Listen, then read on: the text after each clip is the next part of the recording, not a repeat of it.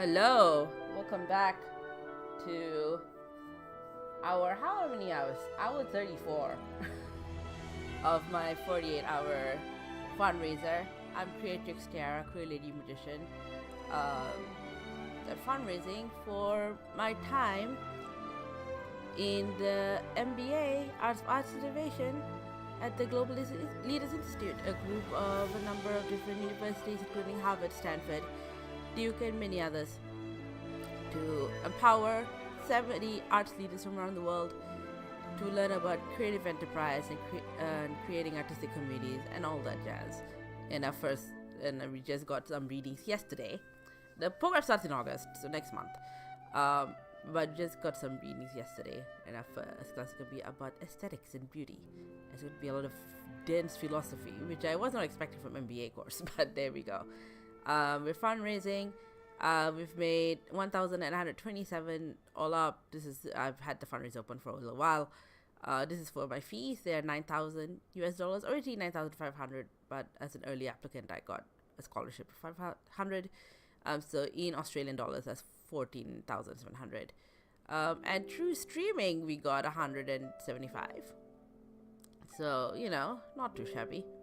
And because a large part of my pitch to the MBA was wanting to explore video games and performing arts and really can come together. My PNG Tube avatar. I've been streaming mostly in 2023, and then life happened. So this is the first stream I've had in many, many months. Just in general, usually I stream about a couple of nights a week for like 3 hours tops. So this is the longest I've streamed ever. And, on the second day, the naps are getting longer. My body's like, you're going to need sleep. So because my pitch was like video games for going out together, and I know for sure that video games aspect is a large part of why I got in. When I did the interview, it specifically said that as a point of interest in my application. I'm going to be streaming plays with random video games. And so, we've played some Animal Crossing, we've played Case of the Golden Idol, we've played a couple of games involving performing arts. One is Death Trick Double Blind, a murder mystery set in a circus where you play both a magician and a detective. And then we also played One Night Burlesque, which is kind of a murder mystery, except the murder is about to happen and you're trying to avoid it. In my case, I failed. It takes place in over a night at a burlesque show, and you play a burlesque character who also has some kind of mental health condition that makes you able to read minds, but it also comes at the expense of your sanity. So we played that this morning. Started off with a little left and Tiny Ticketsdale, trying to be relaxing, but a little left DLCs asking for a lot more precision. And maybe I'm just tired. Whatever. It's really Animal Crossing and going Genshin. Because we started this 48-hour journey with Genshin Impact. And I especially adore Genshin, because I think Genshin Impact is one of the best examples of the ways that video games and performing arts can come together. Both in terms of the video game itself, so much of the content has incorporated performing arts in, I think, a really brilliant, well-researched way. The Fontaine arc, so much about stage magic, exciting to me as a stage magician. And they truly did do their research in that. It wasn't half-assed or anything. It's full on. But they have an actual Chinese opera singer for Yoon Jin. They've brought in an actual French opera singer for Serena. Her big moment in her Hangout Quest, Story Quest. Obviously the Fatui and Commedia dell'arte. But that's not only it. Even the World Quest, I remember the 3.8 summer event. So last year's summer event, they had this whole side thing about a theater director / scriptwriter and his struggles to get a show together. And I thought it was a lot of it rang true. Some of it rang a bit differently, but everyone had something different. But it's not just in the sense of the video game itself, right? The company itself has also done a lot to integrate performing arts and other types of arts, as part. They earn billions of dollars, right? And they're using so much of that money to support the arts. Like as I mentioned, like hiring actual performance artists for parts of the work. They have like annual orchestras. They have a separate program where they provide license-free access to their music, as well as seed funding to community orchestras and choirs to play their music. You know, yeah, a lot of it is like PR, sure, to get Impact be like a good brand name in people's minds, and there's a lot in disabled corporate social responsibility. But you know, it's at least like a good use of the money. A lot of other times when you're trying to adapt something from video game to stage plays, I'm finding with this great incident for varieties set up, you have to pay them money for the license. It's like, hey, I will give you the music. Also, here, have some money so you can run the thing. So I think that's remarkable. And every Lunar New Year, every year they highlight traditional Chinese arts in some way, shape, or form. So I applaud Hoyoverse for what to do. Sure, there's like a lot of problems with like gacha games in general, you know, and how predatory they could be. I can tell you that I've only played once. I've played this game since 2022, and I've only paid once, and it was $50 to get Linne, one of the magicians, because I was struggling to get him.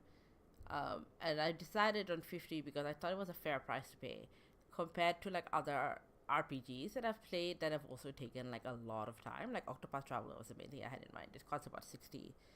The first one I played on Xbox Game Pass. The second one I actually bought day of. I love those games, and I thought, you know what, I've gotten a comparable amount of enjoyment from them, and they also like take a lot of time, and not necessarily in the grindy space. Like there's some grind, but I actually enjoy every last world quest there is. So it's like I thought 50 was fair. And I've not needed to pay for anything ever since. The only time I might spend all my money is if Jet becomes playable. I love her so much, and then it's like C6 Starfire because of my cash. But I've been saving up for her. Like I have about 152 something missions, like close to 180. So I'm guaranteed a 5-star. So if Jet doesn't become playable, I might just get Pyrakon. But yeah. So I thought and like my application video, my highlights reel involves. Is backed by Lynette, Lynette's team, a remix of Lynette's team. So, well integrated. Yeah, okay, that's correct. So yeah, let's start. Let's get to Genshin Impact. They've got like a summer event happening. We're in a fairy tale land. It's very cute and very precious. If I am delirious, that's because I am. I'm like having like very scattered sleep. That's why like today, 48 hours might be a slight misnomer, but I'm hoping to get to around like 11, 12 p.m. Not p.m. That's like, yeah, 11 p.m. to p.m. And oh my god.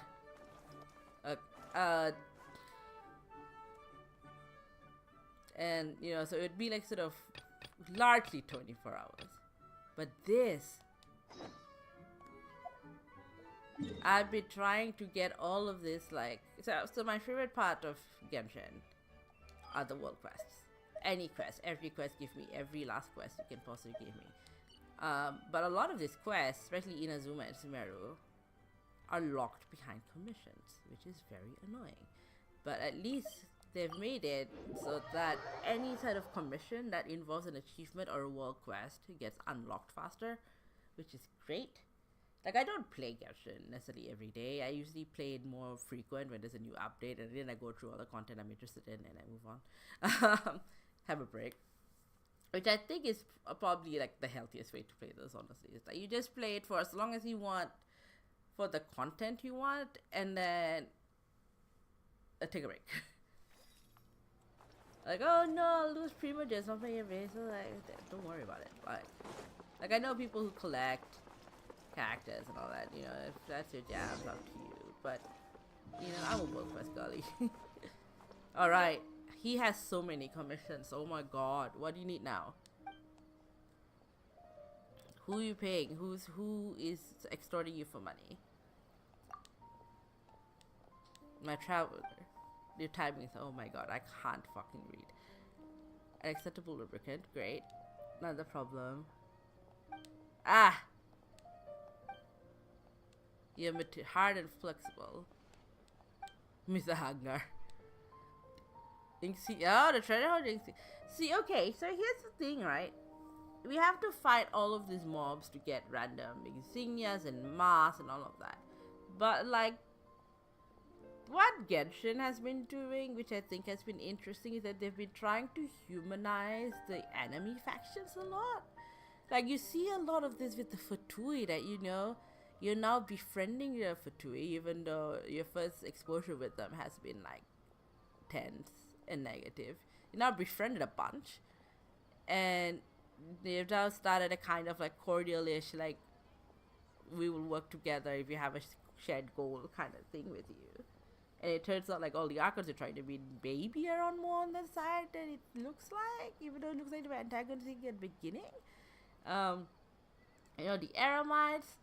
I remember when Sumeru came out, people were like, oh, they made the dark-skinned people like the enemy, like the villains, and the light-skinned people, like, oh, the Academia, the good guys. And then you play Dark Conquest, all the Academia are the assholes. But the Aramites have good intentions, right? Like, yeah, methods messy, but way less corrupt than Academia. And then treasure hoarders have been just like some of the world quests have humanized some of them, but they've been maybe like the least humanized. And the Hilichurls, oh my god, so much about the Hilichurls. Like, you have to fight so many of them, but they're just cursed people. They didn't ask to be like this. And I remember the Chasm Quest came out, and they explained, like, what's the deal with the Hilichurls. And I was just so sad. I was like, I don't want to fight these Hilichurls for broken masks. Like, not even intact or something. They're broken masks. Like, so sometimes I write, like, the little feedback thing. Can you please make it so we can have a trading post? Like, I will cook you food. I have a separate challenge called the Getty Master that I'm trying to, like, put together.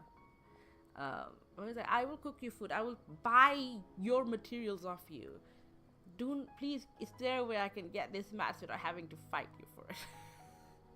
Combat, not my favorite moment. It's my least favorite bit of Genshin, which is funny because that's the main part of the game. Like, I mean, I don't hate it, but just like, it's not the thing that draws me in. I was like, I just want to trading post stuff. Let me trade mats with you. I'll befriend a military shop. Like, we'll do like an exchange. I'll get you all the Sunsetias and food you want or whatever, right? So, like, if you've broken masks, you probably have some discard. I don't want to fight you. I don't want to fight you. Okay? So this is where I come in. So you can invent a numbering machine, invent a computer.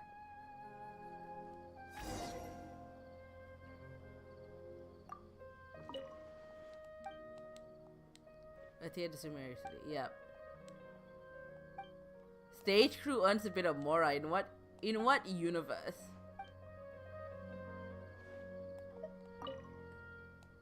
In what universe does stage crew earn a lot of money? Probably for like big name shows. How many do you need? You just need 2 to keep on.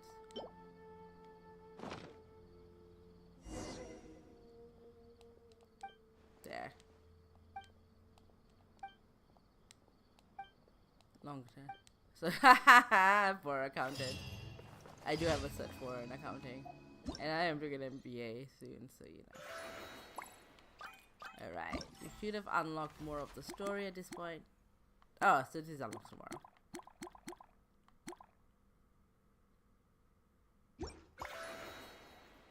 Cool. So let's get back. Well, we can check the mail. Oh, don't delete. Yeah. Sorry, it's a bit hard to see the controls for like only a third of my screen is visible. I am trying to do this with only one monitor, which is madness. So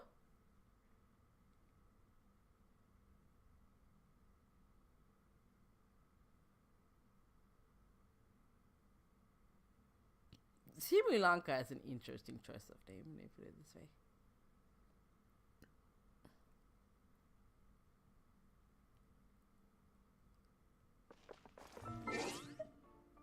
We don't need. I don't want to deal with any more daily encounters. Like I'm just interested in the ones that defeat us.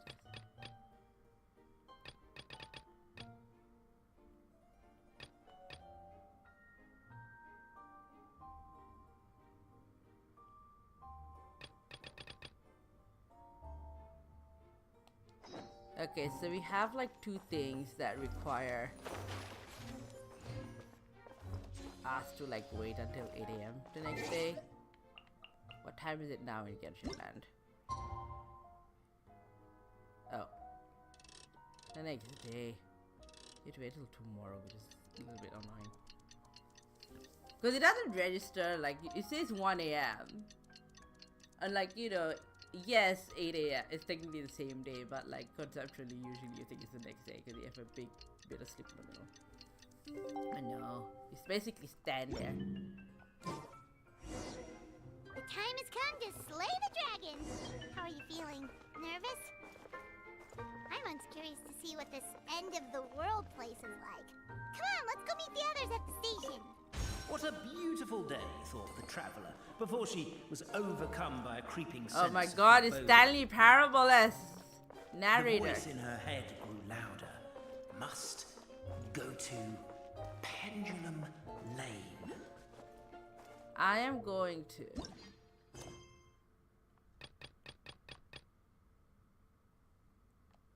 do this. I have to get the waypoint there. And I'm going to enable focus mode.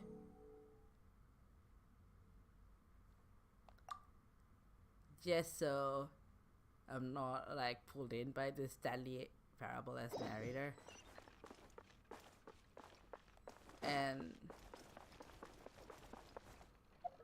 like it's funny and I wonder if it's the same guy. But like if he's gonna comment it, I'm running away from this pendulum name thing. Like, you know, let me just finish off this main story first.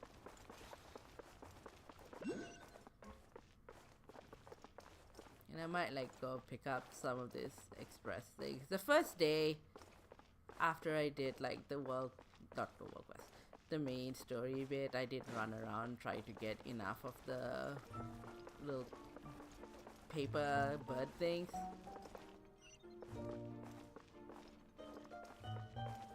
So that I could get the little device where you could do an AoE search.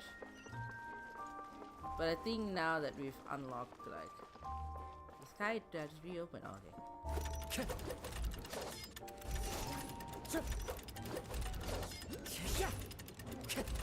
I probably could have had to now. I haven't gone to fragments though, because to get Kirara.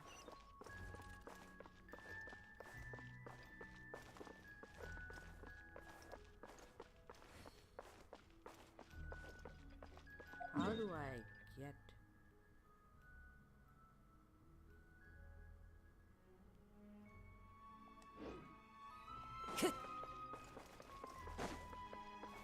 I think like usually the summer event is foreshadowing for the next bit.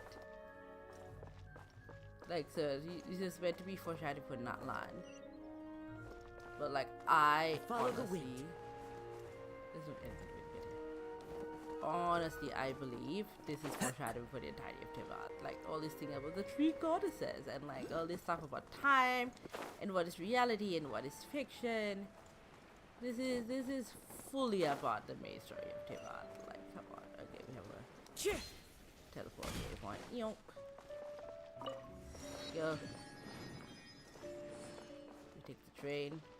And this is very Honkai style. Carriage inspection, check. Wheel and axle inspection, check. Power inspection. Good morning, Mr. Wheel. Oh, good morning, heroes of Simulanka. Hey, our old friend Wheel is the driver again. That already puts Paimon at ease. Are you certain I you wonder how don't want they us to did like accompany the whole you, Stanley Your Parable Majesty? narrator like the other. Like, I am. You can leave the dragon slaying to us. My partner's a pro. She does it all the time. 2 or 3. We fought the Valin, we fought a Pep, and I guess Asa. What remarkable friends Her Majesty has. With such great heroes by your side, Gassy. Maybe I'm sure you'll best the noodles at dragon 5 with in the ease. morning. I don't know if that We was won't the keep you any longer. All right, then. Look after the city for me while I'm gone. Yes, Your Majesty. Just leave it to us. By that point in the day, I could have just had. I think we're all set. Time to depart. Next up, the end of the world. You see, the end of the world stuff. Like, I know there's been a lot of theorizing about the field of Intervat. If it's a field of flowers, the theories are gonna scream. Like this is just fully just the Natlan story. Like, this not that sorry. This is meant to be the Natlan story. This is fully the Tevad story. This is general. Let's go. Do I have to do it?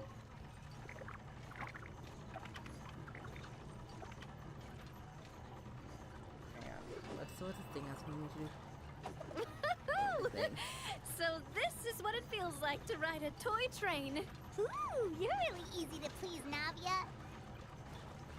Why am I poking it? What am I poking it? Oh, the buds. Looks like the fog ahead is getting thicker. Why am I poking the buds?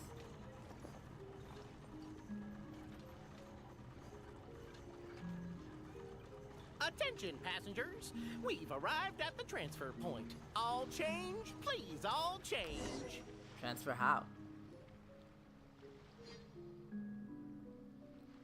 So we've got to switch trains, right? Huh? What's that? Hilly It Shells. looks like Hilly Churls. They've taken over that platform. Huh? What do we do? Just You got find this, somewhere don't to hide, Mr. Wheel. We'll take care of them.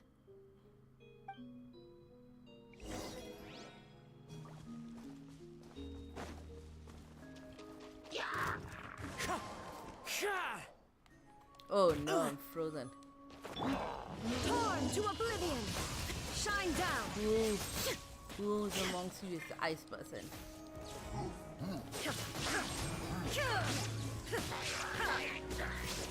I wish having a vision of There is gives no you like a escape. certain level of resistance against the people. And like, if you're an Archon, you should not be able to get electrocuted. Like, seriously. Let's get up there.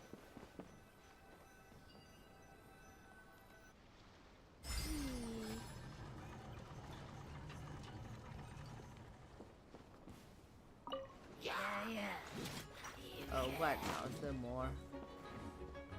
Illusion shattered! Why are you here? As one with wind and cloud. Wind strike. Let me weave you a bird. No, my sword! Whew. That's all of them. Thank you so much for your help, everyone. How did that hill just Now, even get let me here? take a look at the train.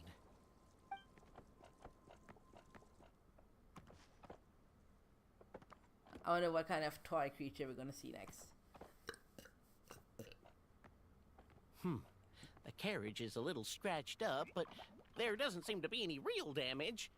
And the engine's still operating normally, so I think we're good to go. Hooray! Wonderful.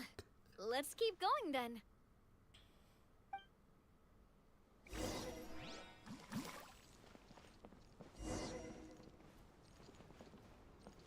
There you go.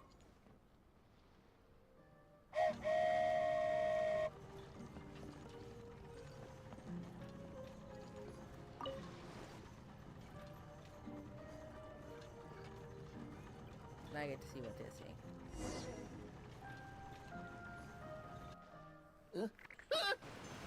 Uh-oh. Uh-oh.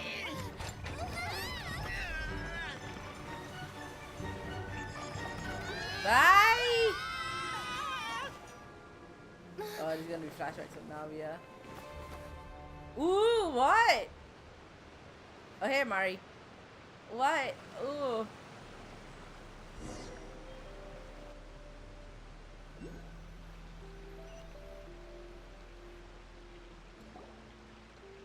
hyena. Go forth and witness this world, my...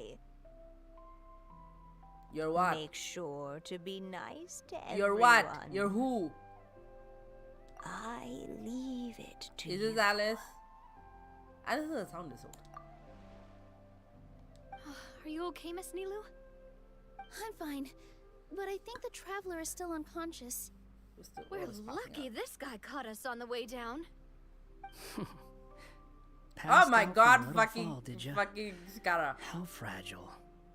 Fuck Oh, off. cut What her is some that? slack. Well, I mean, I knew he was gonna be in Traveler's it, had but a rough few days. We should just let her nap for a bit.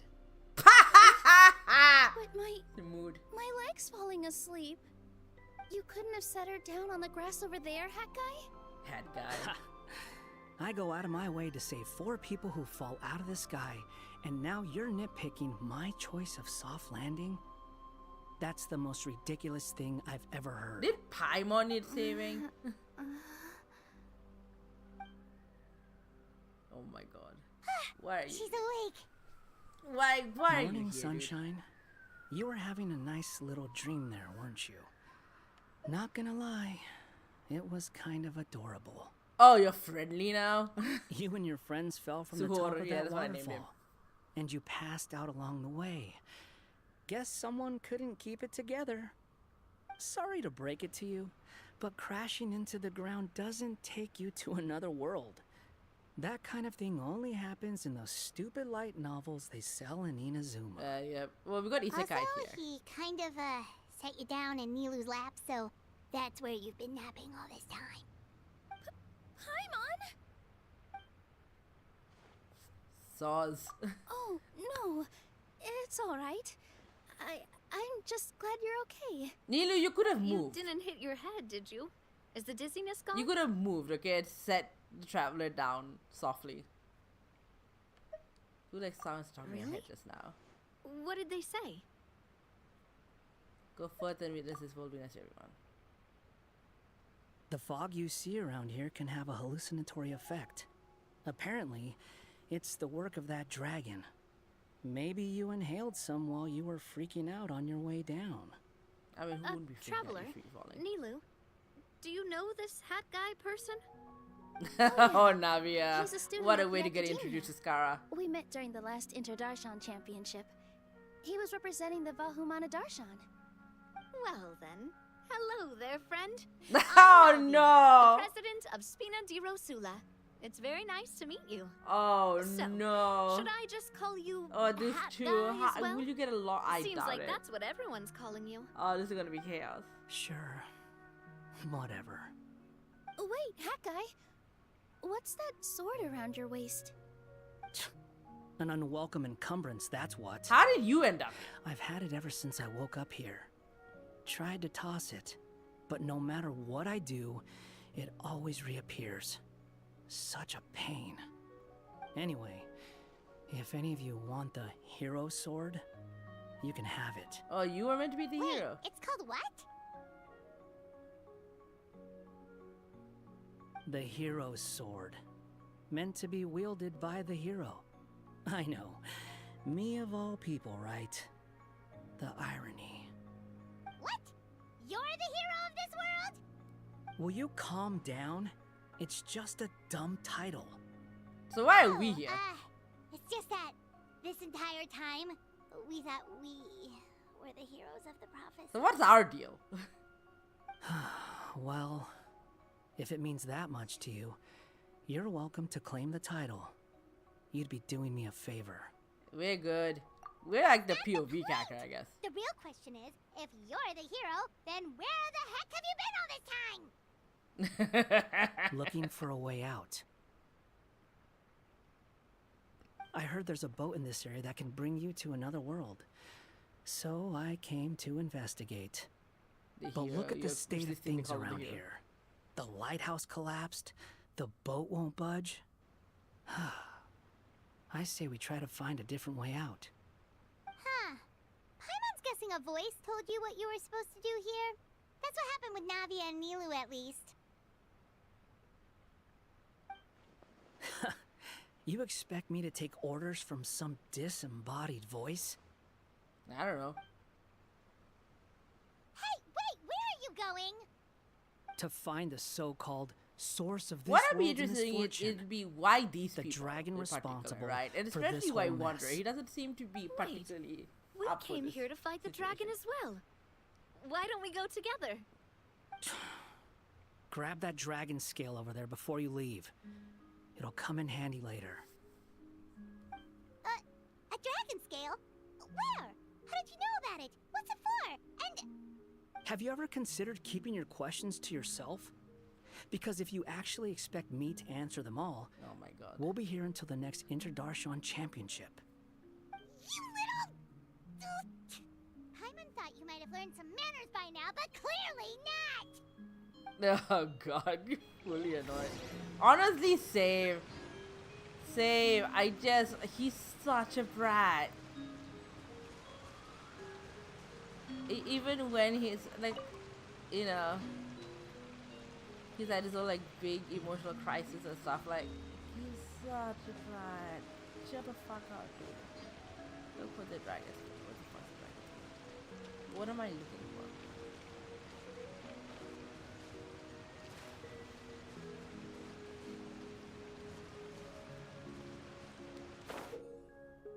Toy bombs can be activated by pressing to pick them up. Okay. Respawn special titanium blocks to destroy them. Wait. Wait, we are blowing things up now.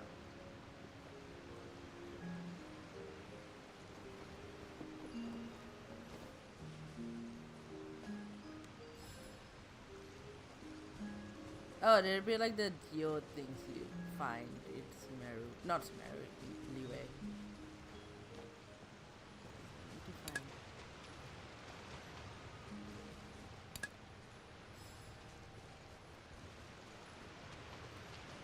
No.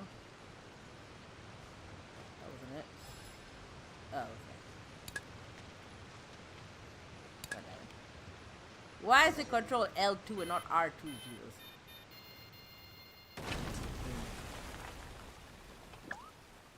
Hello.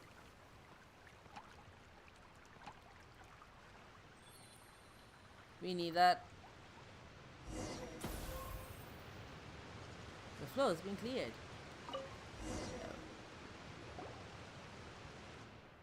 This should do it, right? Wow, this scale is amazing! It turns everything it touches into something hard, almost like a toy block! It doesn't seem to work on us, though.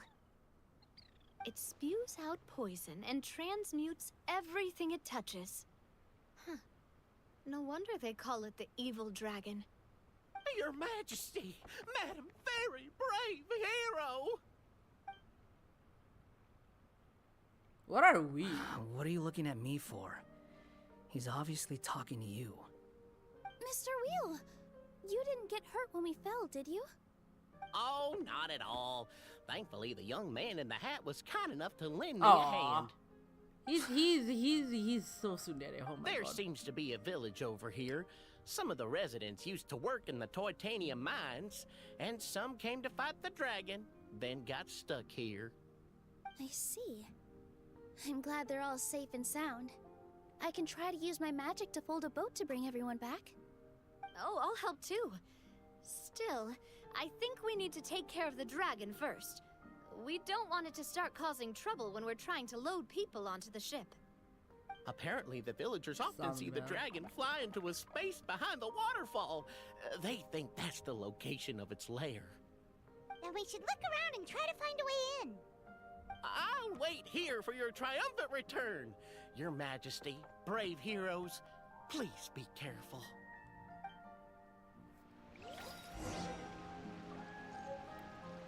Felt dragons. Okay. We go to the waterfall, just like up here somewhere.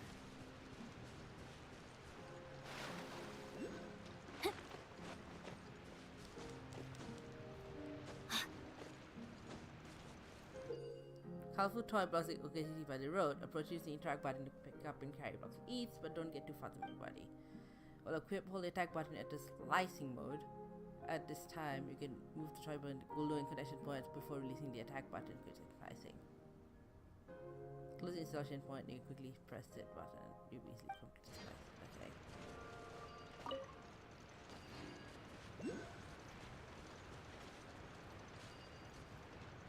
Where's the block?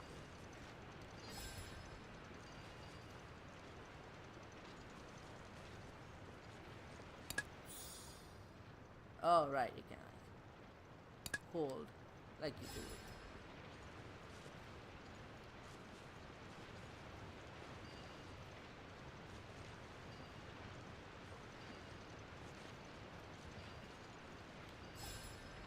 It's a bit different from like how like the previous ways you hold these things work. You have to learn only controls.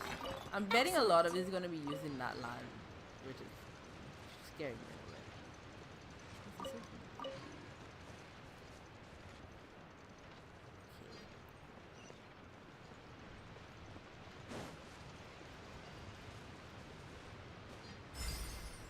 Ah! Don't slam on my head. Oops. Oopsie oops.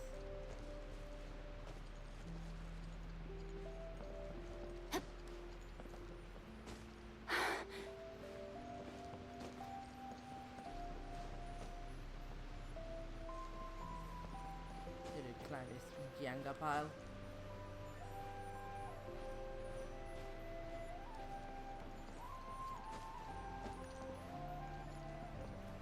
That way.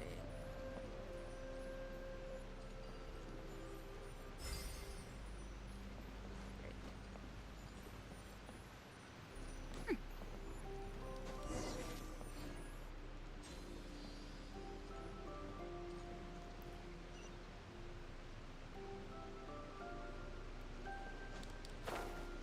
Up, up. Ooh. That is where puzzle would be handy. Does it?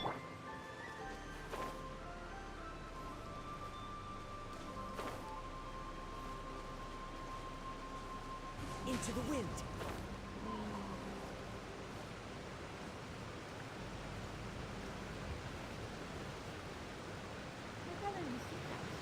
Well, we made it! But with the force of this waterfall, there's no way we're getting through. Quick, take out the dragon scale. Oh yeah, it freezes. Wait, but... No. Paimon doesn't need to ask you anything. The dragon scale can turn anything it touches into toy blocks, so... Aha! You want to use it to block off the water! See? Paimon can figure things out all on her own. Wow, okay. I mean, good. What's happened? Yep.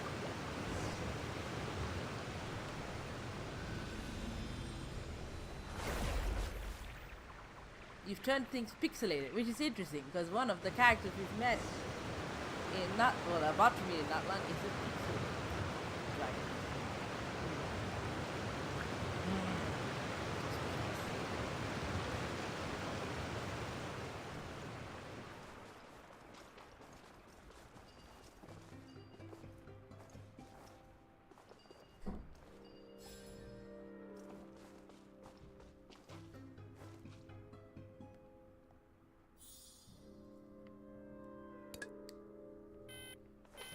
Oh, wrong.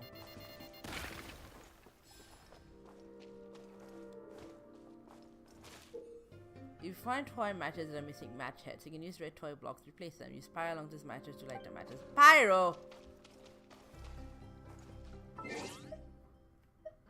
Hang on.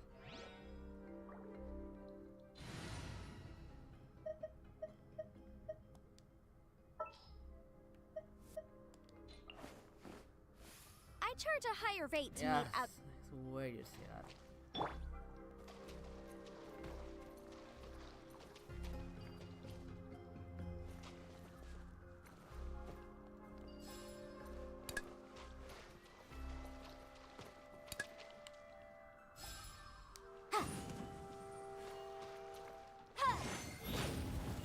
There we go. You're right.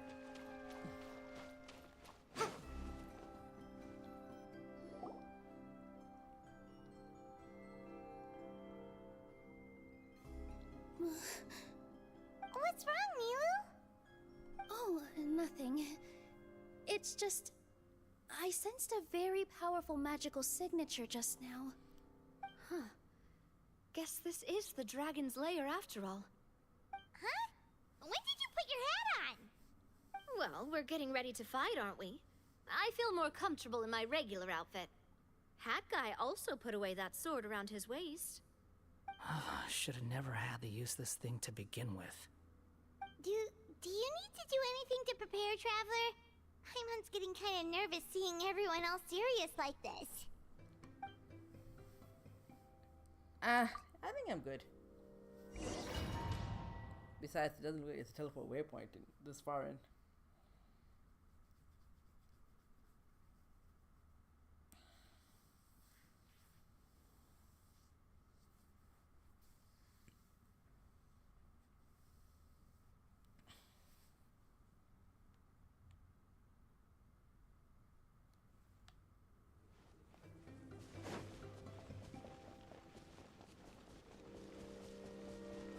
Alright. Oh, looks like we're not the first ones to make it in here. Well, I wonder who else is that guy here. Oh, this guy. Wait, hold on! Let's fight the dragon together! They're already gone! Let's try to catch up! Wee. Ooh, Uh-oh. what's that sound? Is it an earthquake? Where'd they go? Reckless idiots.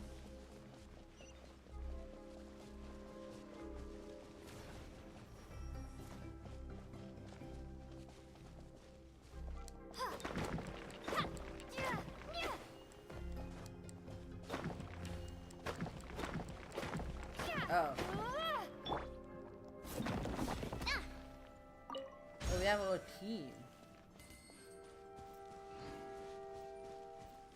Okay.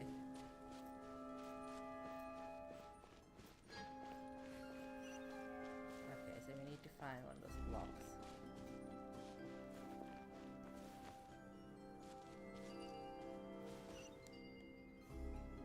Yo.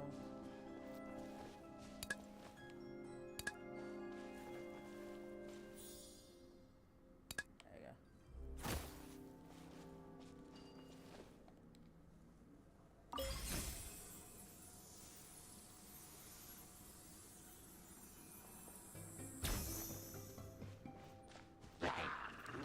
Feeling lucky? Feeling lucky? With all my strength.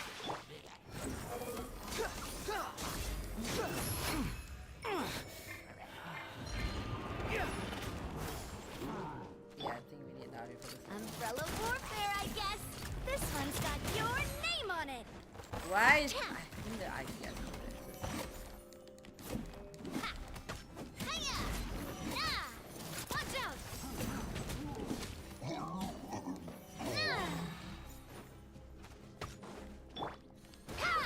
Okay, I've got high. A proper send-off from the Spina with love. Oh, this one's got your name on it. This one's got your name on it. Okay, okay. Over here. Use this.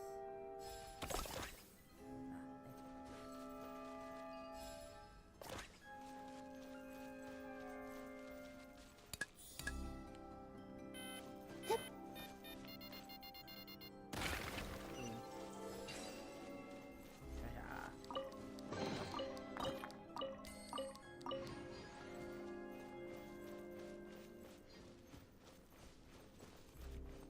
Alright, where to next?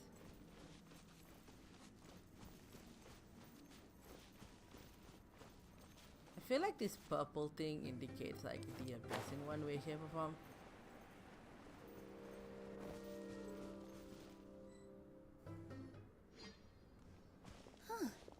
This space is completely empty. Paimon bets this is where the dragon sleeps. Watch out in front! It's coming! There's a dragon. Whoa.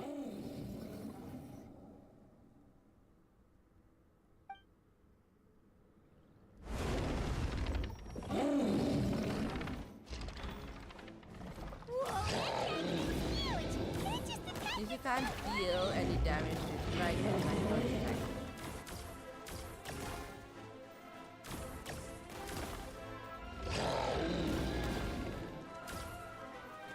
Wow! Okay, okay, okay.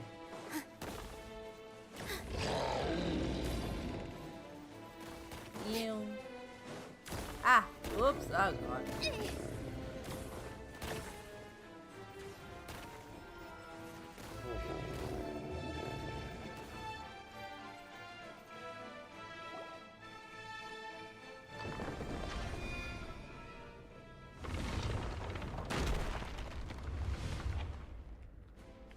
Uh-oh. The ground beneath your feet comes away. You feel the sun of westerness as you fall into black mist below. No, did we fail? Why do we keep falling?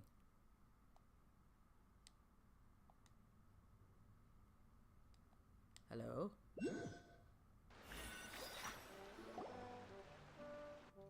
Look, he's here. Oh, here's the witches. Another new soul has joined this world. There's the hexing circle. But are you sure his fate will be as you described? Of course. My predictions are never wrong.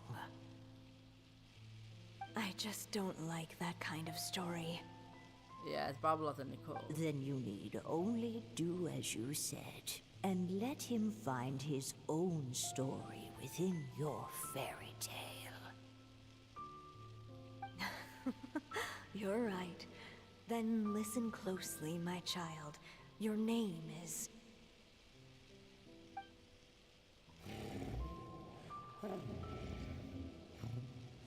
What is this place? Is that water?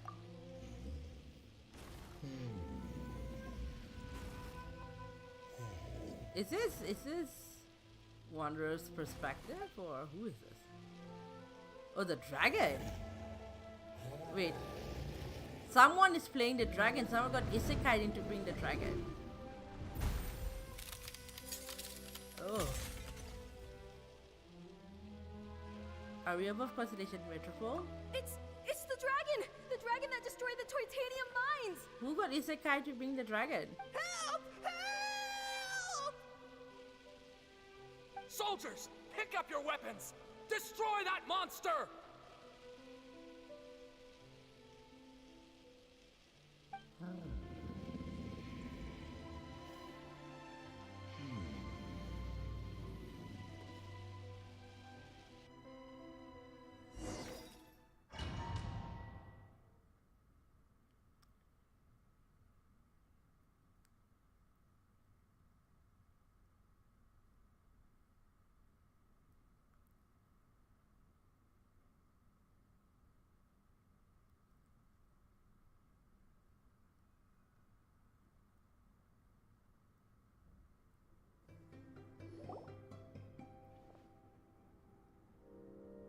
The dragon's not us, is it? It was him. I wonder if it's like a reverse traveler situation. Like, what's happening here? How many times am I going to You're the only one amongst us who can fly. Thank you, Hat Guy. Well, Paimon can, but I don't think she can carry your own weight. Paimon still feels dizzy. Hey, did any of you also see something strange? It was like we were witnessing... The dragon? The dragon's memories. Sounds like we all saw the same thing just now. Well, we definitely saw a different side to the story. Watching it all unfold, Paimon couldn't help but feel bad for the dragon. This world might be a lot more complicated than we thought. Someone got isekai The to bring next the time we dragon. encounter the dragon, how about we try talking to him instead of fighting? That sounds like a good plan. But maybe we should figure out where we ended up first. Also, how is, like, Huh. Skara If the world not, above is a like, fairy tale resistant to realm, falling? then maybe I guess it's we've fucking fallen into the next page of the book. Just keep walking and don't fall behind. Jesus Christ. Hey, wait for us! Like, I'm surprised he still bothers saving us. They could have just left us for dead.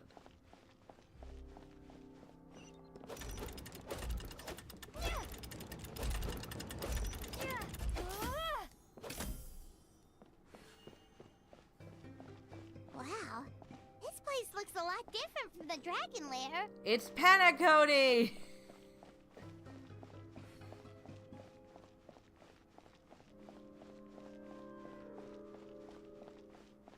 Oh, well.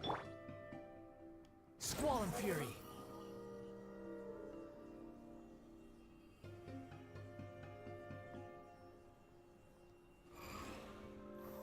Yeah, this is made for these four specifically.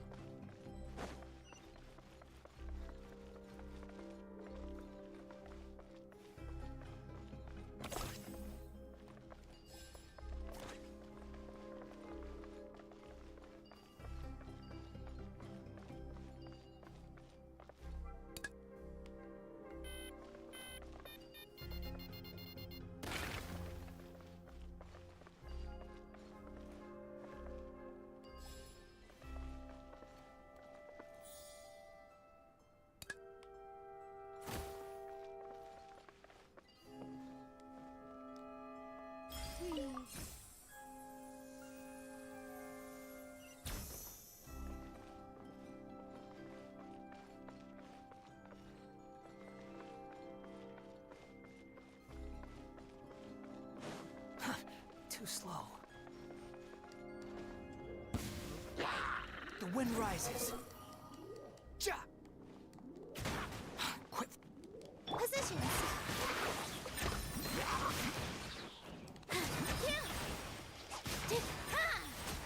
Umbrella warfare, I guess.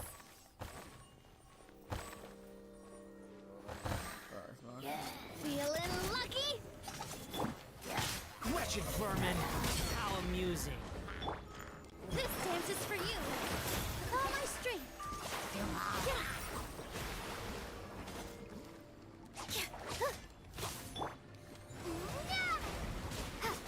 Oh, Nilu can solve all the fun things. Coming at ya. This one's got your name on it. Good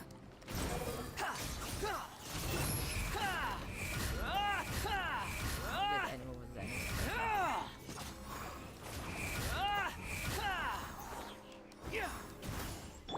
Attack! This one's got your name on it. Umbrella warfare, I guess.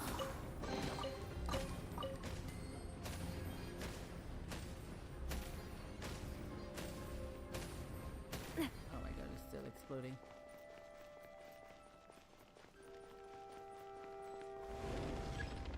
Nice to meet you. Oh, that's very nice of you. Thank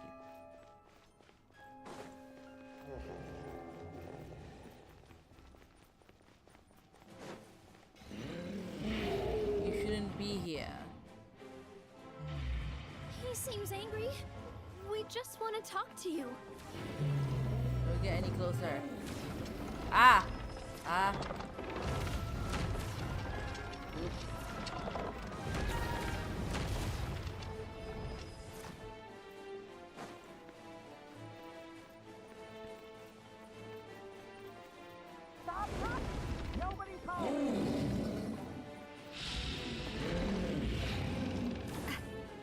Ah! Oh god, this is just like that one space in Mondstadt, 1K.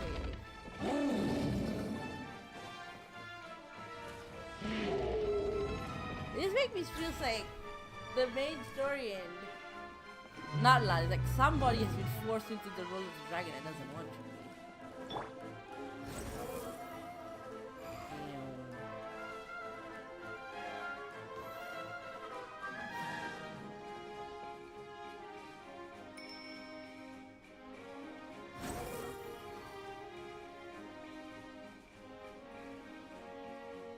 Oh, you get this magic turned out again.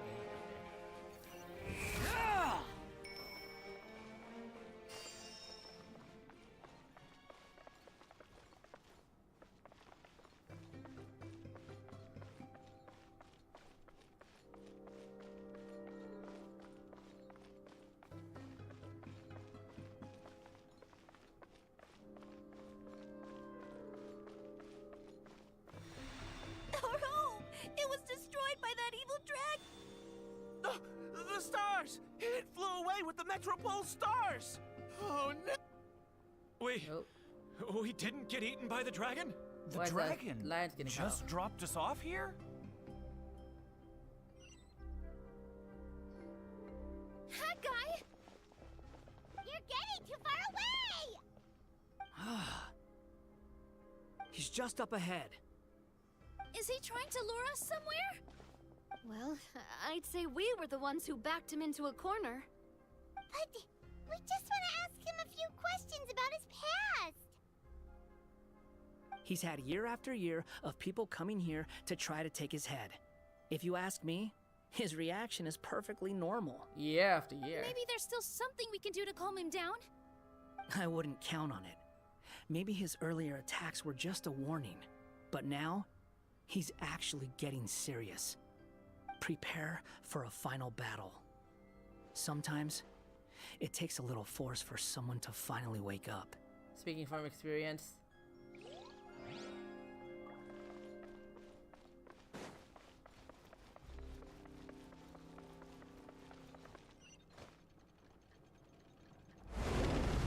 Okay.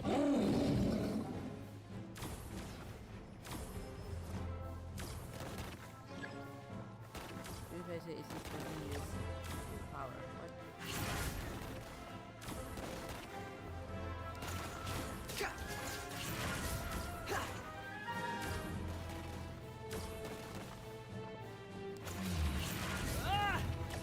Not getting any.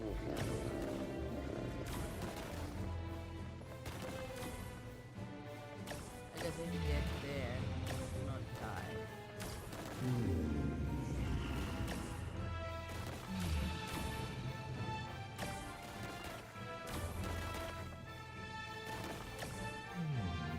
Oh, okay, we can't fly. Ah! Oops.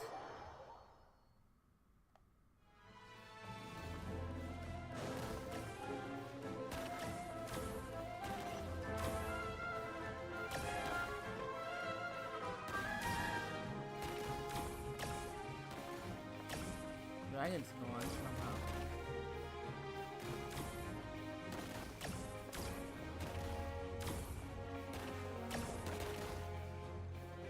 How do we get there?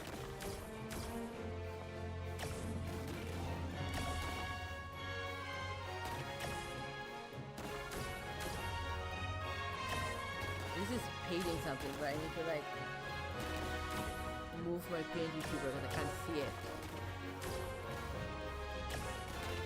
Oh, jump? Okay.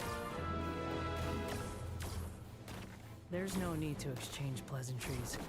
It's rather pathetic to force a conversation just to occupy silence. Oh, fuck. Bye. Okay. So you need to jump, but you also need to be careful. I'm gonna switch.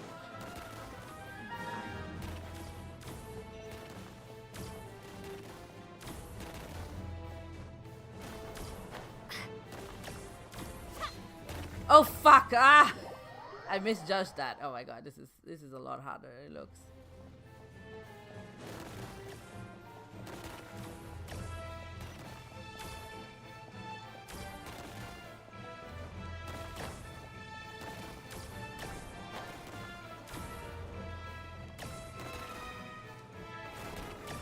Okay, there we go.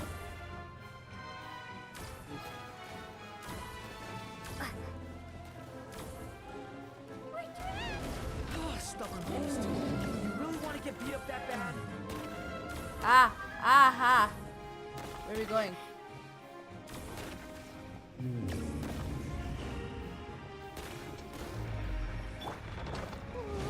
Its mouth is huge! Are we really gonna have to throw a bomb in its mouth? Oh god. Struggling.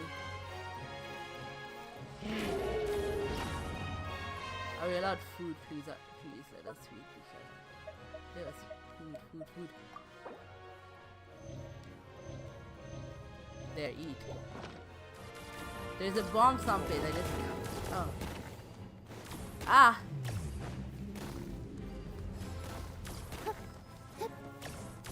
Come on, what do you mean accident challenge area?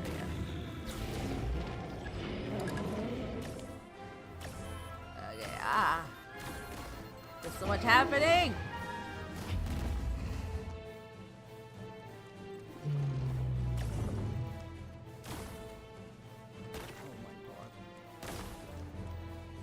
Watch out!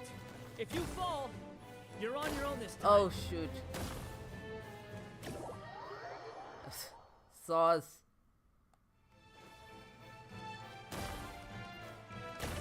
I have no depth of fucking here. There we go. Oh, another one. Oh, what now?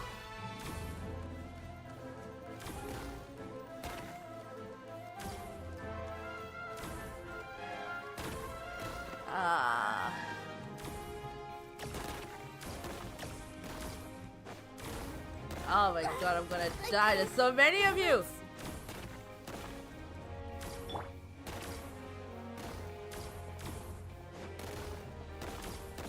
Oh my god. Yeesh. Okay.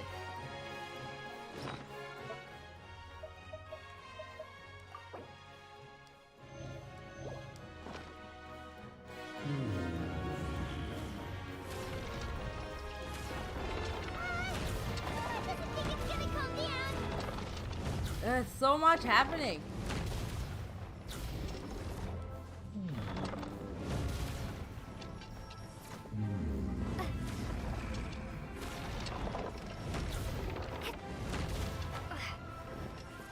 These like moments where it's like suddenly first person. There's a camera kind of zoom in how it's like. I'm trapped. I don't know where I'm going.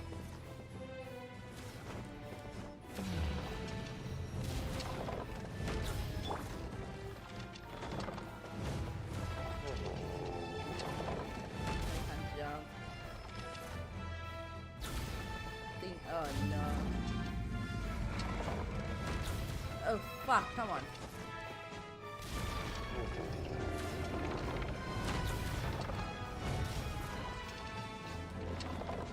Why would you make a crevice here?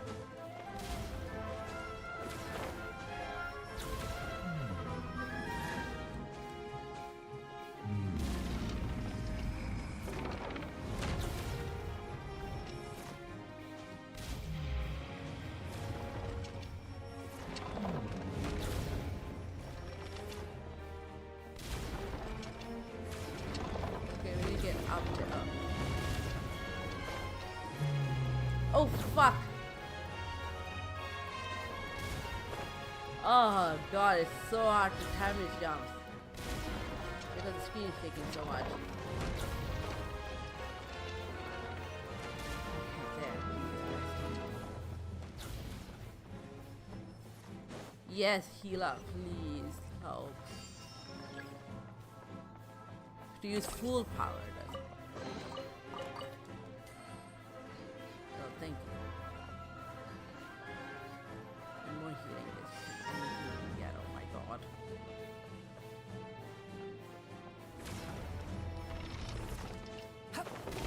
god. I don't like the screen shakes.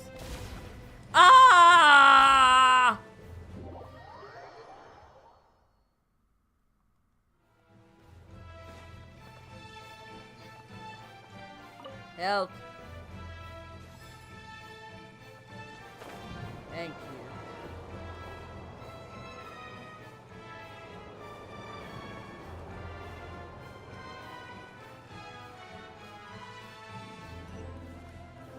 Oh my god, this is so hard.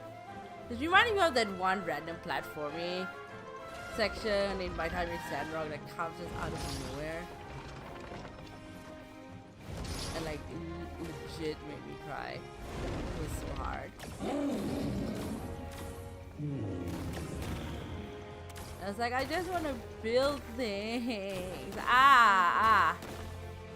Kind of. I guess in Genshin, it's not necessarily unexpected to have random elements like this. Like, this isn't the first time. And it feels like on brand with the game having like a million different mechanics, but like, why? Like, you need precision, but also the screen is shaking. The ability to gauge where you are is hard. Where did those two come from? He's getting serious. Don't get hit. I'm trying not to. It's just there's a lot happening, and my screen is already like 2/3 covered with other stuff as it is. Because again, I'm trying to do all of this on one monitor.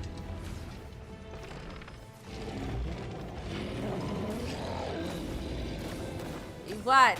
Over there! Just like before. Throw the bomb right into its mouth.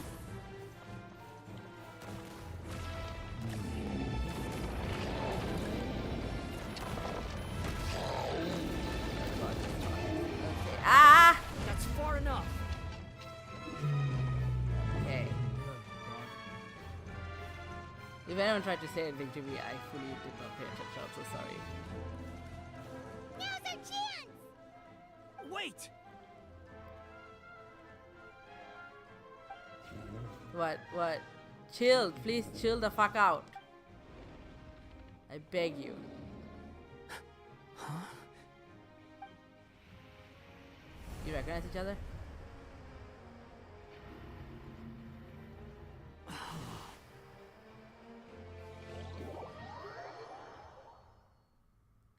Are we? Oh, there's Nicole. Are you sure you want to create this child, Em? Even after what I told you about his fate? M. He will be abandoned by his creator, and eventually... Oh, I this know. is Wanderer's story. You've told me already. That sad story with the disappointing ending. It's what happened in the real world, isn't it?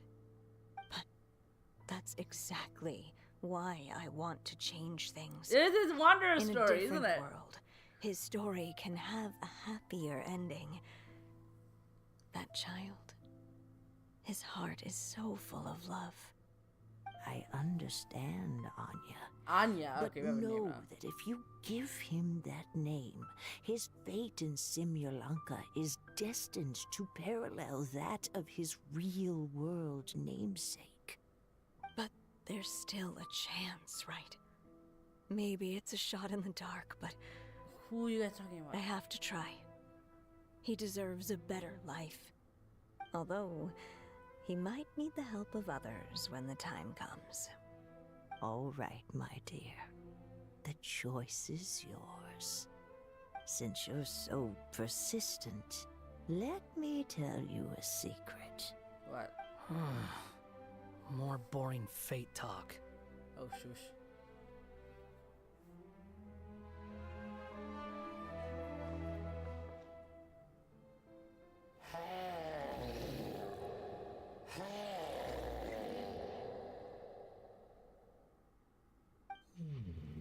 Mom.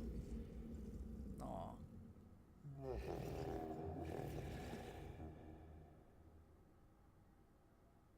I'm sorry, my child. Unlike my friends, I don't have a long time to live. All said and done, the story of my life will be shorter than the fairy tales in this book. So I will have to leave your side, I'm afraid.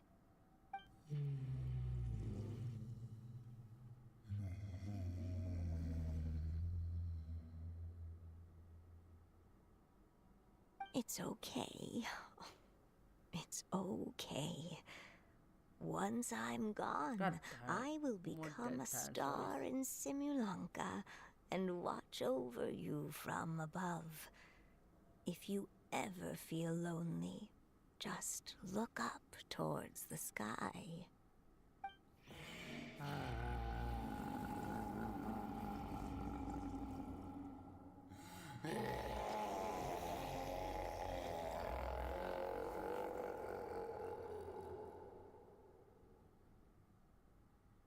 Go forth and witness this world, my child. Make sure to be nice to everyone. You'll meet good friends one day. I'm sure of it. That is my wish for your future. As for this world, I leave it to you.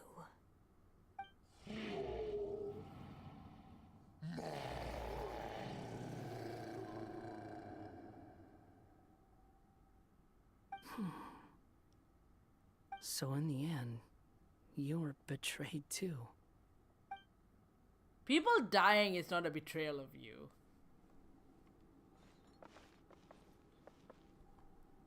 Hey, Mr. Dragon. He brought you some food. You must Aw. be hungry.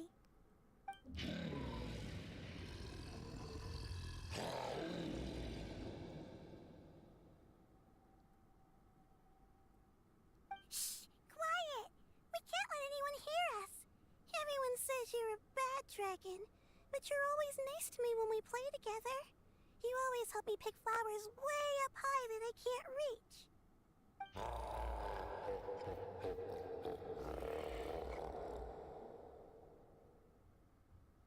It's okay. Just keep hiding here, and tomorrow I'll... Oh no, my child! Uh-oh. Help! Somebody help me! Save my child! The dragon's trying to kidnap her! No, Mom! It's not like that! Listen to me!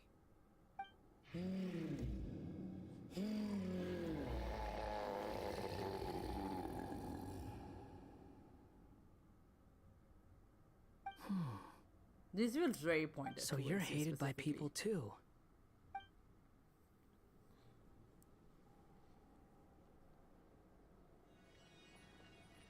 Star. Didn't you already have like a big like moment of emotional introspection? So that's it. That's really your wish? To never have been born at all? Well, I guess he's like the one that can most That's relate. not a fate you should wish for.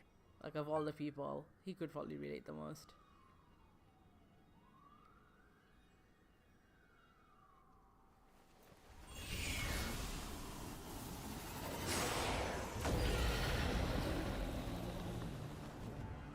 Nobody can define who you are.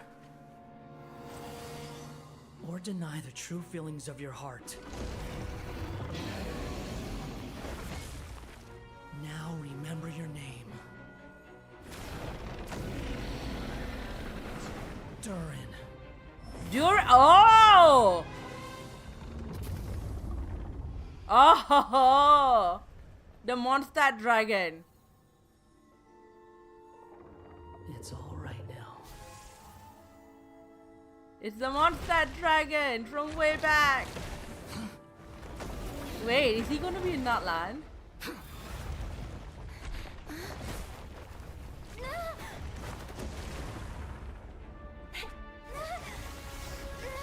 Oh, he has Pira. Hey, there she is. Where did she come from? Watch out!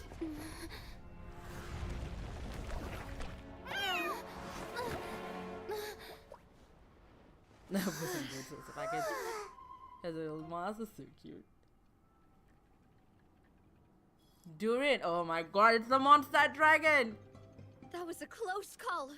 Are you guys alright? Yeah, was I think Back in Kirara. Constellation Metropole, I heard people saying you'd gone to fight the dragon, so I followed you here. Right when I managed to catch up, I saw you fall through that hole. Wait, didn't someone else fall through just now? Shouldn't we do something?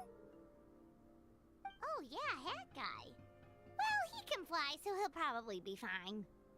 He called the dragon something earlier. It sounded like he said... Durin. That's his name. Oh, Hat Guy, you're okay. Wait, what about the dragon... Durin? He's fine. Durin. Oh, wait, that's the name of the Yeah, dragon Dragonspine. from Dragonspine, right? The one that became a part of the mountain Anya after is being his slain name. by Dvalin?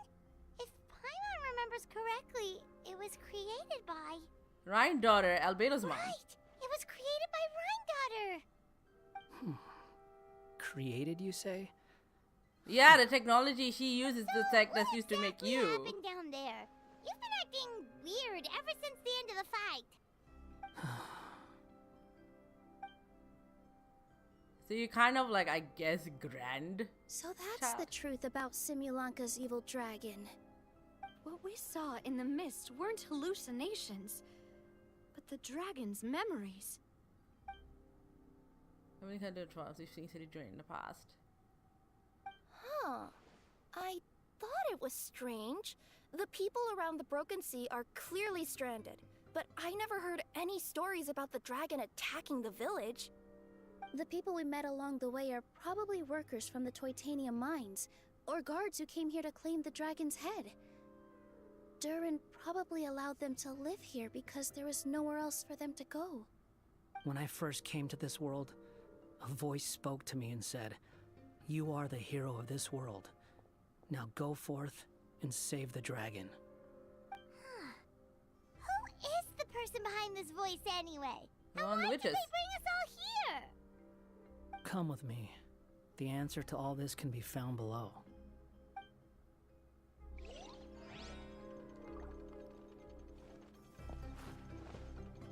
Oh. Oh, oh.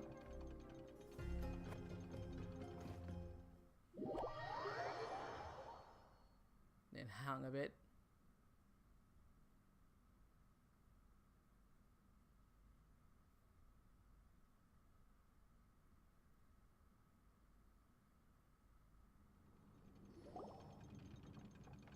Is this a study? That's right. It belongs to the goddess of fate. Goddess of Fate? As in one of the 3 goddesses who created Simulanka? Or more precisely, M. There One you of go. the mages of the Hexenzirkel. Hexenzirkel? As in... Sorry, Paimon shouldn't just regurgitate everything you say. It's just... It's a lot to take in. She created the story of Durin. Well, the Simulanka version at least.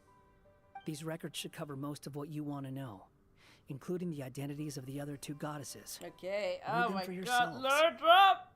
Oh, the Atlas is gonna be crazy!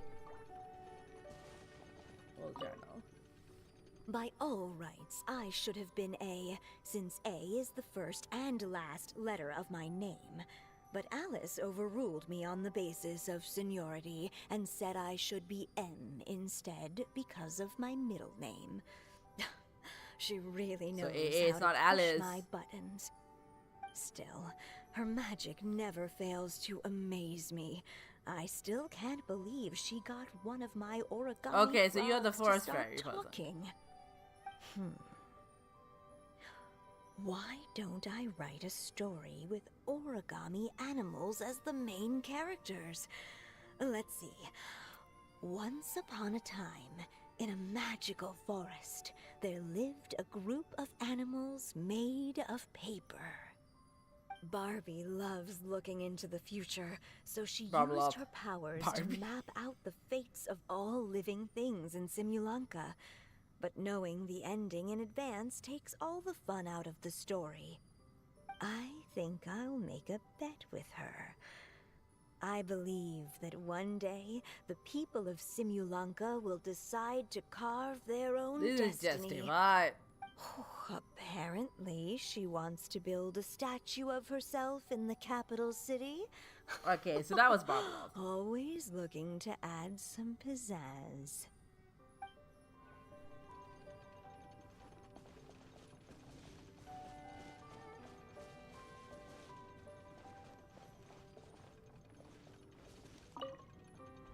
My dear sisters, I fear my pen shall soon run dry.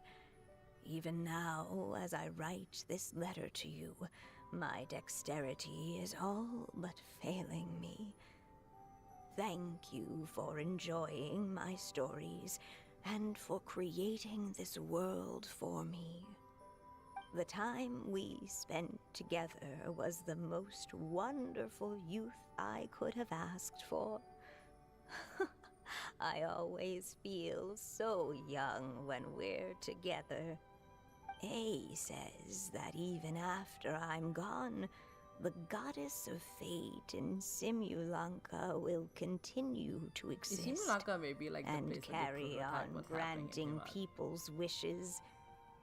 It makes me glad. If you ever want to chat, feel free to pay a visit to the goddess statue. Just don't wish for anything weird.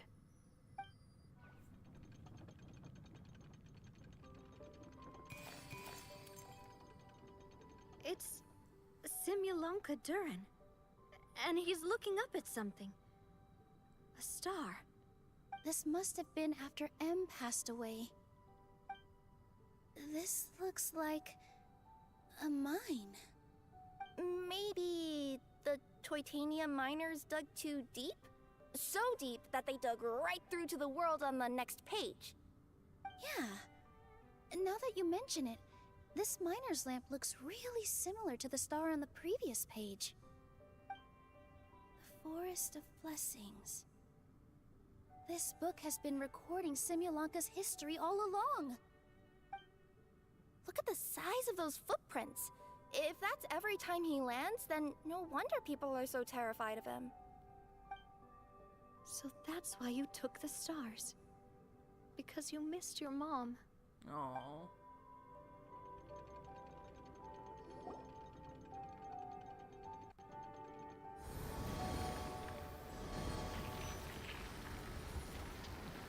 That's M. Huh. That statue looks different from the one in the Metropole. It's a different goddess. This one is the goddess of fate. Aww.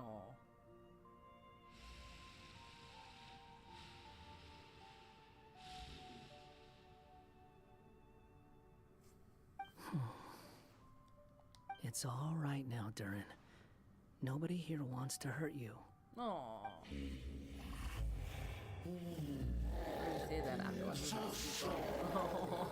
Oh no.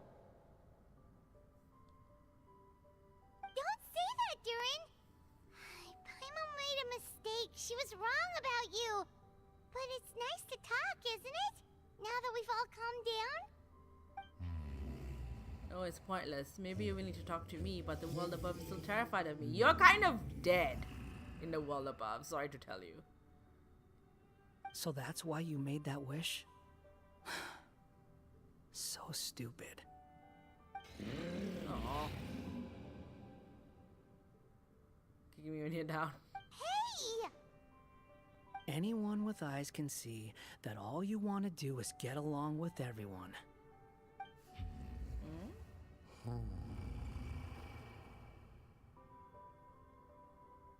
You just want to make friends, people to play with, to talk to. You're talking People about who accept yourself you, also, dude. Or at least, accept your apology. It may be true, but I'm not sure the people of Sri Lanka are prepared for such a gigantic next-door neighbor. You never hurt anyone. Heck, the idea never even crossed your mind. Sure, you scared a bunch of people half to death, but that's only because they had no idea what kind of dragon you really are. Yeah.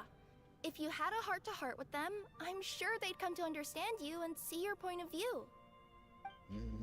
What's the point? As long as I'm cursed with this body, I'll never be able to live alongside them.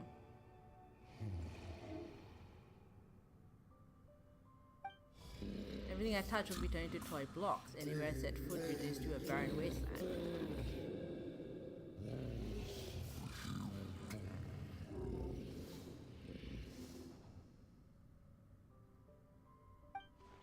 Is there no way for them to coexist if they come to an understanding? The curse. Huh? Milu? Is it your true wish to live side by side with the people of Simulanka?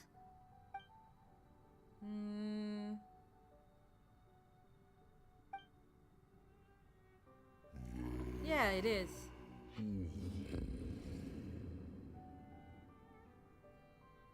Then close your eyes and make a wish to the goddess of fate. We will help make your wish come true. Huh? But how?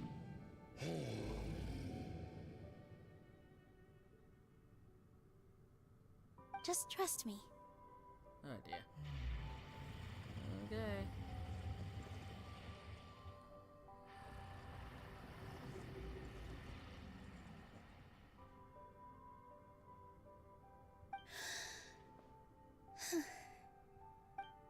I, Nilu, the Forest Fairy, give to you my blessing and welcome you as a dweller of the forest.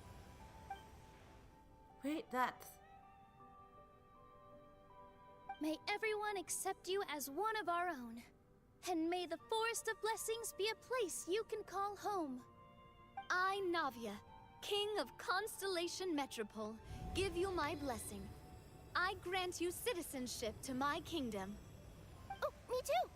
As the, Nekomata in Boots of this world, I give you my blessing too. The rays of light. They're coming together.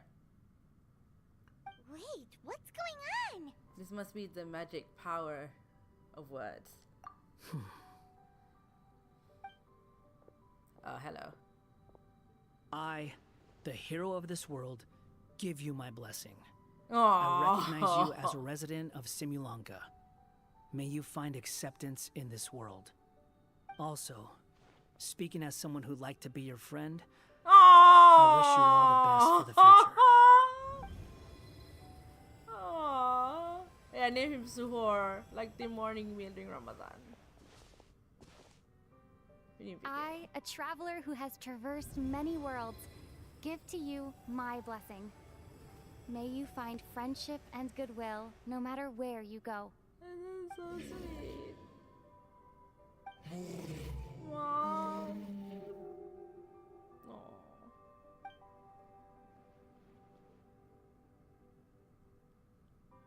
As for this world, I leave it to you.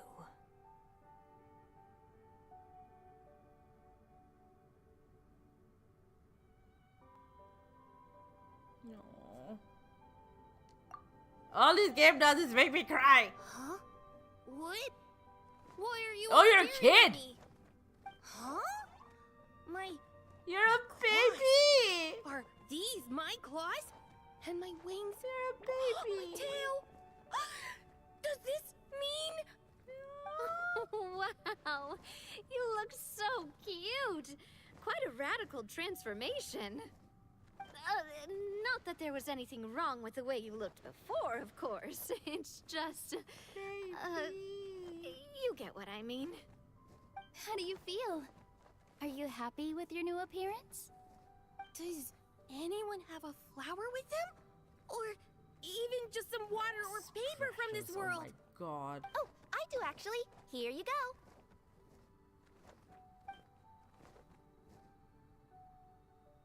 They never actually show anyone ever like They're not carrying it. changing. I can touch things without changing them. Hey, that's great! One more flying friend for Paimon! Now the residents of Simulanka won't be scared of you anymore. But what about all the things that I did before? That's simple. Just go out there and atone. You could fill in the footprints you left on the ground, or help the people around the broken sea get home. Okay. And you'll come along and help They're me, right? besties. Oh my god. Huh? Why would I do that? Because you said you wanted to be my friend. You little... Gah.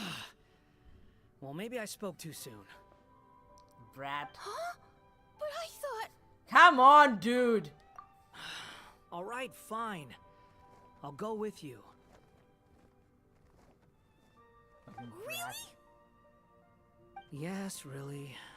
Lying to you would be no fun anyway. Oh, thank you! You're the first friend to call me by my name! You can't Let's go handle. back up. You can't handle I'm people about to being nice suffocate to down you. here. Oh no. So good to finally see Hat Guy meet his match. Paimon. Yeah, okay. Paimon just never thought we'd see the day, that's all. All right, let's also head back up then. God. Don't be scared, Durin. We'll be right by your side. Thank you for your blessings, everyone. Oh, this is the happiest Why are you I've so had in cute? a really long time.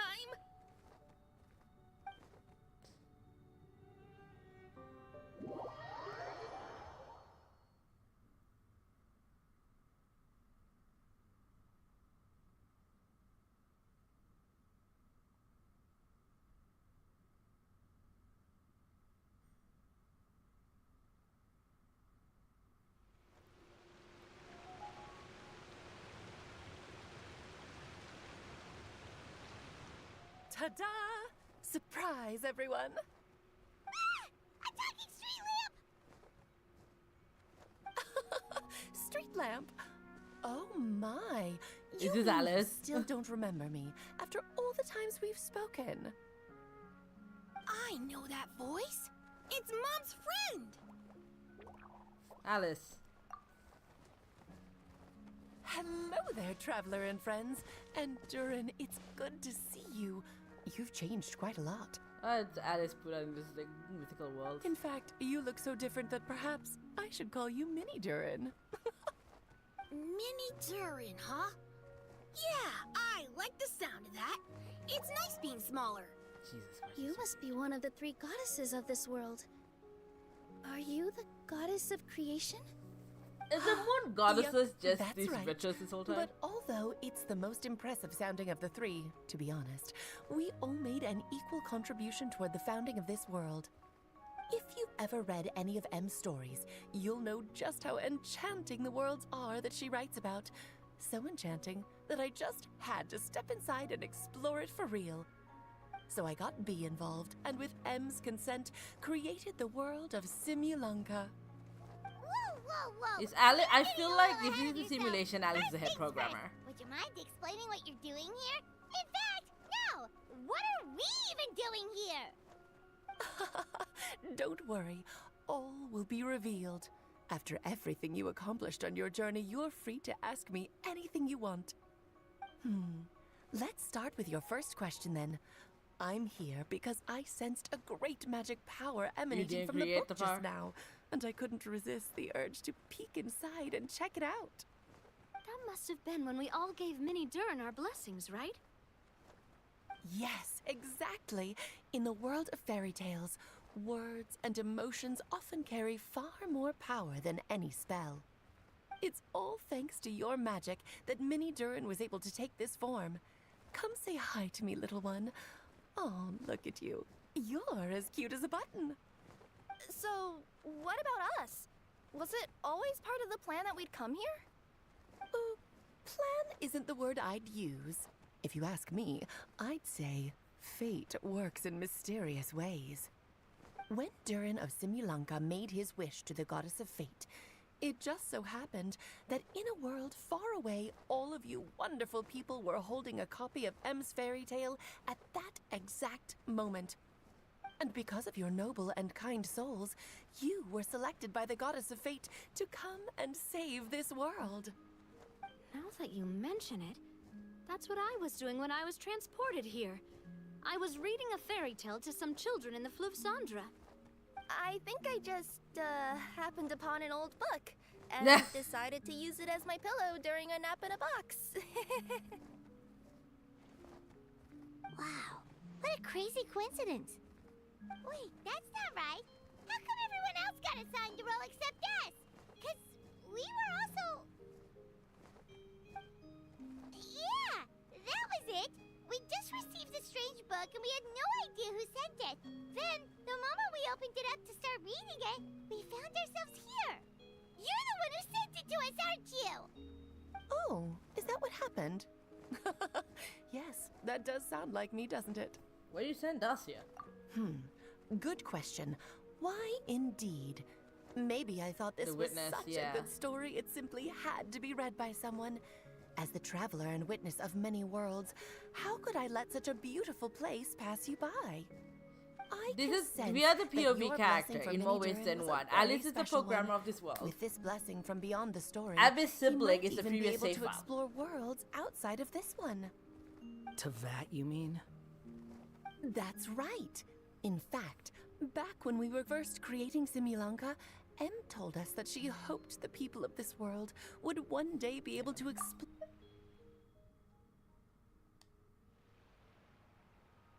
Every story has an ending, but if the story becomes reality, it should have the right to choose its own path.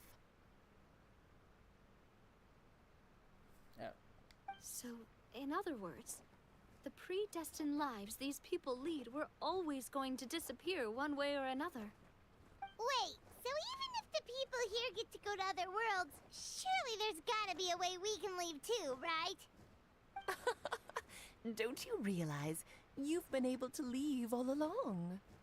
Huh? You can either take the boat at the Broken Sea or touch the giant bookmark at the Cliff of Prophecy. All you need to do if you want to leave is focus on the place you want to go.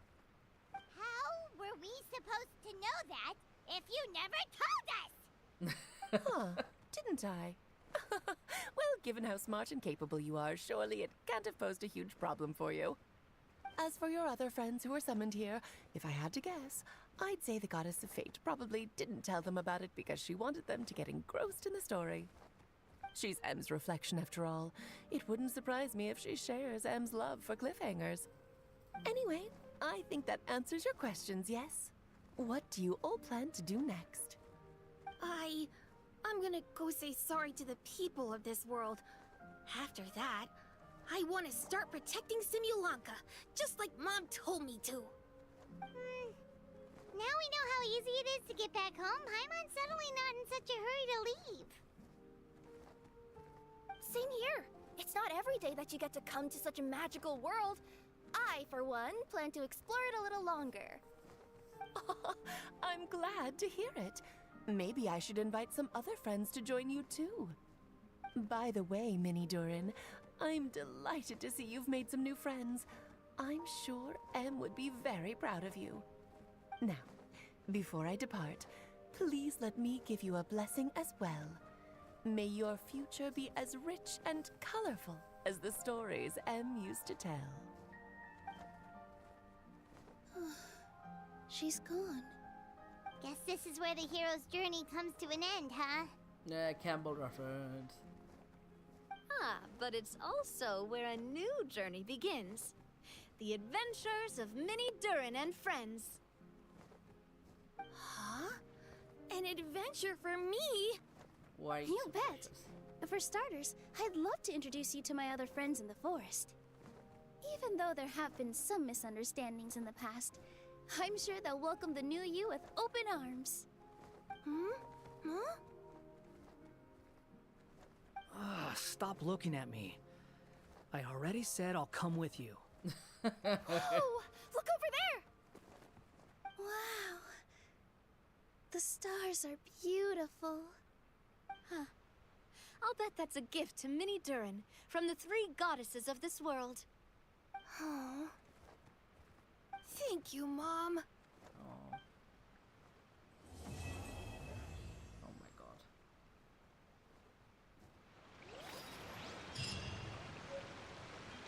And there's like one more day of this.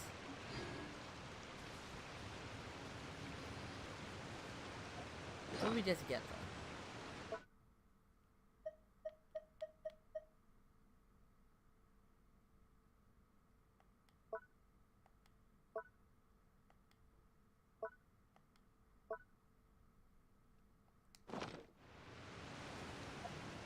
Ah.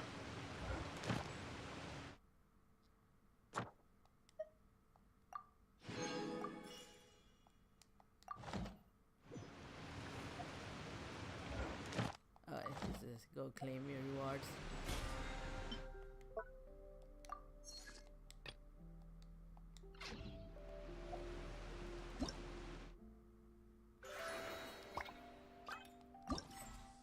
And we can get more figurines.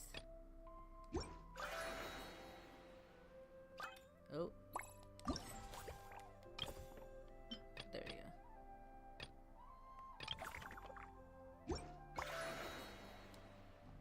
Alright. Let me do a quick check of where we are with the fundraiser.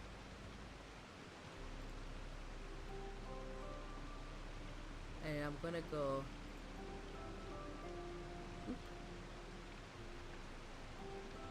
the bathroom. 1927, so it hasn't changed much. But if you would like to donate, every little bit counts. If you're Australian, for tax purposes, everything over $2 is tax deductible. bit.ly/TRGLI. There's some beautiful music. Hopefully no Healy shall come to attack us while I go to the bathroom. Be right back.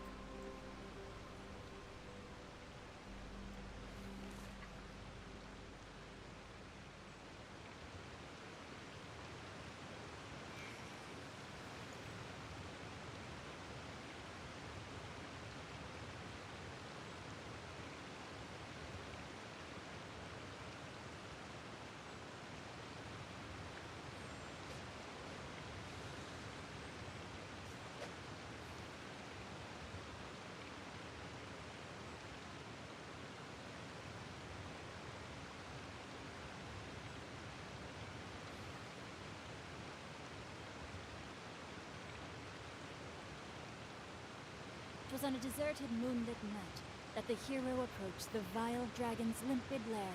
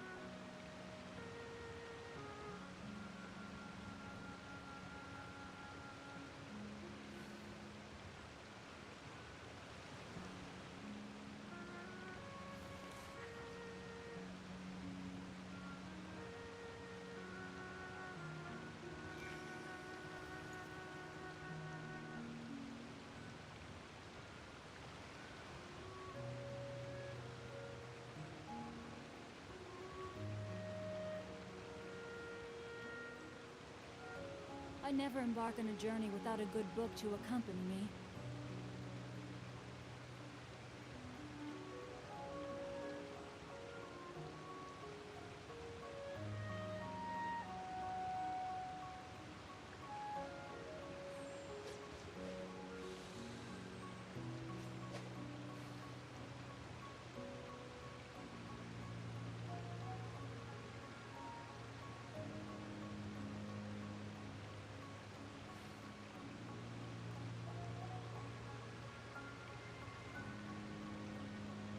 Oh my goodness.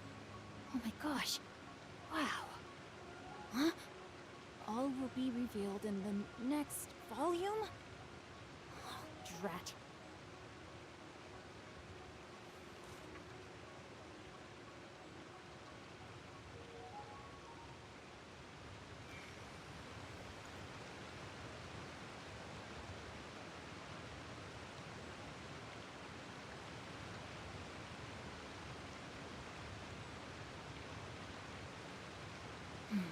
Now, this is what I call a moment of solitude.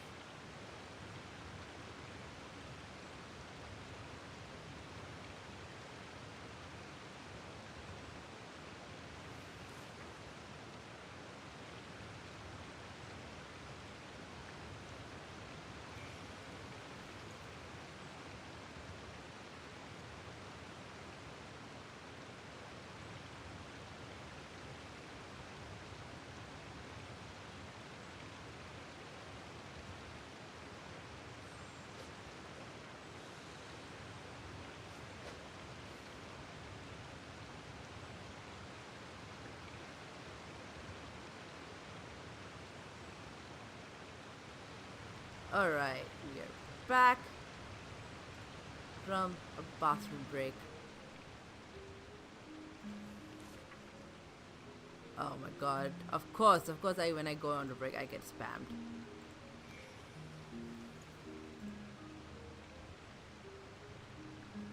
Go away. I do not want cheap viewers. I do not want cheap viewers, especially. I need viewers that can donate. No, you don't have to donate to watch the stream. You're very welcome here. But if you can, bit.ly/charity. Wanwan Bookhouse is due to receive a batch of new releases today. I am Might we add a self-funding small this. detour It's to our been venture? coming out of my savings. Out of one paycheck for work. It's mostly went to this. I do. Among other things, I am the awards lead for Free Play. I run the Free Play Awards program. Free Play is the world's longest running independent games festival. Yeah, it's in Australia, and we do an annual awards program for indie games in Australia and New Zealand. We had our last ceremony in February, so then the next round coming soon. Sometime next year. More info to come.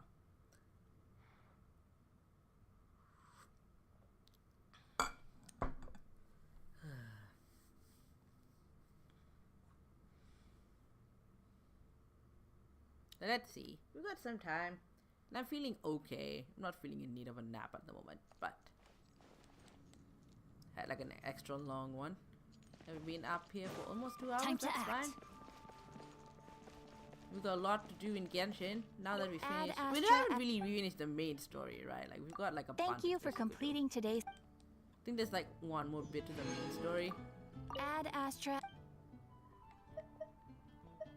Right. My cheat's way of getting rocks.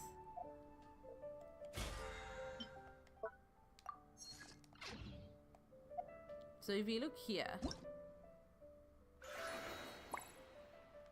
you go Fairy Tale Voyage.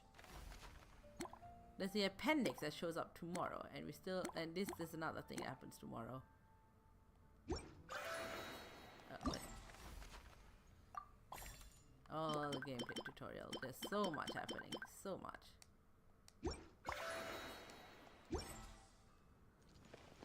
So let's go back to Simulonka.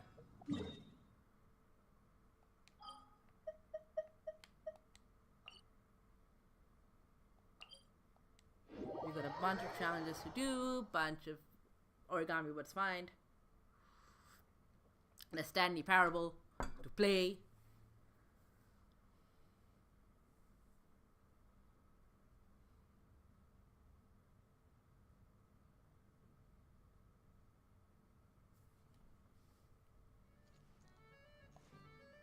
So let's see. Go to Pendulum Lane, which is where? There. Not anywhere near Waypoint.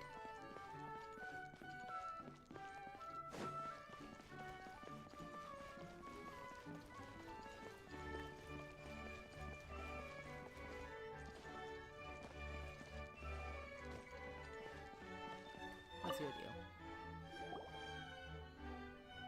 What an honor! It must be the trap Minali. This is the name I give all my game characters. Okay, one beside must be your coin name is Paimon. We're that famous, are we? You travel quickly to, from, and through Constellation Metropole. I must say that you're right on time. Spinning screen starts this game mentioned flying hats. That'd be like the eponymous hat in a flying hat. I gave one to be had up here. But I believe that flying hats bring joy just to play it. A three completely different gameplay modes. Wait, don't worry, listen to complicated. Figure out if you guys want the game. Please right now. Oh, it's quite alright. It's not fine. We got the time. Okay, cool. Alright. 3 game modes and flying hat is trick. Alright, we've unlocked that game mode.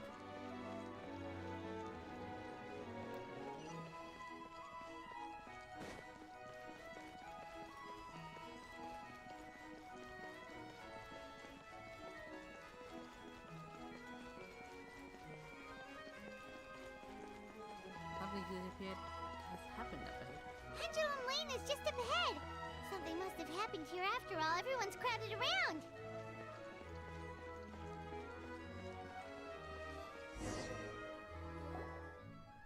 Oh my god, this is terrible! I don't understand.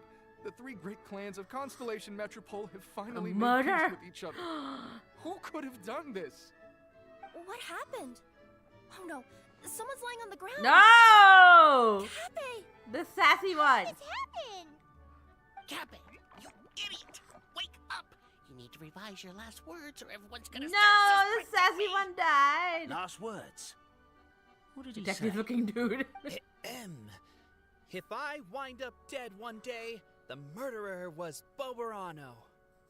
Ugh, you could have at least pretended to not remember it. I'm sorry, Boberano, but this is an interrogation. I have to give the detective straight answers. Don't worry, Boberano. I don't consider you a suspect, nor do I have the authority to charge anyone with a crime. So, are you the last people to have had contact with him? Oh my god, he's dead. My sincere condolences. You were travel companions, right? It's a real tragedy. I'm afraid he'll be out cold for another hour. Oh, it'll and be a half, fine. at least. Huh? Yeah, I know. It's despicable. Hitting someone in the back of the head is the second worst act of cruelty there is. The first being replacing their gear oil with extra strong glue. So, Cappy's not dead? His gears, metal frame and shell are all still in excellent condition. It's just his energy supply that's been all messed up. Wait. But surely you can't be suggesting that just because Cappy isn't broken, there's no need to go looking for the culprit. No, there's a need. Huge need. Unfortunately, this is rapidly turning into a cold case. There's no evidence and no witnesses. Unless Oh, we're there's gonna do an that. official clockwork pedestal, the goddess of prophecy around here somewhere.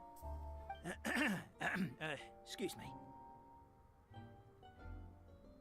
Then suddenly the long-lost dragon of old... You're the fucking narrator. Where? I didn't see anything. Wait, why can't I move? No, my mistake. It was just a cloud. Or a bird. Or something. If only we could turn time backwards and replay the crime. Isn't that one of those, clockwork socket things right behind you? So it is. No wonder everyone here is suddenly struggling to move. I thought you were Traveller, narrator, if you but no, please, let's okay. recreate the crime scene. Do we find out who this Stanley Parable dude is?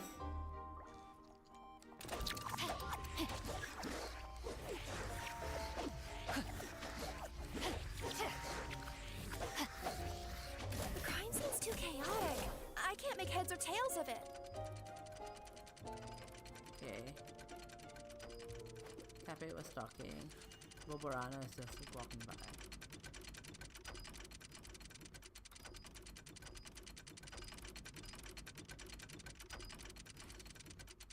They're having a chat. Let's do a thing away. Oh, he straight up and fell.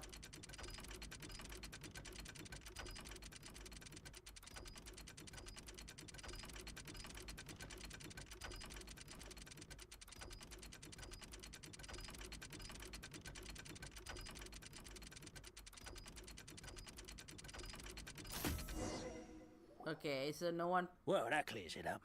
Cappy was walking along the street, and he suddenly collapsed. He was faking it. What? So case closed? Aren't you supposed to investigate a little more first? Well, we literally replayed the crime scene and saw it with our own eyes. There's no need for any evidence gathering or powers of deduction now. And besides, maybe the truth is inherently strange by nature. Like how Constellation Metropole has 3 histories, each of which is the truth. But didn't you say Cappy was struck in the back of the head and knocked unconscious? Yeah, where did that come from? For all I know, he could have bashed his head against a toilet bowl before leaving the house. Then walked here in a daze before finally passing out. He was having a conversation. As for why he might have done that, my guess is...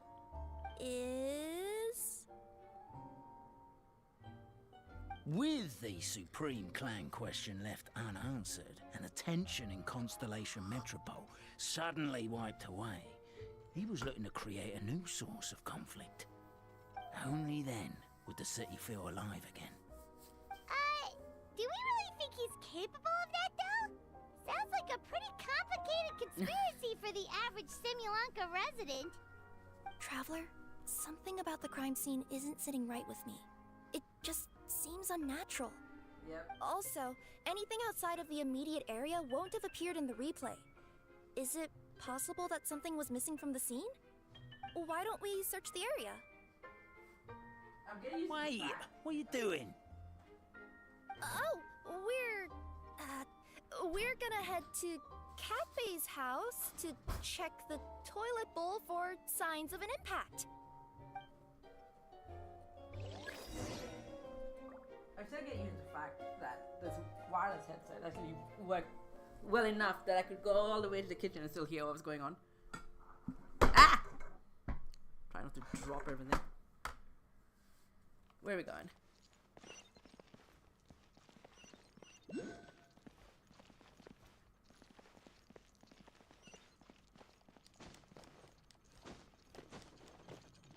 Oh god, don't trap me behind boxes again!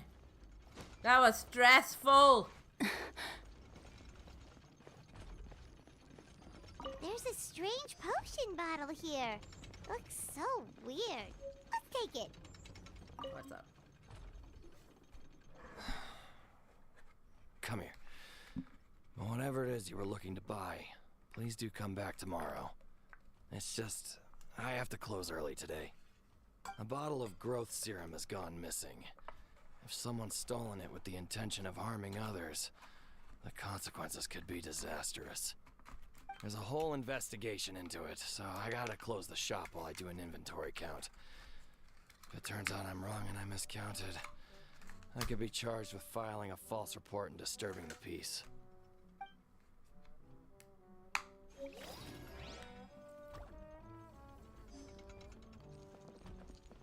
I think we found the thing.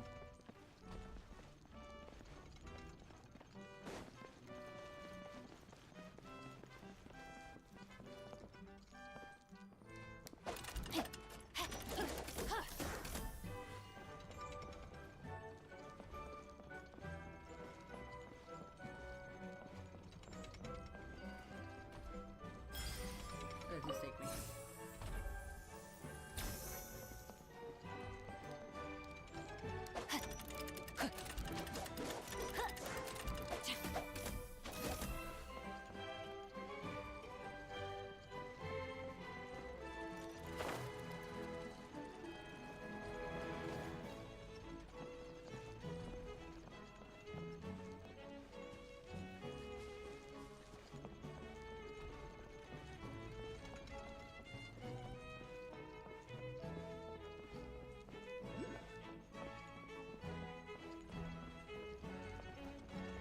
This is correct.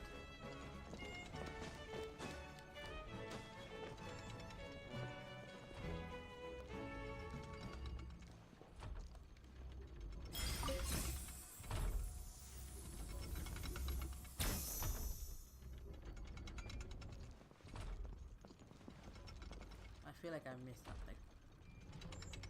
Oh, maybe later. I have to find suspicious things first.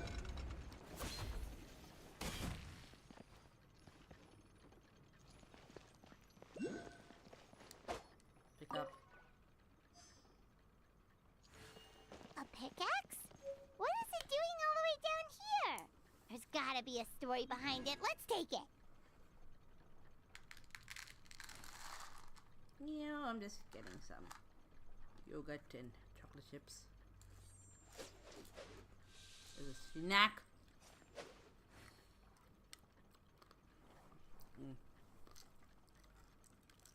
Impromptu mukbang.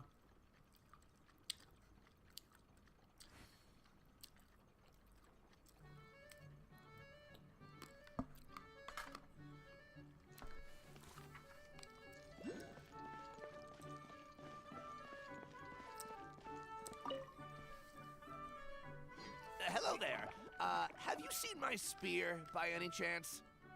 Someone was shouting about a dragon a minute ago, and I instinctively threw it into the sky. Yeah.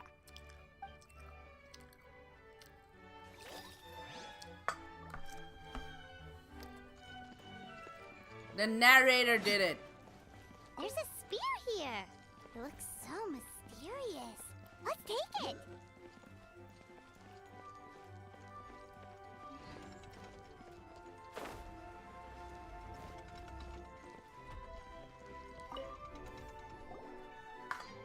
You're not from these parts, are you?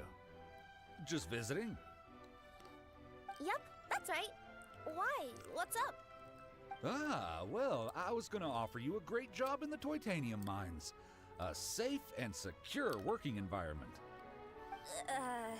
Doesn't sound very safe. At least not as safe as being a courier. To keep the titanium ore intact, we use specially designed Very fun pickaxes pickaxe. that can't cut through it. Even if you struck a person with it, it wouldn't so much as leave a scratch. And in terms of labor intensity, the work has been rated as Class 2 physical labor by a reputable organization. Even cats can do it. I'm not. Never mind. I give up. Welcome to Paimon's world. Mind you, I don't know Everyone what gets what happened you are, today, but somehow a pickaxe has gone missing. Maybe one of the giant guards broke it down, so someone took it to perform a rapid resuscitation procedure. Sounds pretty brutal for a first aid technique. Still, a missing pickaxe. Huh. Is it just me, Traveler, or does it seem kinda suspicious?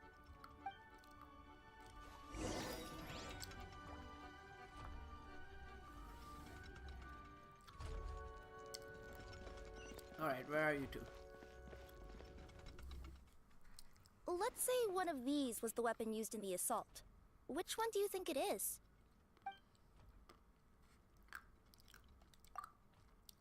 If it was the growth serum, Cappe would have been turned into a giant.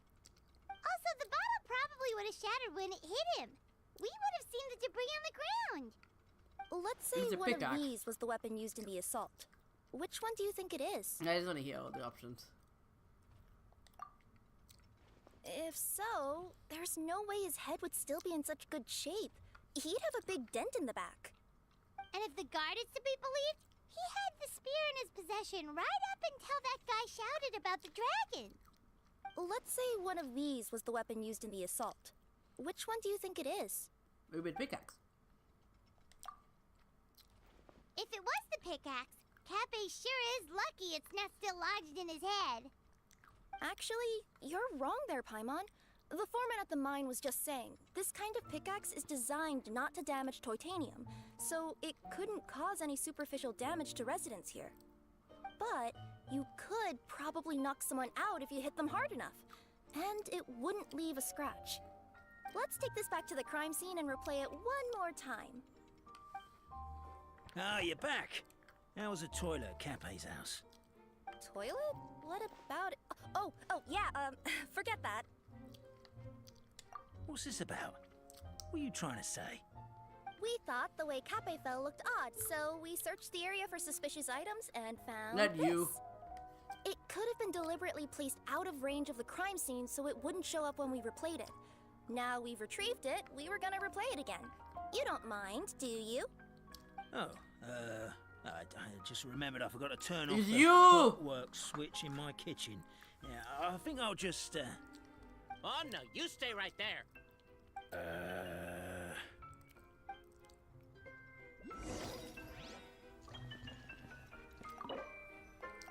We should be good now. It's you fucking detective fake.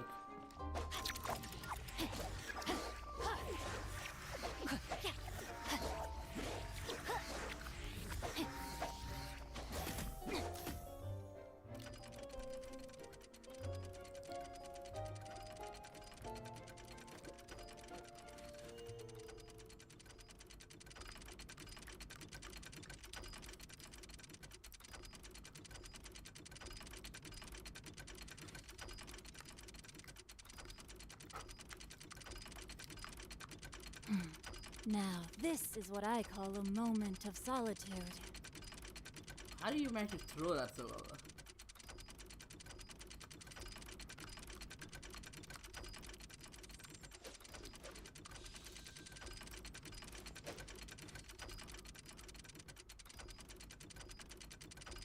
So you're the attacker! Yep.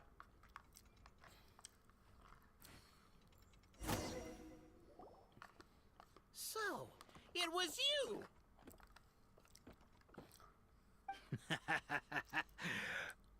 I would congratulate you for cracking the case, but since I did such an abysmal job of covering my tracks, didn't exactly have your work cut out for you. So, all I can say is... Catch me if you can!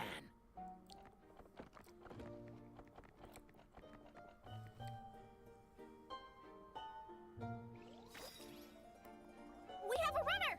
That's it! Let me at him! The would-be Marquis of Carabas dispatched the Necromata in boots, who ran off in pursuit of the poor little minion.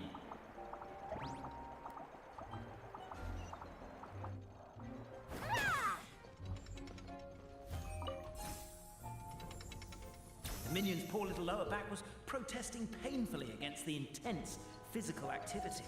He decided to take the elevator, giving him a moment to catch his breath.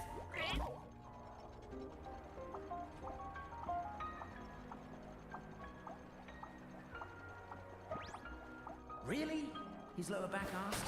But the minion had no other choice. He resolved to make the jump down. Oh, yep, yeah, it is him. He is a narrator, yep. By this point, the Necromata in boots was gasping for air. The minion was huffing and puffing, even more loudly. But we'll ignore that. I'm not! Don't underestimate the gold-level courier of the Komania Express! Ah! Oops.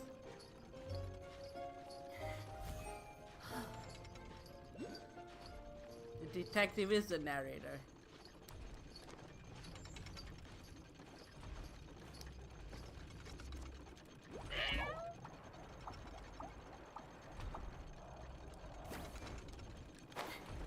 God damn it, it fell off.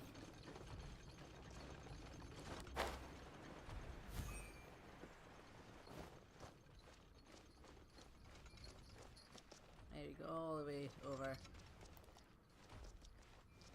Thank you, we needed a map.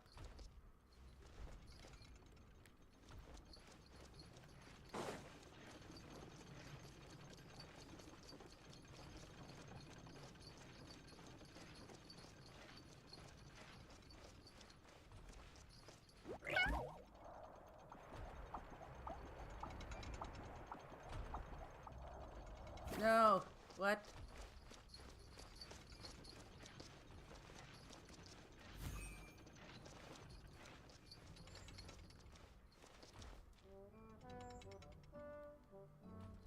I fell off and now I can't get back up.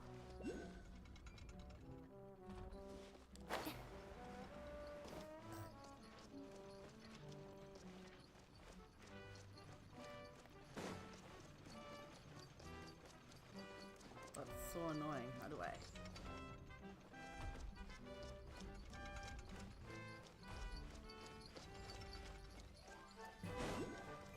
There has to be a way.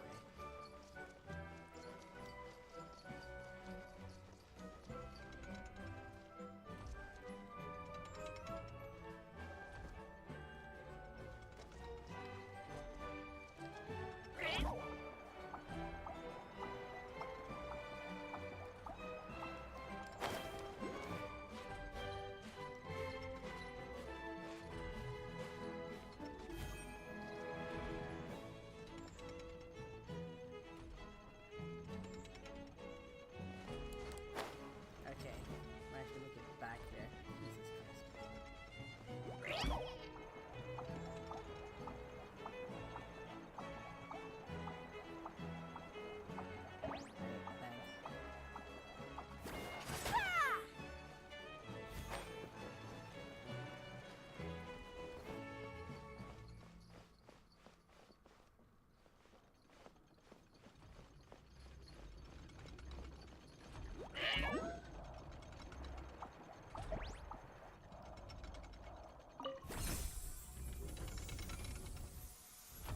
A characteristically catty response from the Necromata. Tell me, what do you hope to gain from bullying me?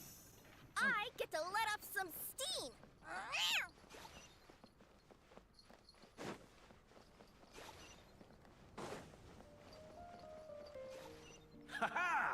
fell into my trap. Oh, and by the way, remember the glue you got stuck on when you first entered the future Marquis? What is your deal? That was also me. I did it using my powers. Rats! Oh, I'm so jealous of you guys right now. You can just jump out of your shoes and keep running, but Wait, I'm wearing boots this time. Yeah! The unnamed minion made a last-ditch escape attempt. He began his long climb, up the wall, the tall wall. He began his long climb up the tall wall. You call that a tall wall? In urgent Neko parcel mode, I'll scale it in no time. Oh, what? Ah!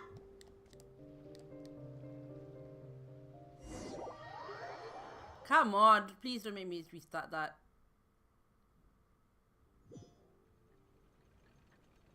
Oh my god, all of that and I fail at the very end. So, it was you!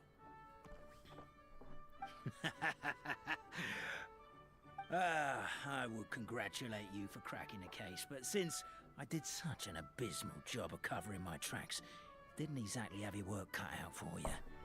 So, all I can say is... Ugh. Catch me if you can! All of that, and I miss it at the end. We have a runner!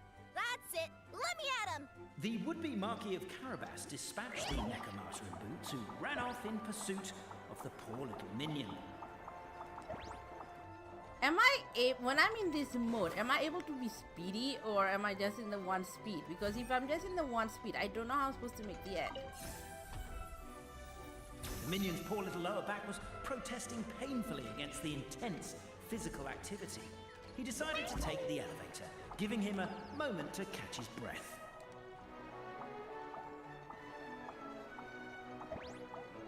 Really? His lower back asked. But the minion had no other choice. He resolved to make the jump down. Stop! By this point, the Necromancer in boots was gasping for air. The minion was huffing and puffing, even more loudly. But we'll ignore that. I'm not! Don't underestimate the gold-level courier of the Komania Express! Aha! See? See, the camera angles make you fall!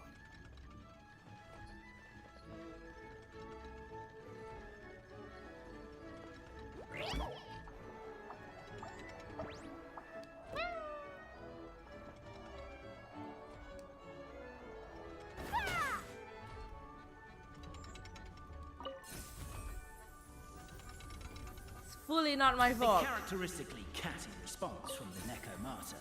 Tell me, what do you hope to gain from bullying me? I get to let off some steam!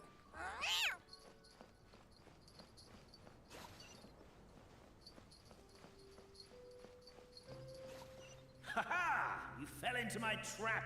Oh, and by the way, remember the glue you got stuck on when you first entered the future Marquis abode-to-be? Shut up. That was also me. I did it using my powers. Rats! Oh, I'm so jealous of you guys right now. You can just jump out of your shoes and keep running, but Wait, I'm wearing boots this time. Yes! The unnamed minion made a last-ditch escape attempt. He began his long climb, up the wall, the tall wall. He began his long climb up the tall wall. Oh, fuck! Oh! No! I was hoping you'd jump up and then turn, but you can't. Oh my god, this is annoying, and I have to listen to him prattle over again. Shut up!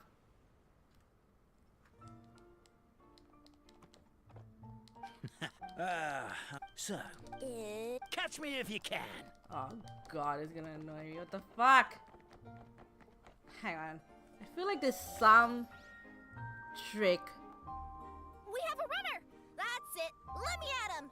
The would-be Marquis of Carabas dispatched the Necromancer in boots, who ran off in pursuit I'm gonna of move the this poor here little because I feel minion. like there might be something with Kirara's skill that I'm not getting.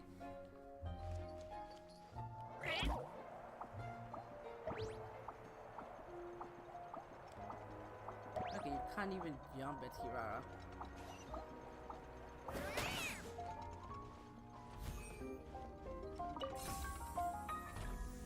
The minion's poor little lower back was protesting painfully against the intense physical fall off activity. again. He decided to take the elevator, giving him a moment to catch his breath.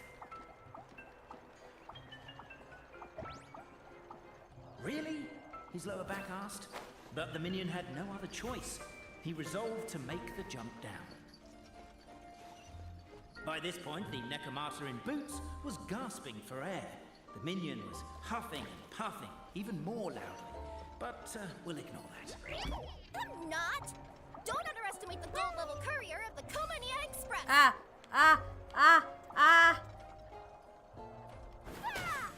Okay, there we go. Jesus Christ, okay. A characteristically catty response from the Necromata. Tell me, what do you hope to gain from bullying me? I wish they like I get to let up some steam!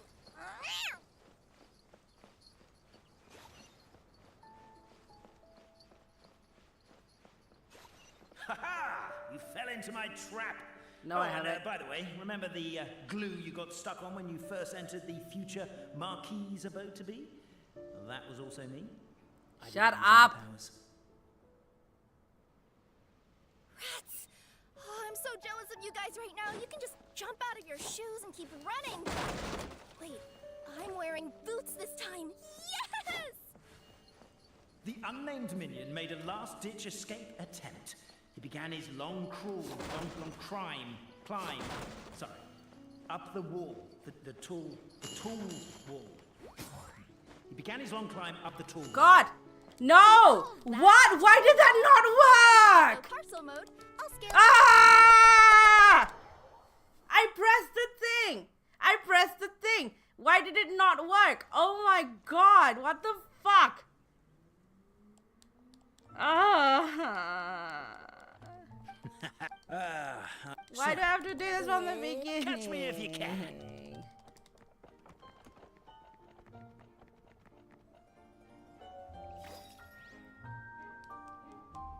We have a runner. That's it. Let me Shut out. up! Oh my God! Carabas dispatched the Necromata in boots. Who See ran what? out in Why pursuit did that not of work? the poor little minion.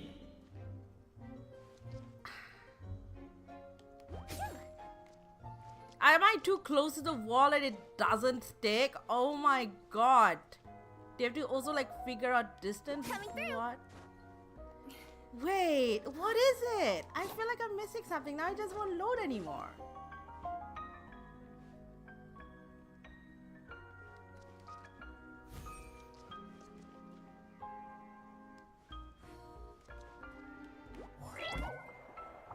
Okay, so it can't be like too close to the wall because then it just does not register.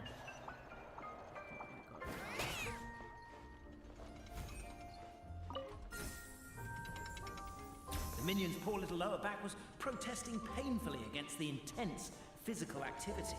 He decided to take the elevator, giving him a See, moment it to like catch it his doesn't breath. always trick. You have to be a certain distance away. Why do you not work? What am I missing? Do I have to hold it down? Is that... Oh my God. That's the thing.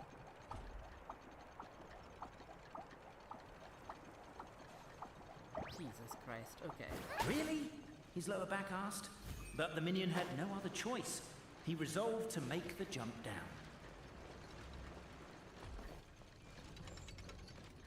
By this point, the Necromata in boots was gasping for air. The minion was huffing and puffing, even more loudly. But we'll ignore that. I'm not. Don't underestimate the Okay, so you have to courier of hold the it Komania down. Express. Try not to jump because this camera angle is gonna fuck with you.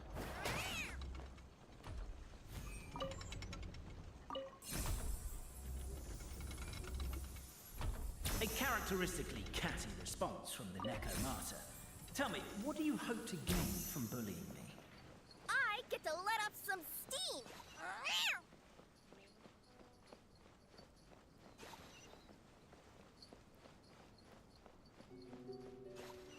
Ha ha! You fell into into my trap. Oh, and by the way, remember the glue you got stuck on when you first entered the future Marquis abode to be? Well, that was also me. I did it using my powers. Rats! Oh, I'm so jealous of you guys right now. You can just jump out of your shoes and keep running, but Wait, I'm wearing... The unnamed minion made a last-ditch escape attempt. He began his long climb, up the wall, the tall wall. He began his long climb up the tall wall. You call that a tall wall? In urgent Neko parcel mode, I'll scale it in no time. Oh, finally. I'm beat. I surrender. Me too, Jesus. Oh my god. You've got nowhere left to run. All right. That was fast. Getting caught by you here was a backup plan. I don't know if what I've done will make things better or not. Time to come clean. Yeah, no shit. I am the narrator. The one who's been guiding you all this time. Okay. I guess my voice acting skills have some... Are you voiced by the same guy who voices the narrator in Parable? Anyway, I only did what I did because... Why are you suddenly spilling the beans?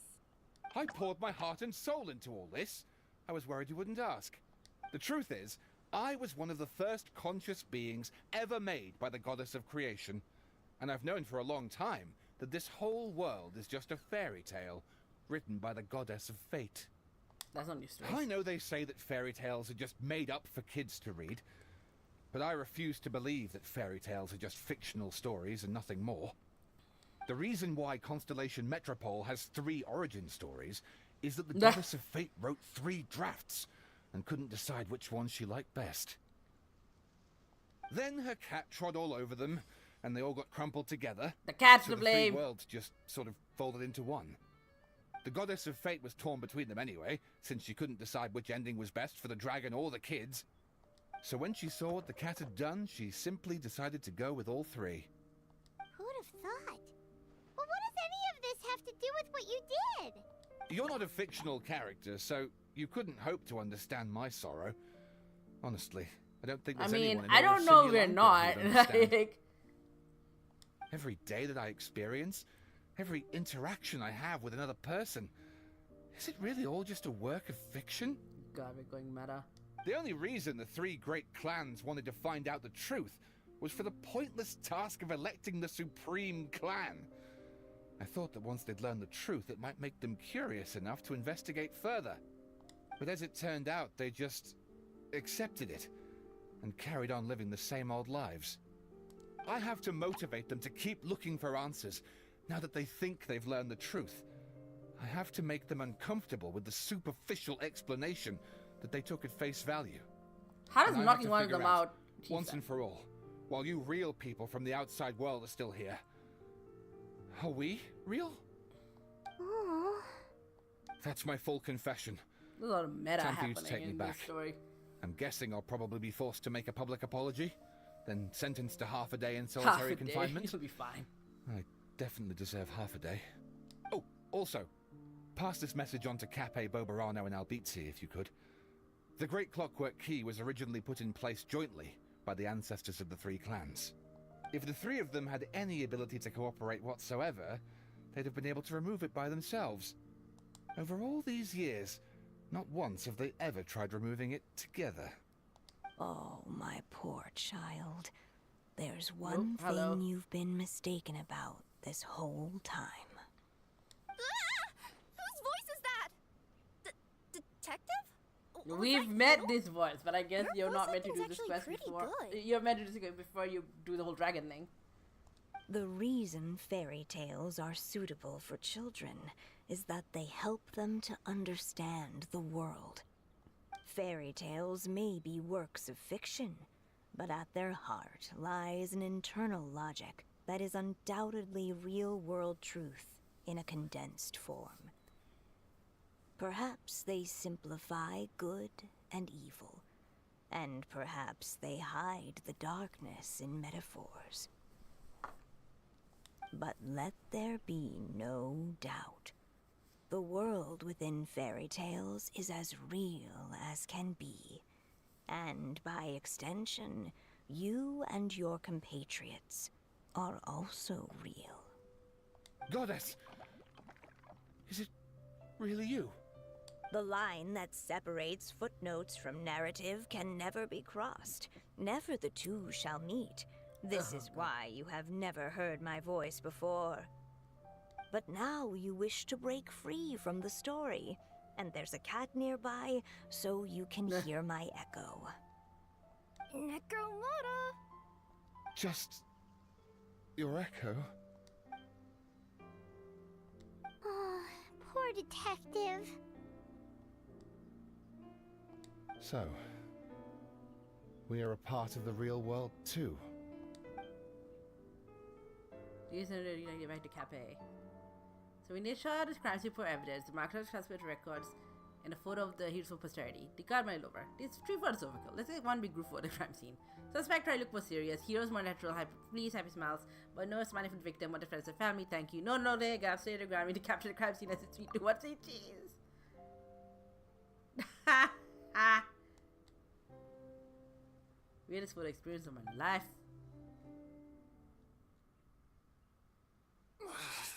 My head's spinning. Albizzi just gave me a quick rundown of the situation. So you caught the detective? Sorta. We chased him until he surrendered. Oh, and he asked us to pass on a message. You told us to be able to rest of what happened. And that they could have removed the great clockwork key if the case to work together. Does he really think we didn't try that? 'Cause we did. After 6 months in that place. Ah, that was my bad. I thought it was a stupid idea at the time, so I didn't really exert myself. I also sort of stopped trying after 3 years. You... Never mind. I'm partly to blame as well. On the second attempt, I just hugged the key and pretended like I was pulling as hard as I could. You guys are so lazy. My granny's neighbor's pet cat has nothing on you, and it spends all day, every day sunbathing. Anyway, you said you heard the voice of the goddess of fate at the end? That's amazing. There is a world beyond our own after all. What would you guys say to taking a trip to the outside world sometime? Otherwise, I got bashed in the back of the head Who are for you nothing. voiced by? You're so familiar. Depends. Do either of you know how to get there? But yes, I agree we should go. And not invite the detective, just to annoy him. But maybe the reason we've never worried about whether we're real or not is that, unlike him, we weren't there to witness the creation of this world. Ooh. We've never had any reason to doubt that we're real. If someone ever convinced me that these delightful dimwits, Cape and Albizzi, weren't real, oh, I'd be devastated.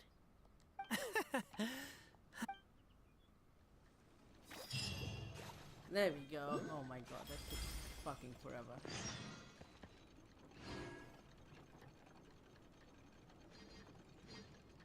Let me just move myself back.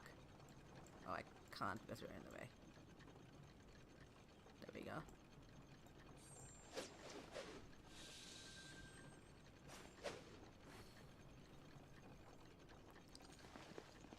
Co-op challenges. What is this? To work as a pair, okay.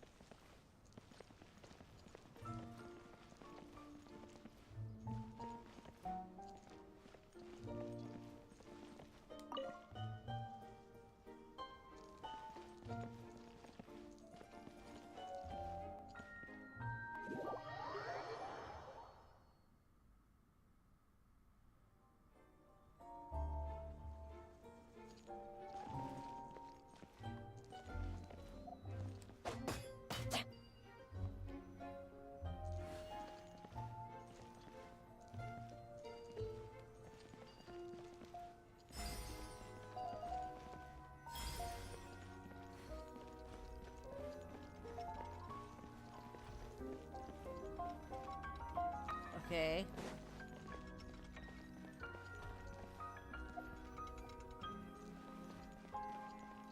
What do you want me to do?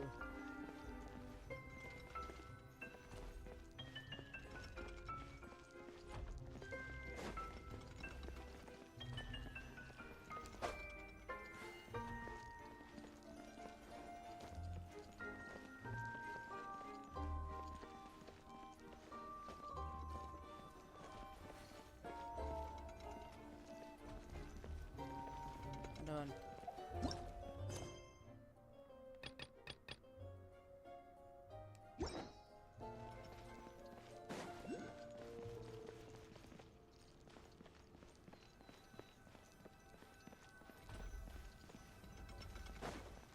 I don't. What?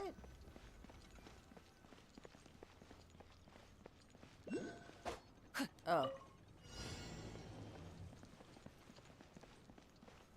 That's why. Okay.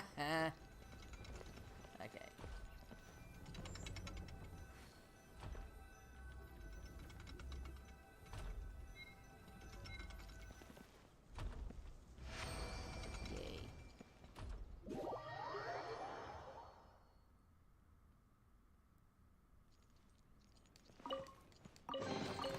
Excellent.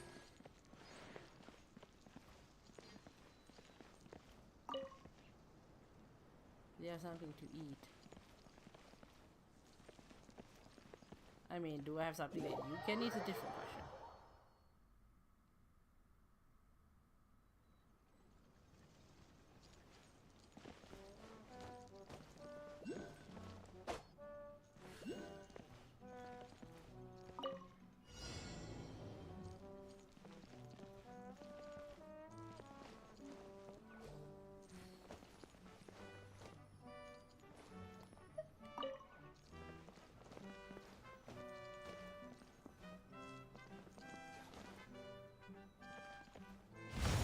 Oh, hello.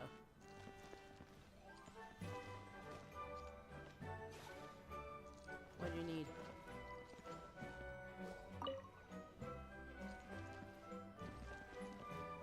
No, it's not meat. Oops.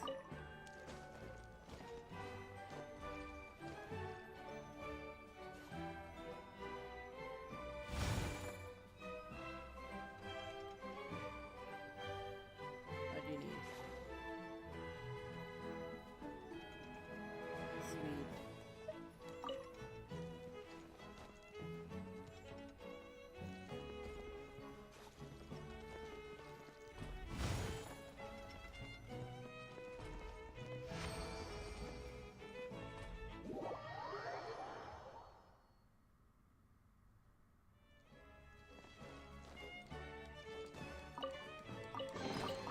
Treasure hunting. A valiant endeavor. Okay, it's not you.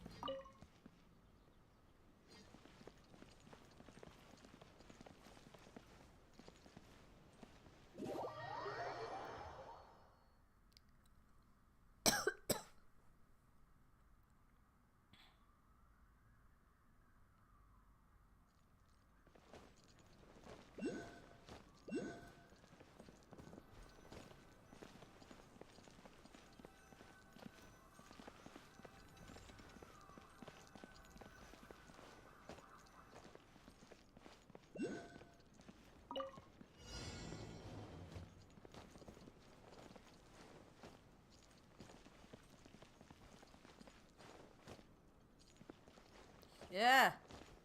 Here. Walk right.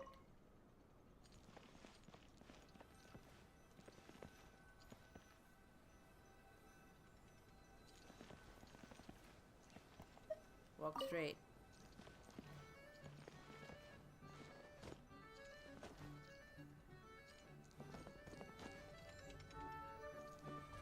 There we go.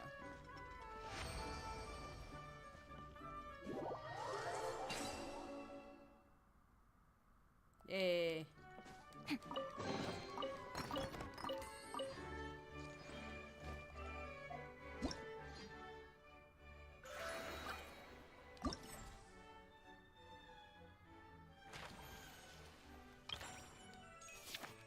Okay, yeah, this is Kirara's thing.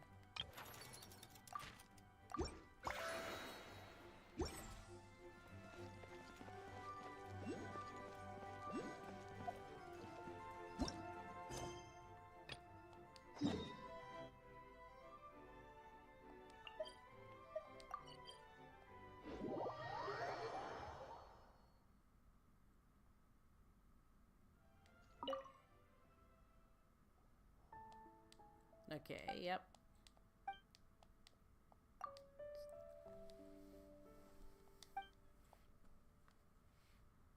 Training grounds. The fighting on.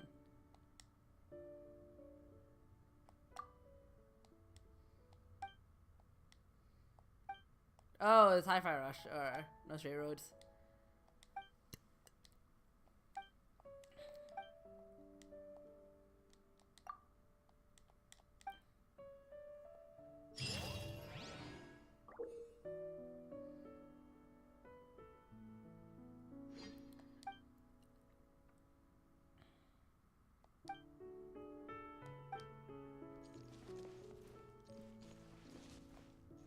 Okay, so we've got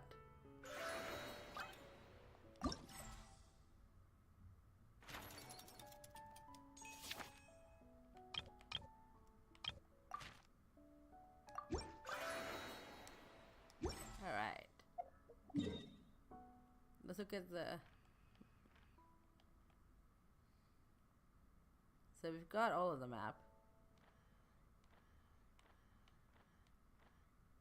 We got all the teleport waypoints. I want to do that.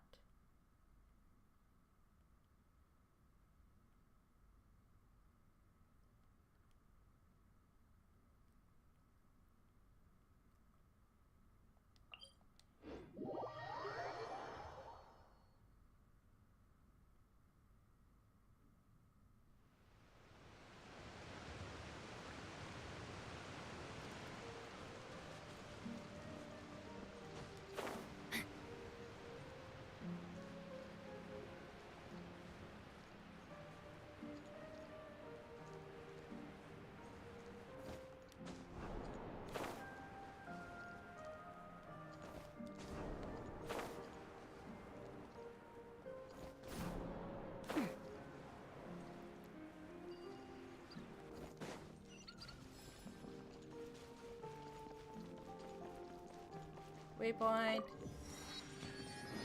there any more? There's one here and here. Okay. Oh, there's a bunch.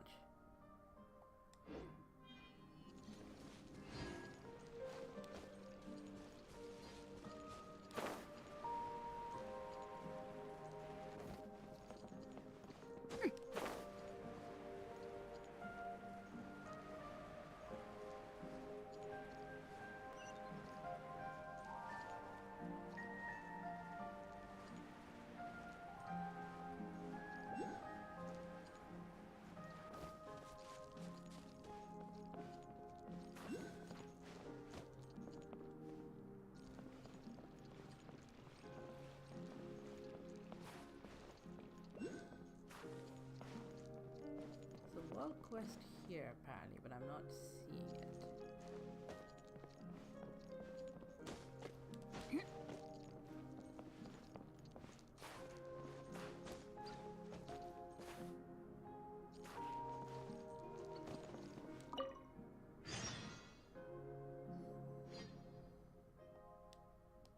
Is this a world quest?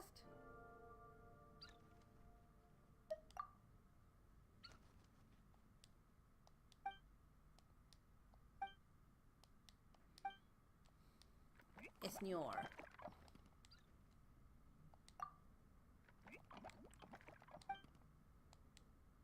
Lighthouse Keeper, yep.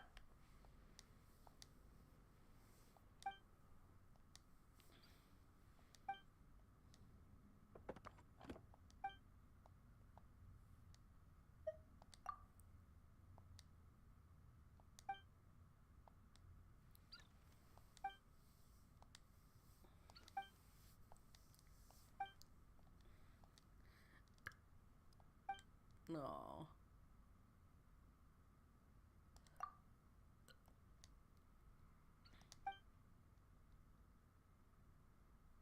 Oh.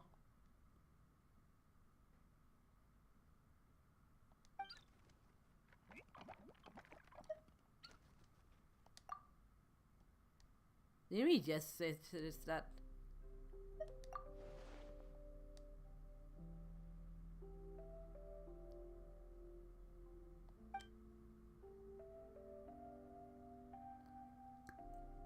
All the way there, yep.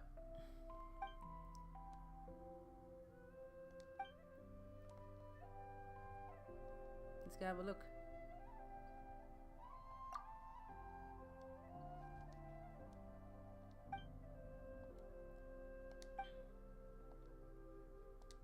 No.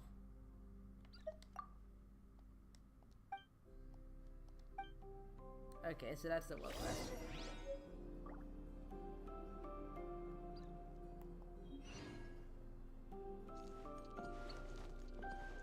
So we need to get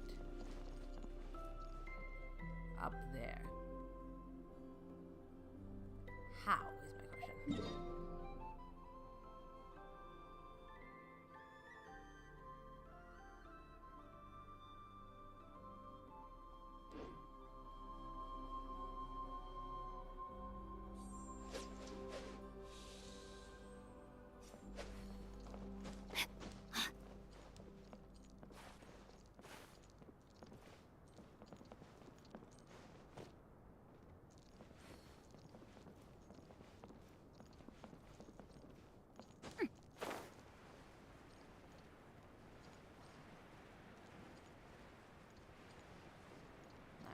That far? No, we can't.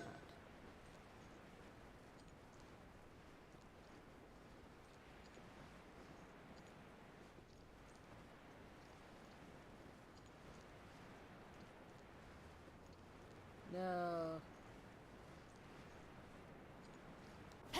Wait, that's live. Ooh, ooh.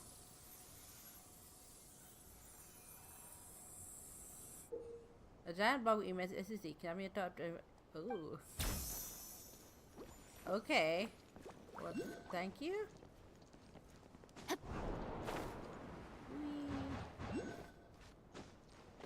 Let's figure it out of us, really.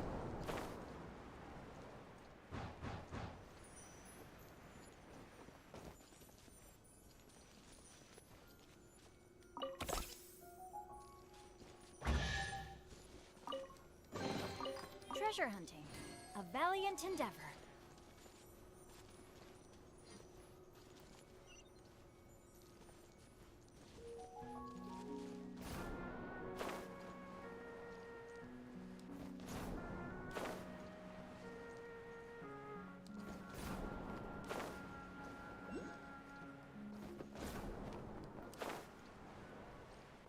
I need cover. The wind knows me.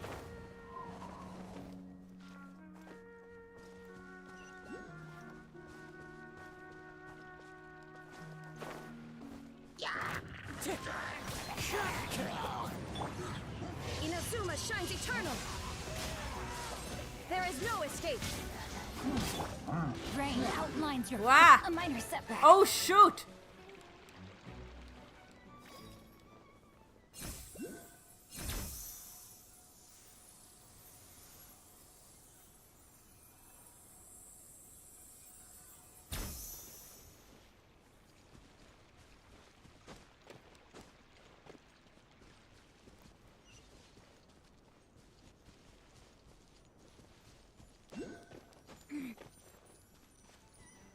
That is a waypoint all the way there.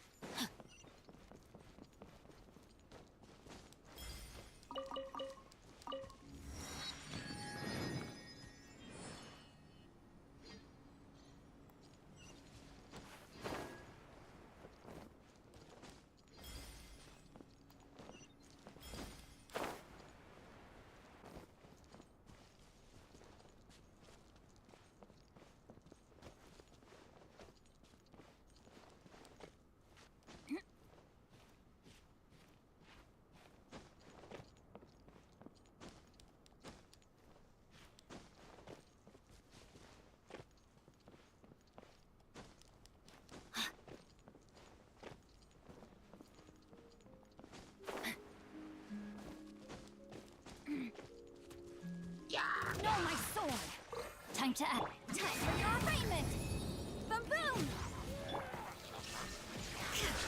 Okay, that is right. I have no help.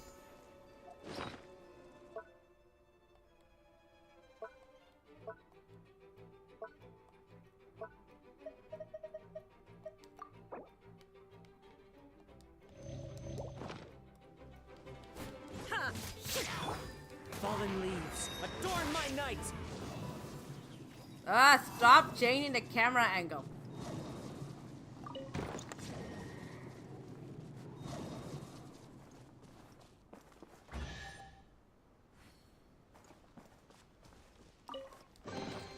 Who says there aren't benefits to a life of wandering?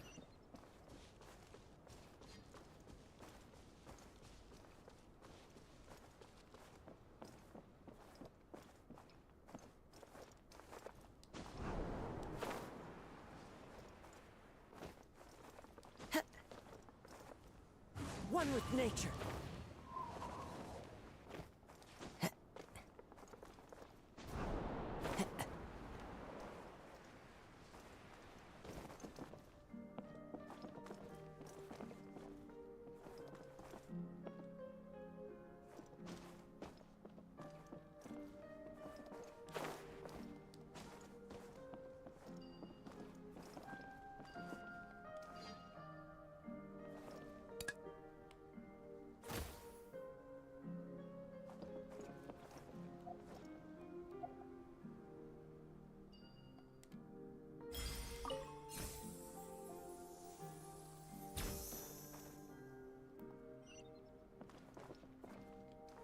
Into the wind.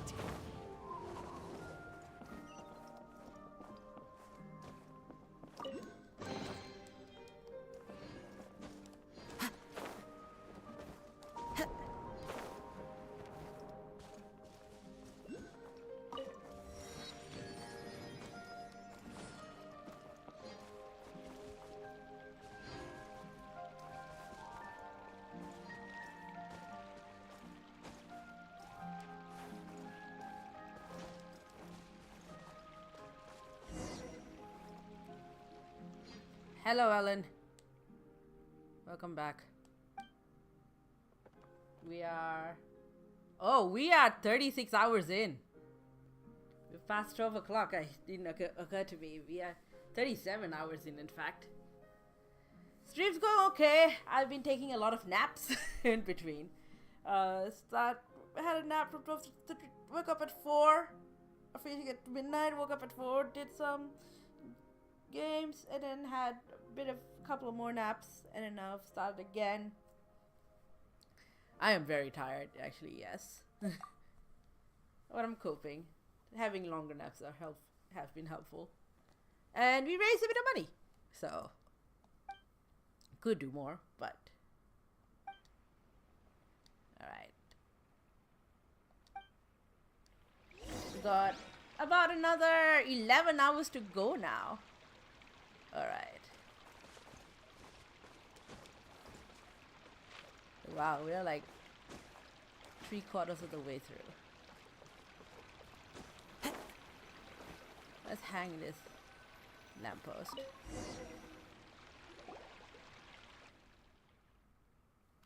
Light should shine fire and whatnot. Okay, now you do.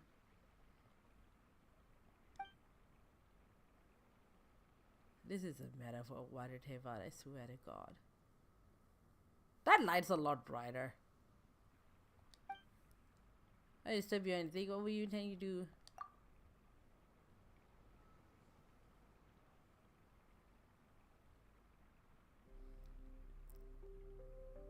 However,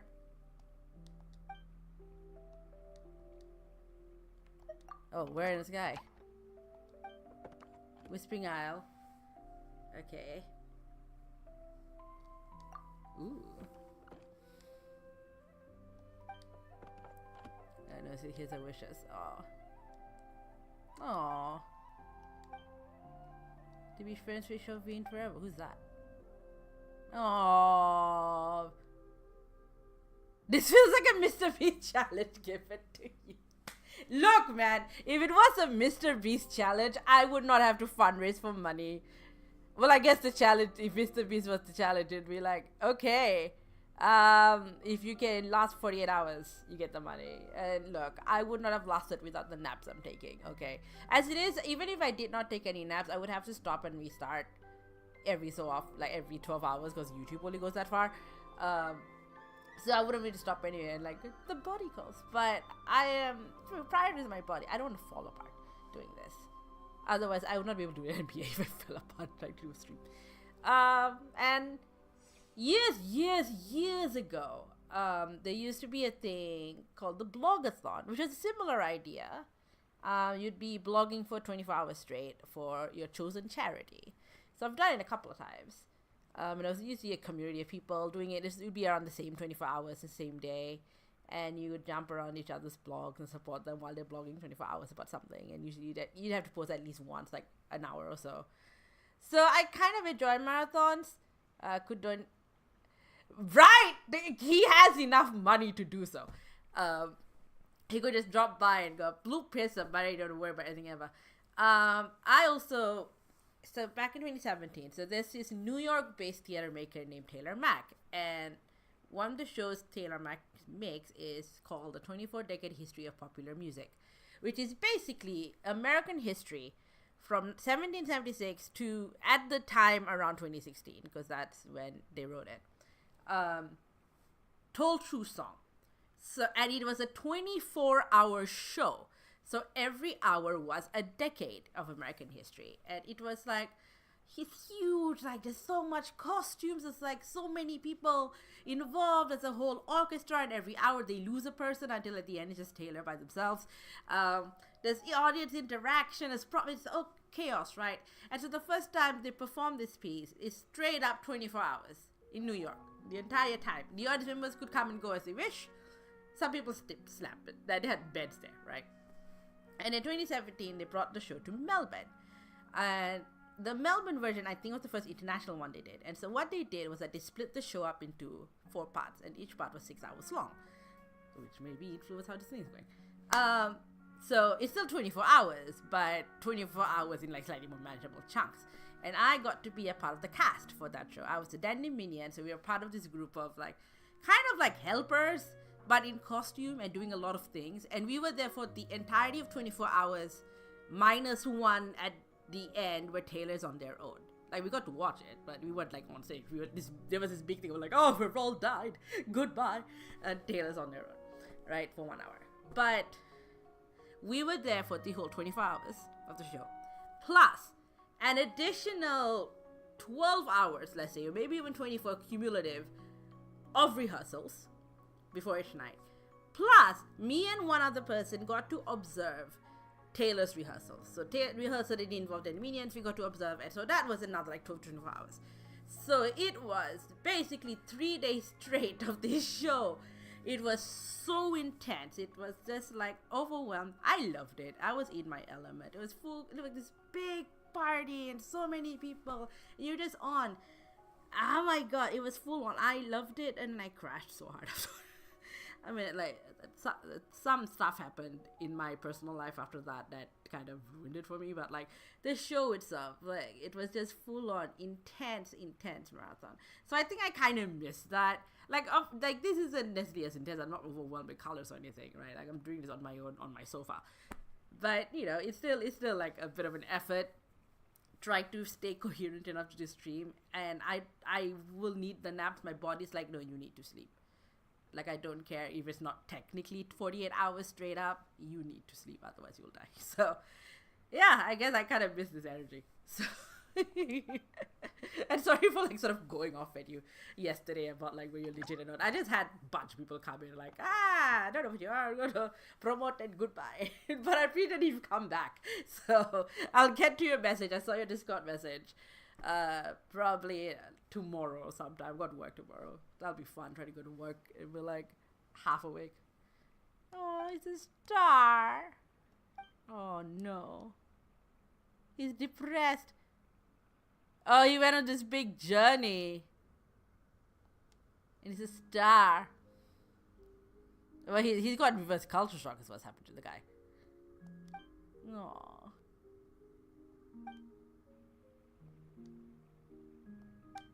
Yeah.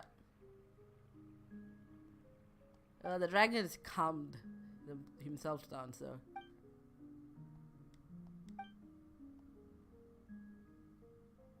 Succeeded so far. Grabs chairs. He's not evil anymore. Yep. Aww. Hey.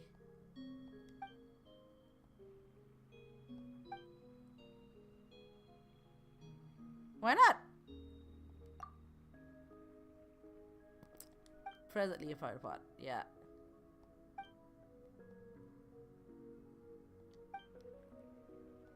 Aww.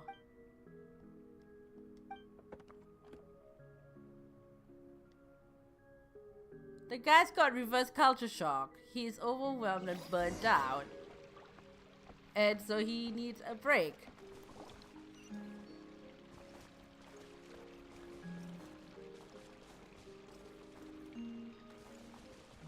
Yeah, we can talk to you a bit.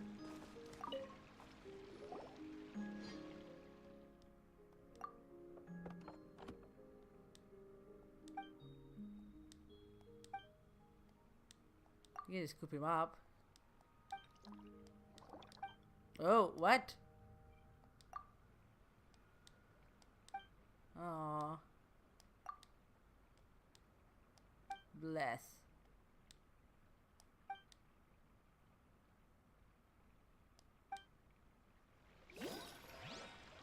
I mean, that's making me wonder what kind of plant is it, you know? Like, let's go ask for a wish. Yeah. Follow the wind.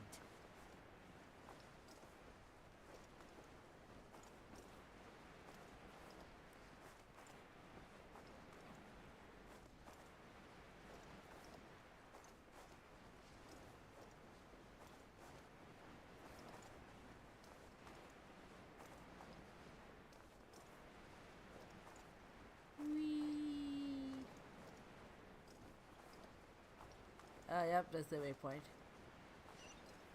The stars! They're like the Animal Crossing star lamps. There's all these like random references to other video games in this area, which I think is interesting. Like we have these are possibly Animal Crossing. We've had the Stanley Parable side quest. There's a bunch of others, and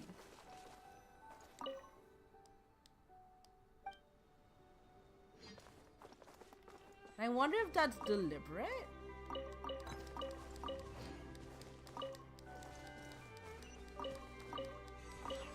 Like, I mean, it would be kind of deep cuts in a way because, like, yeah, sure, they're kind of popular video games, but you can't necessarily expect everyone to know what the Stanley Parable is, right? But,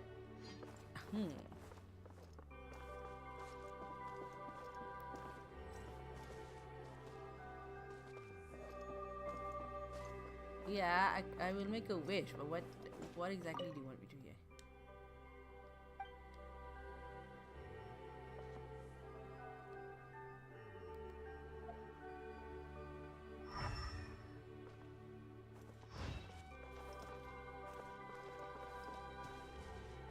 I feel like you need to give you something. Observations. There's a tail, descend below.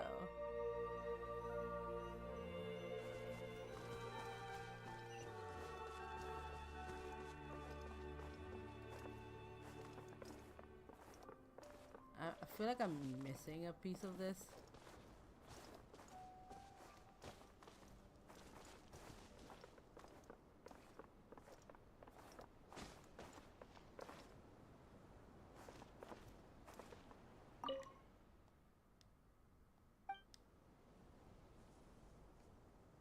What am I missing?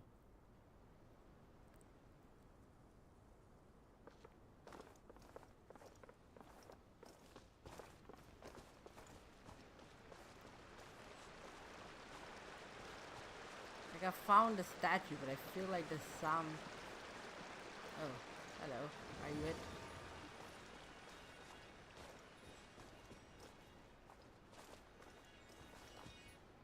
Okay.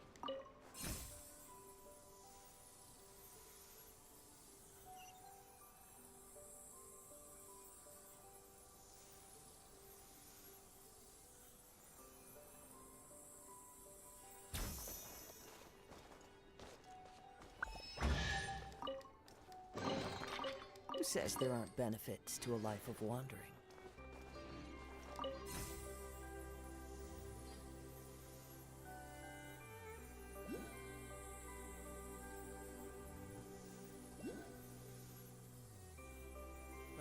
back up.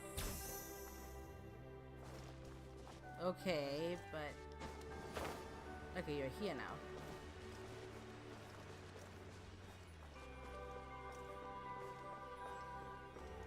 Okay, there you are. Gentle start. A weapon. Okay.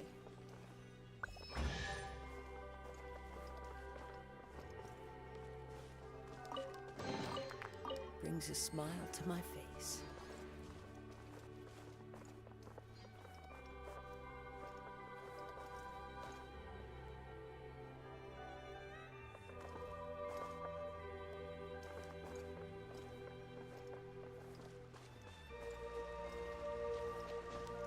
Okay, so the statue on that side too.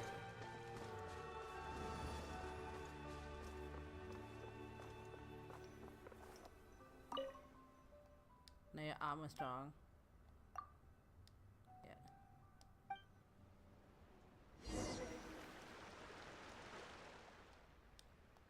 What gives? Shoot that, yeah.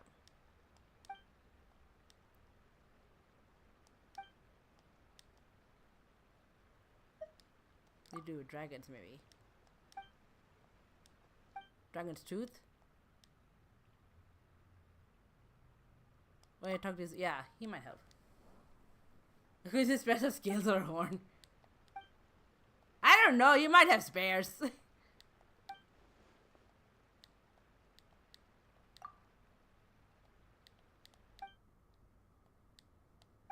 Yeah.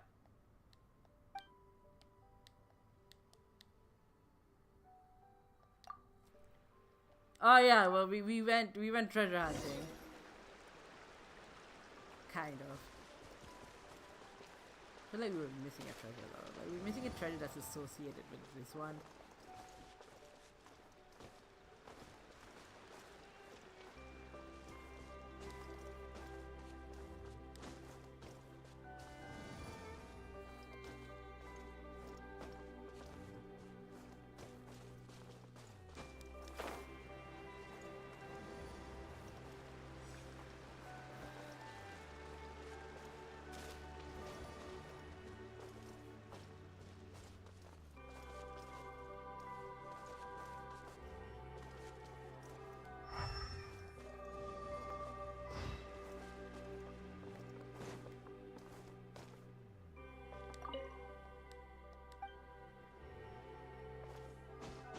And like we know that there's like some sort of a treasure star Sealy situation thing that had been guiding us to all the gifts, but we're just missing one. I mean, I'll look it up probably later if I'm doing stuff, but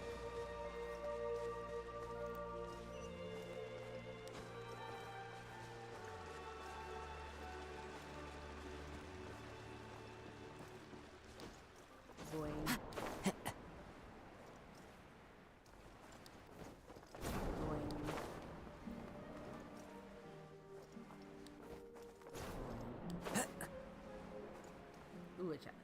Okay. Wow! Oh, that was close.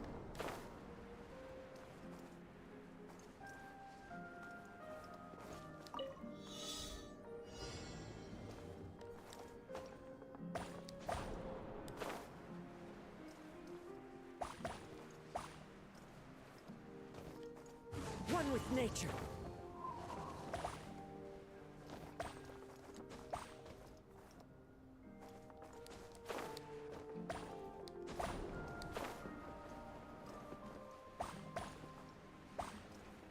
I'm missing one.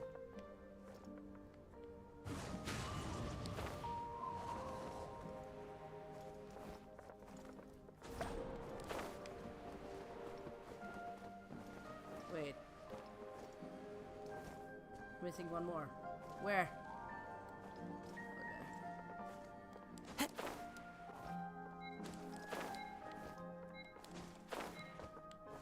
Into the wind. There we go. Hard to see when like my screen is so covered up with all sorts of random stuff. A fateful offering.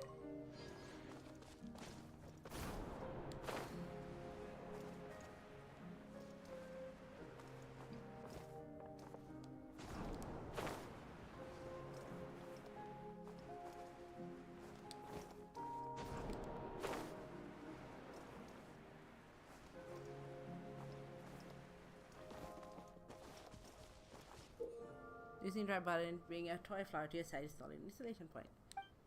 Toy flowers, wind cards, okay.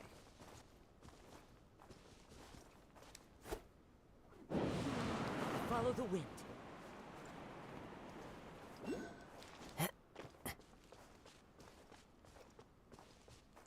Okay, so these all look like it could be exploded.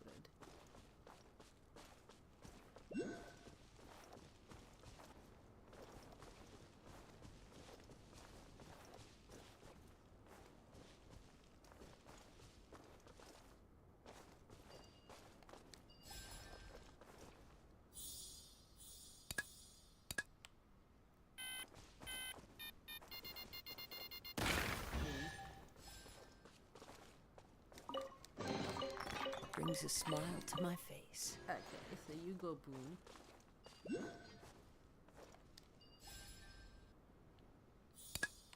Yep.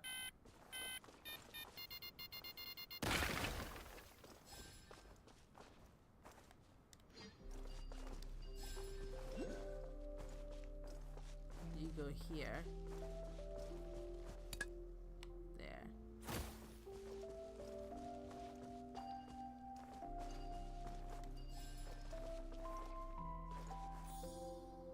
You go here.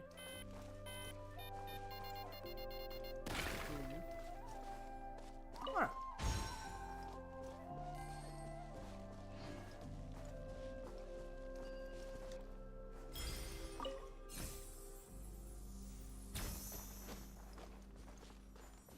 The wind knows me.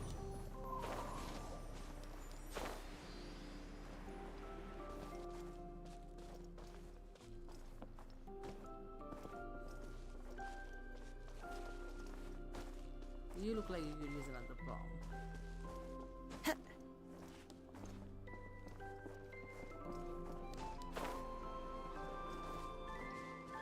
Do bombs travel with you?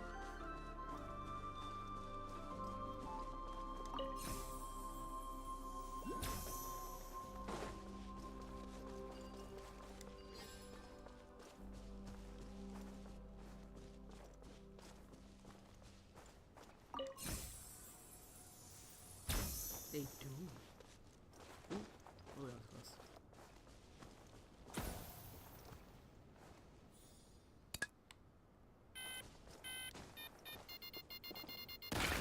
Bloom.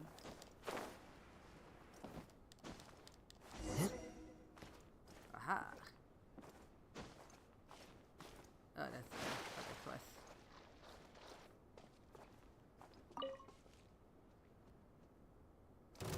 Hello.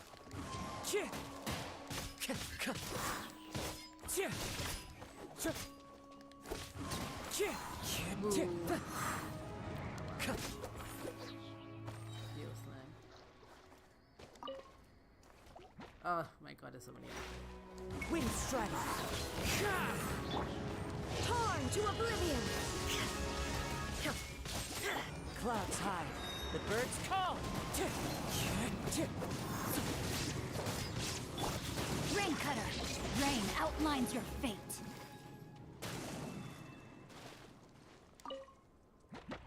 Oh my god, shit back. Incinerate! Wind strider.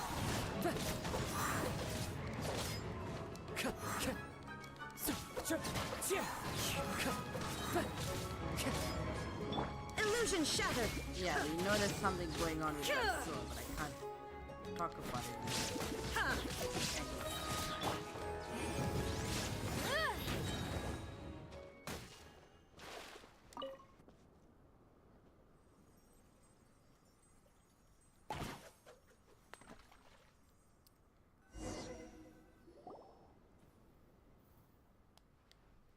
Ta-da.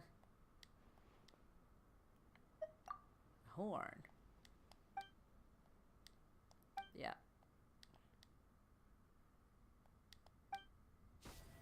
Let me do a quick check.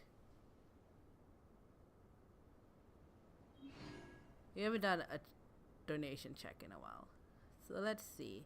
Last was 1927. 175 of that came from this stream. Thank you, Mari, Imran, and an anonymous donor. And we're still much the same. That's okay. If you want to donate, I'm raising funds for my MBA to the Global Leaders Institute, an MBA in Arts Innovation with a cohort of 70 arts leaders from around the world, including myself, somehow. I'm taking a 1-year program to learn about creative enterprises and creating artistic community. All of that jazz. We've already got our first reading. A bunch of very dense Western philosophy around aesthetics. Yay. Sometimes the laws It's compatible with self-funded, human nature, usually with but MBA programs sometimes like the two these, conflict. especially Balancing executive the two MBAs. is a discipline in its own Yeah, right. yeah, shush, Yadfe. Your company pays for you, but I'm going as freelancer, independent, so it is entirely self-funded with a small scholarship. So every little bit helps. And if you're Australian, anything over $2 is tax deductible. So bit.ly/TRGLI. Now back to the game. Ooh, treasure. Huh. Let's appraise the value on this. No, that's not the thing I want to check. I want to check this. Subjects.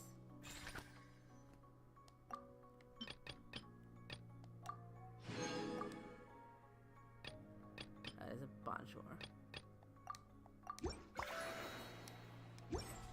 Oh wait, there's more? The case for Oh, I got enough to get the outfit.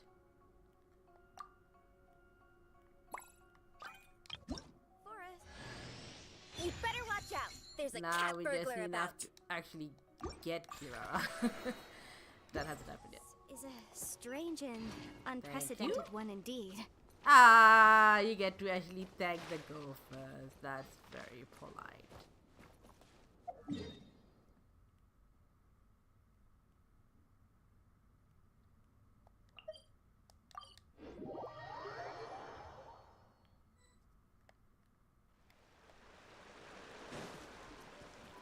Right.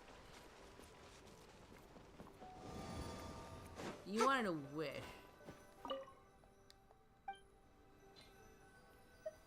Yep.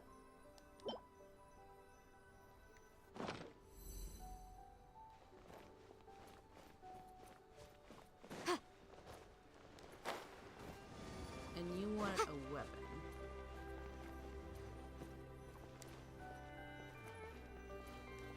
Oh my god. The hitbox.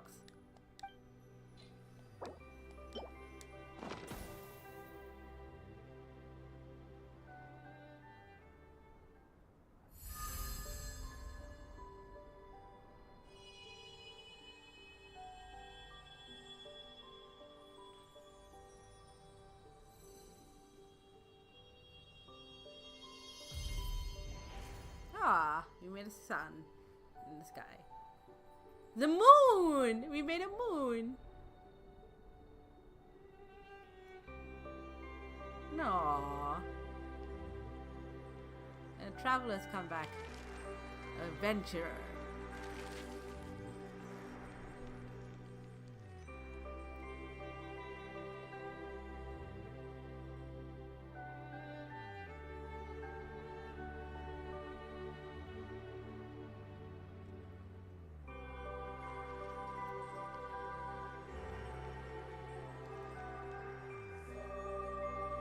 Aww.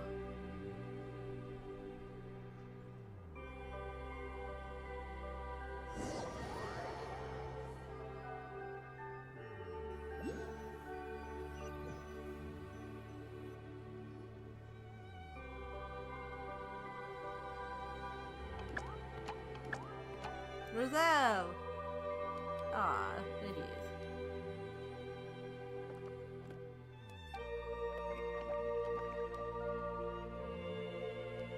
Haha.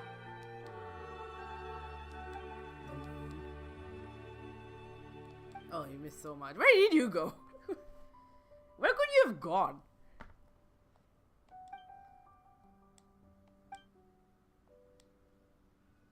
Aw, that's so sweet.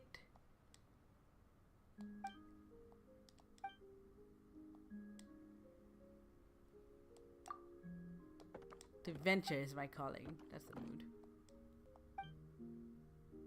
value carpets and hats. Oh.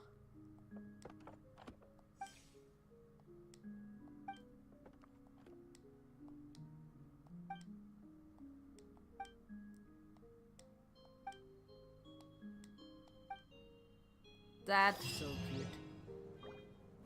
Oh, look, they're all little wings.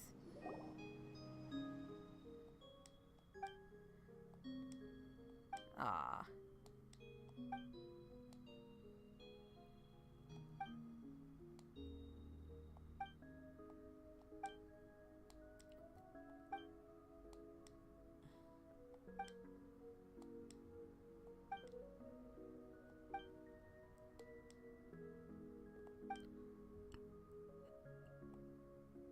Oh.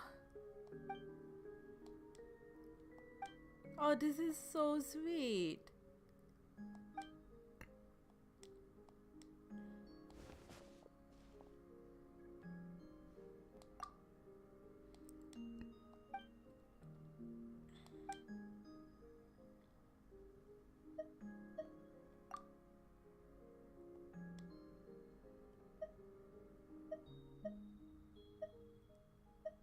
This is Mondstadt. This is Liwe. This is Inazuma.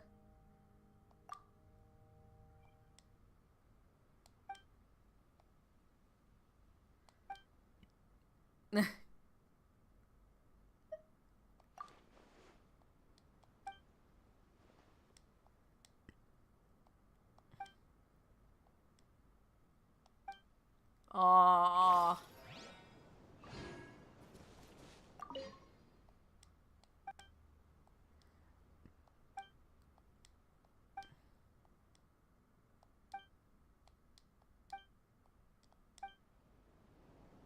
Why are you the most precious of beings? Oh my god. Okay, we need to settle this world quest. Ugh, my legs are frozen over. Ugh.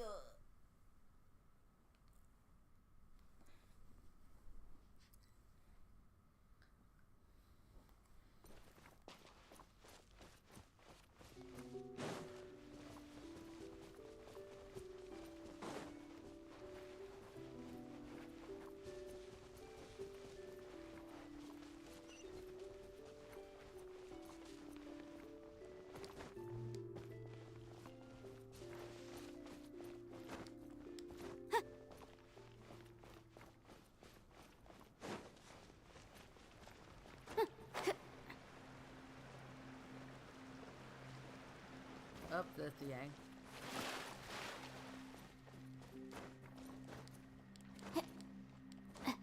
Hello. Marquia Carabas. That's a reference to something.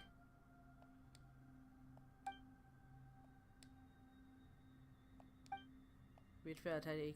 Yep.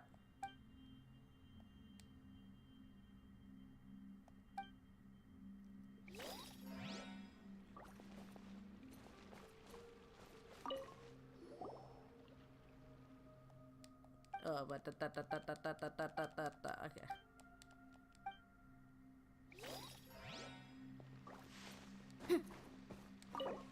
Yep.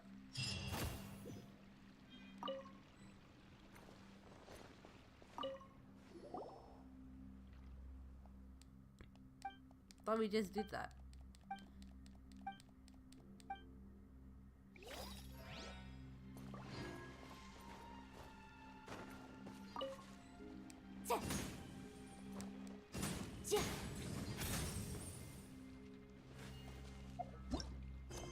Okay, so we've resolved that. Thought you'd react. Look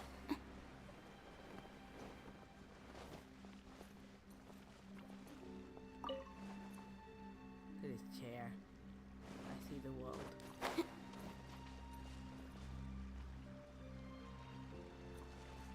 Alright.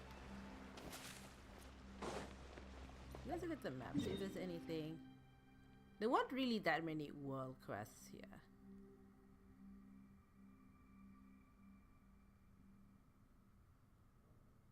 Like, I think you've done a lot in terms of world quests. There's all little, like, tiny mini things happening.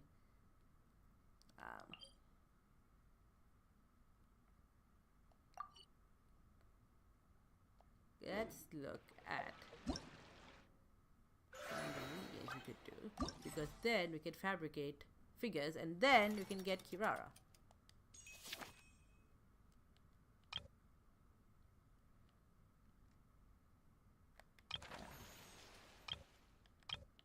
Let's do this.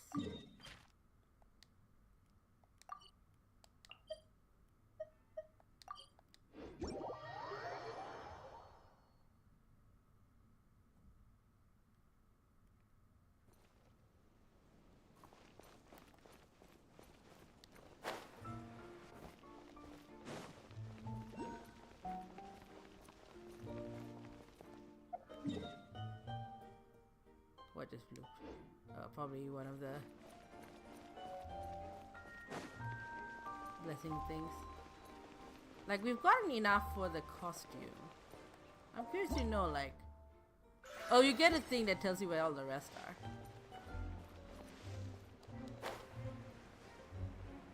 Ah, you're by the beach.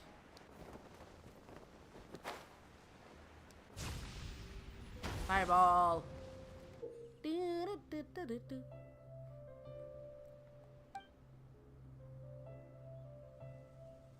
Hang on. I will need to move you aside so I can see what the controls are.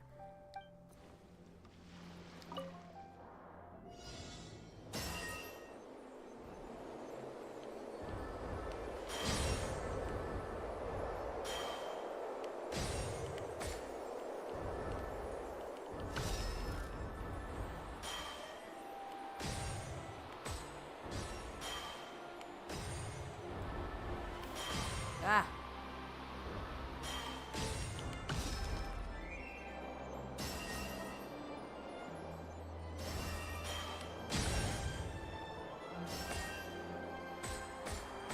Oh, here we go. That's how you do it. Seems so confusing controls.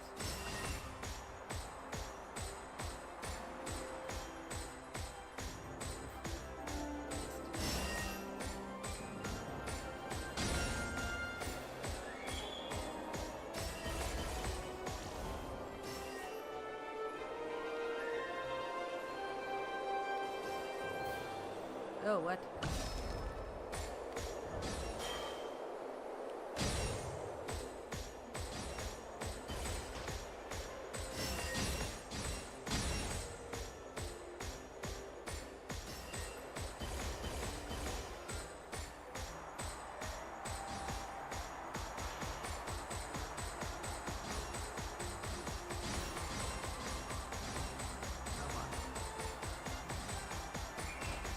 One minute.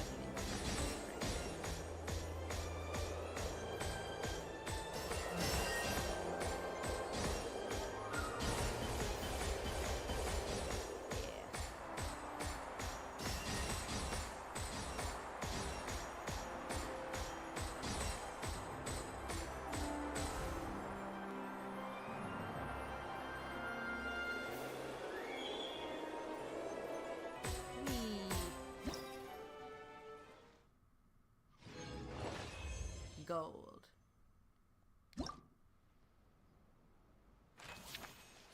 Yeah. Took me a second to figure out what I was doing. Now this is where here.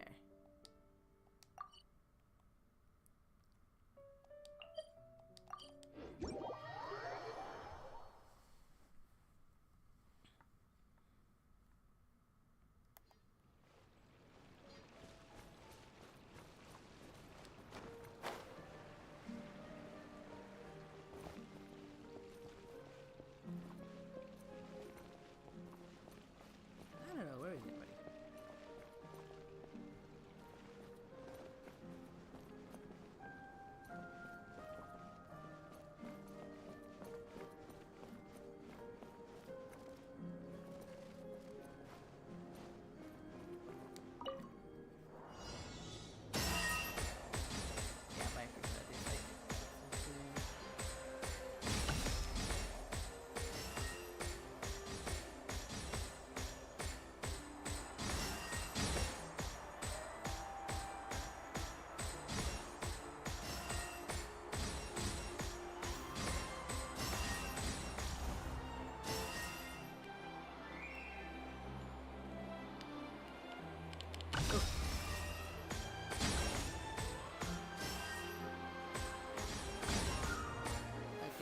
But they do run out of.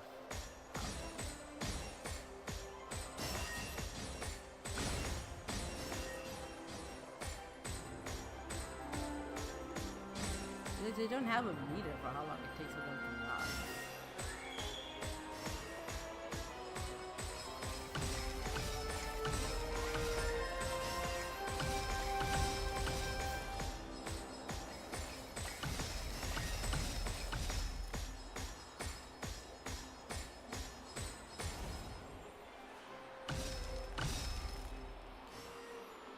I'm losing points.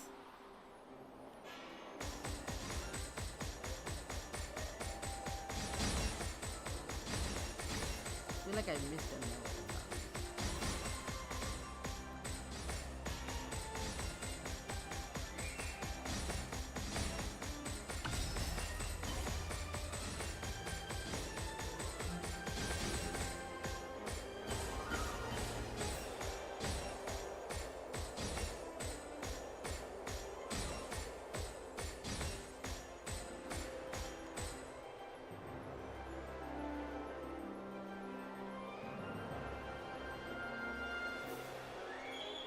Don't know if yeah, it's okay. I'll try again.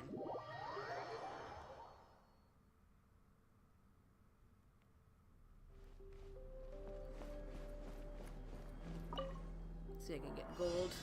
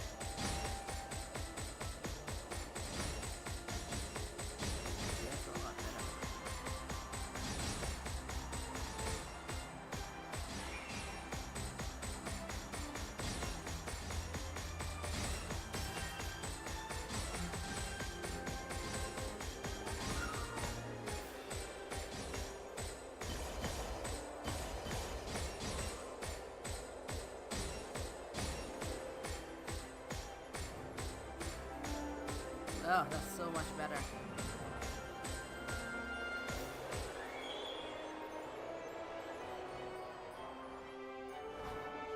Yay. Done.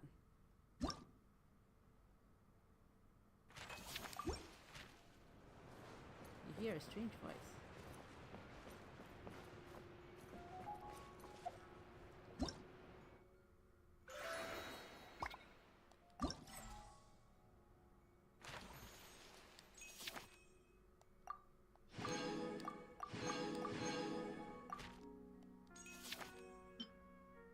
Hey, look at that.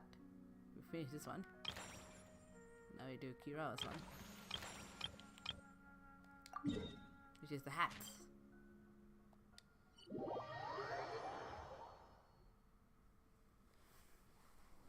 Yeah, stretch.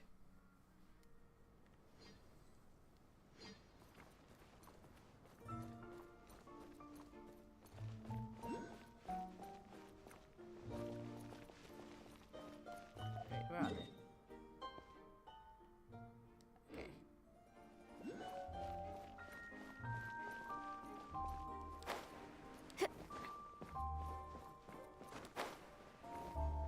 We talked to Hat Guy. Well, not Scara head guy.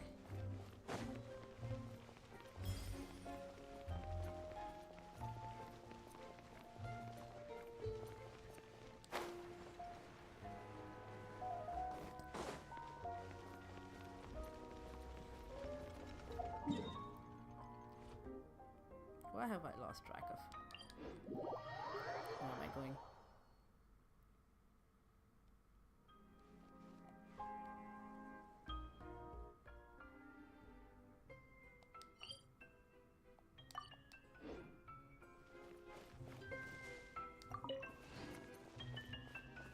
Just stuck in time.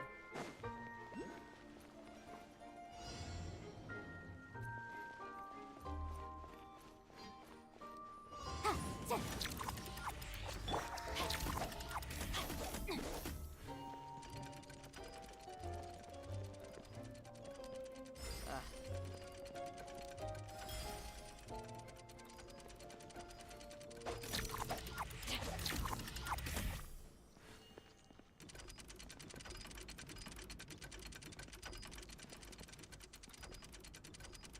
There we go.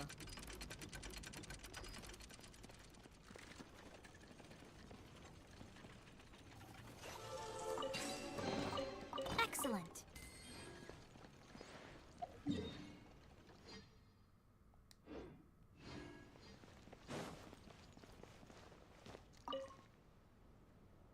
It sounds but exceptionally wise and Ted to be able to find my treasure. Pile of stones on the tree in my backyard.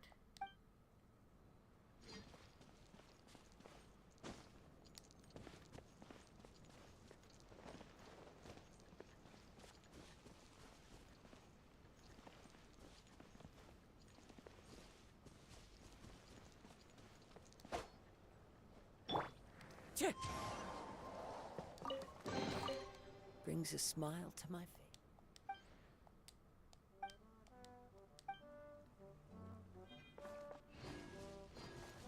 Okay, now there's a bit of a treasure hunt here.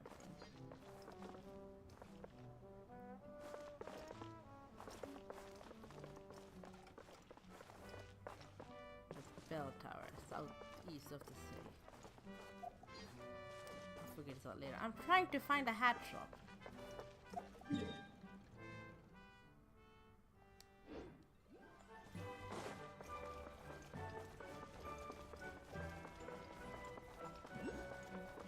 There you are.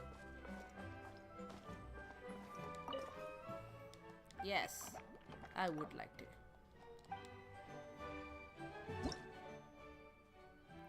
Flying hats can attract up to one toy figure at once. Somebody with a combo.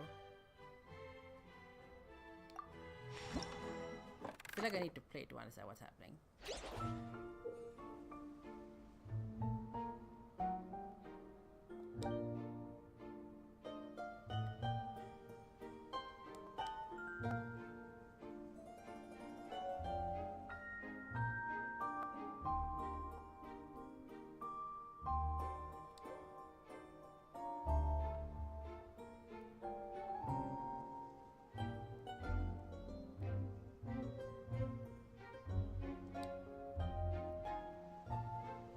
Oh, he doesn't pick them up? Okay.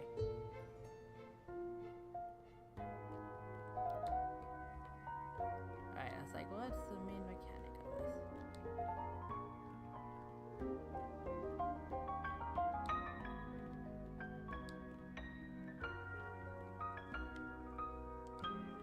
Alright, so basically just have to aim this carefully.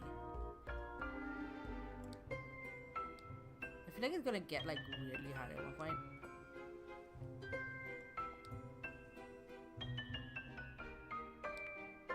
Ah.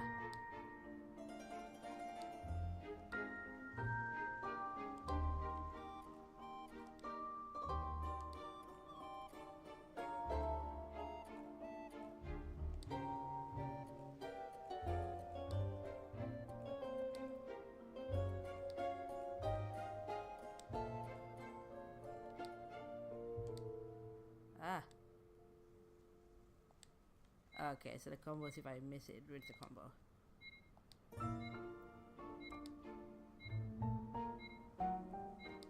There you go.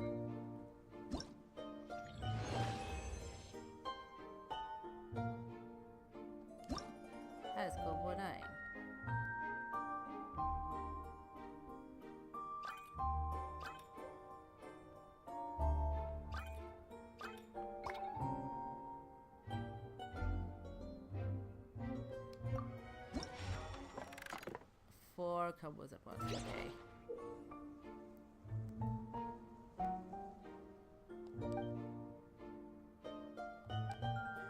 So we need multiple with the same clothes. Okay.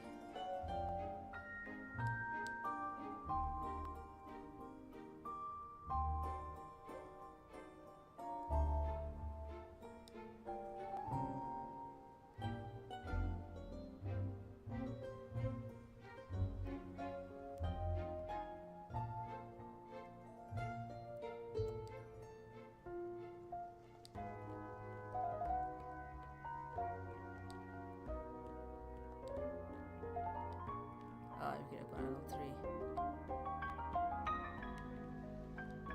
Oh, missed it.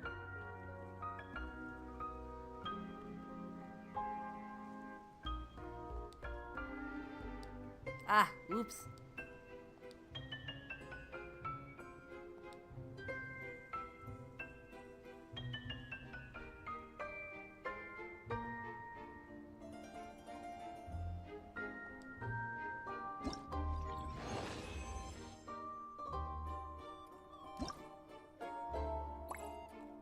I have no idea how well. Yeah, okay.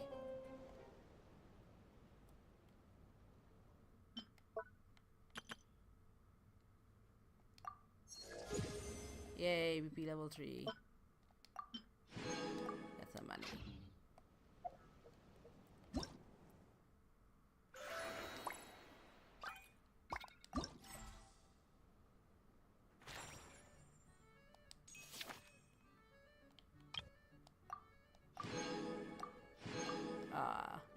Missed out on 5 of these.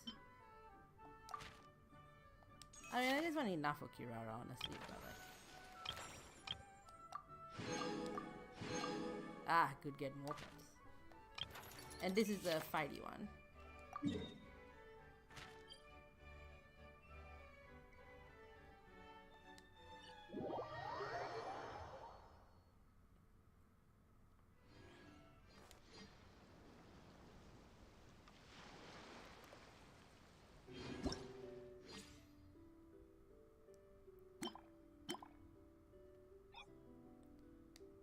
Let's... Oh, normal is level 40. I can do better.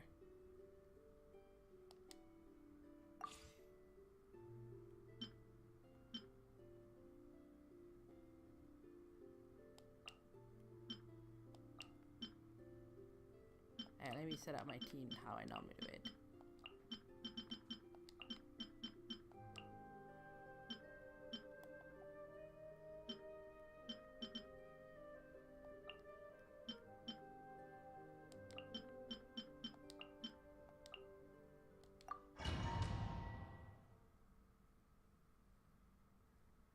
Almost time. 10 more minutes until we do another check-in.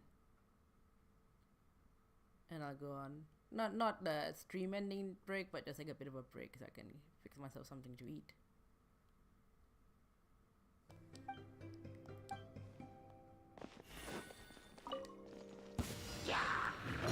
Let me read you a verse. Ah! Right, this off the side.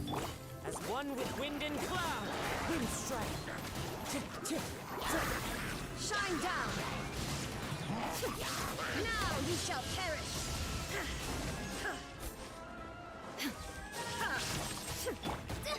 Don't touch me! Just like you rehearsed. Flash! Tap! Clouds high, the birds call. Witness the power of Gura. No, my... Go on. Inazuma shines eternal. There is no escape.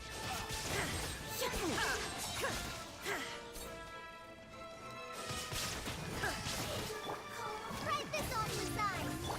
As one with wind and Valor cloud. begin.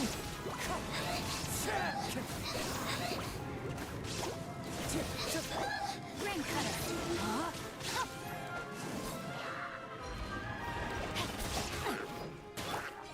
Now you shall perish. Illusion shattered. Clouds high, the birds call.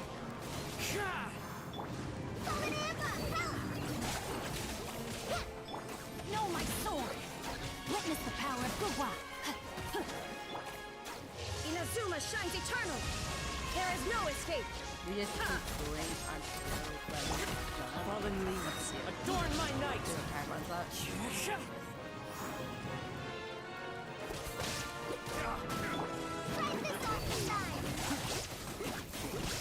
Come again. Shine down. As one with wind and cloud! Oh, okay. Bye.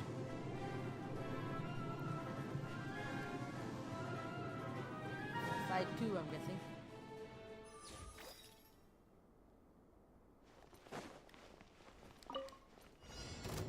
Invisible evidence! Oh, I had no idea, people. Time to shine! Strike a pose! Let the magic Oh, this is almost my like theater kid team. Cool it. Except for the unfazed setup. Meaning. Still be a good chance over to here! catch. Step on up!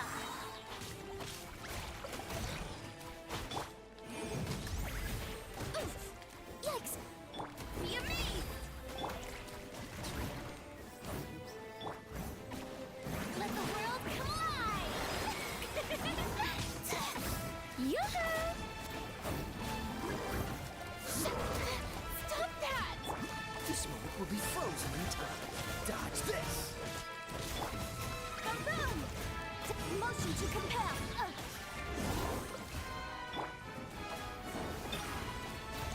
Surprise! Step on up! Let the I'm magic surprised in begin! that too. I don't know how it works. Shower me with praise! Let my name echo in song! Ah! Breath of the flame! Boom boom! Freeze.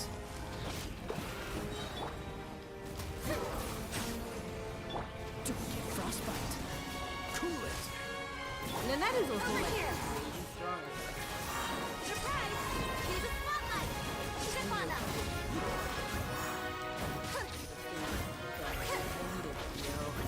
I need it. Motion to compel!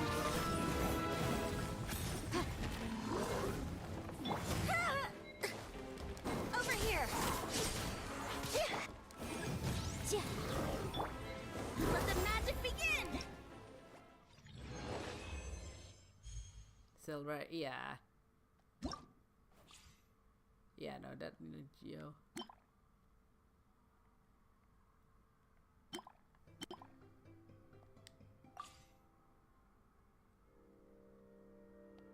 Alright. Let me do theater kids properly.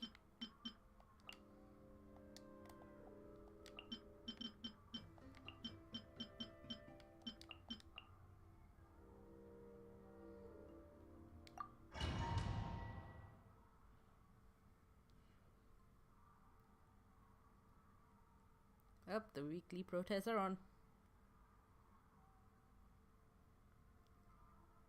Does Lynette Kid actually heal, or did I just somehow be a healer build? Yeah. The birds call! Oh, my muscle memory's gonna be shot.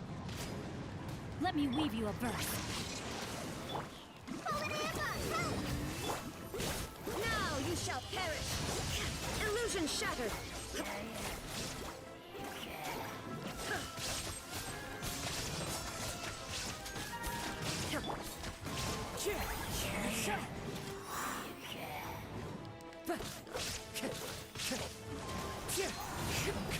Time to go.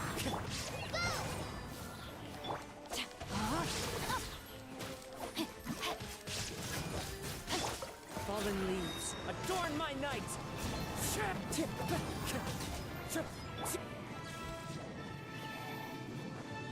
There is no escape. Damn, we're going. Don't fucking run. Who you shooting? Rain outlines your fate. Rain cutter.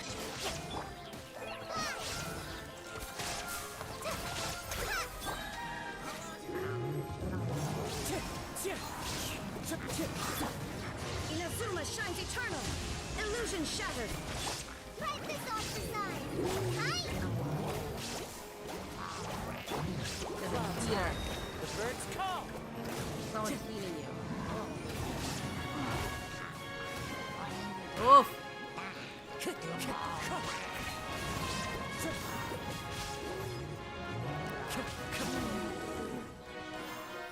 There is no escape.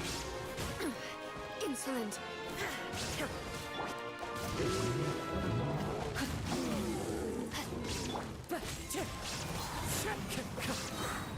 As one with wind and cloud. Torn to oblivion. Goodbye.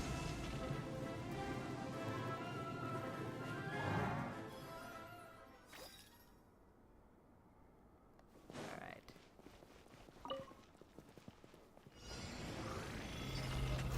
Oh, Here comes this the one, finale. this one. Time to shine. Strike a pose. Be amazed. Step on up. Oh, I'm so sorry.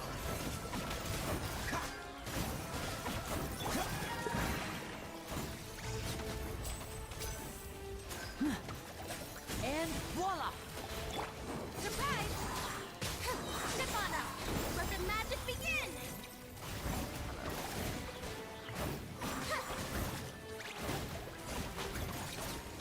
Yeah. Let my name echo in song. Dodge this! What's the hurry? How dare you! Now disappear!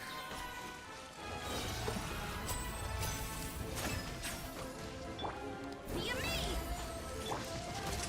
A round of applause!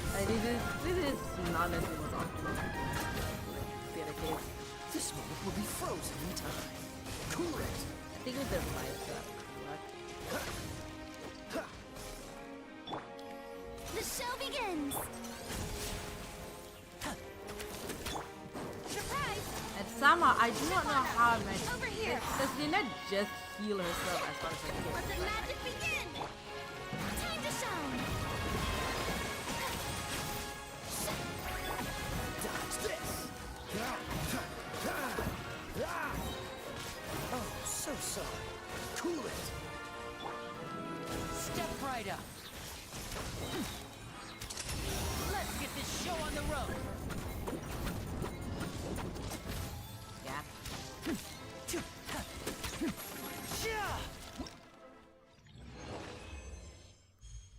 Bronze.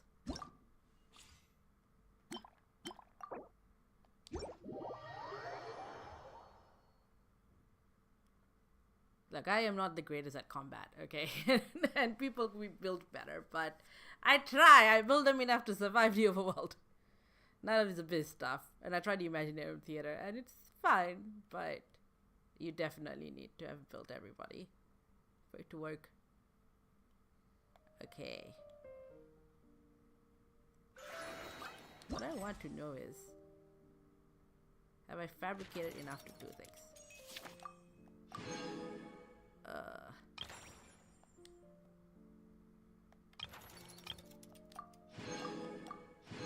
5,000, that's insane. Okay, I'm gonna find all the fabricators. Why can't I just teleport to you?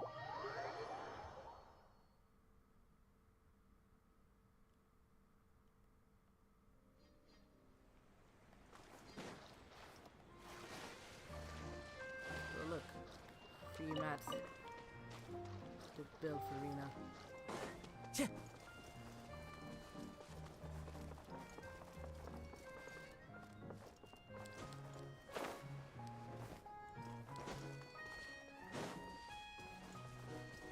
Alright, while we're here, let's do another dono check.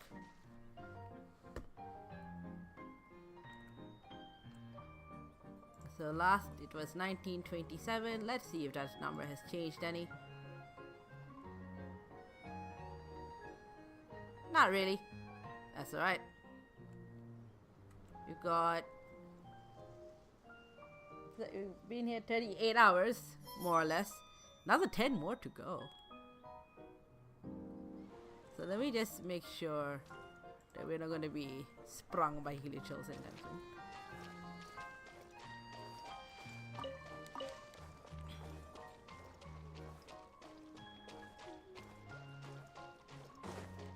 I'm trying to find somewhere to sit. Because we were just at the tavern and then we fell off.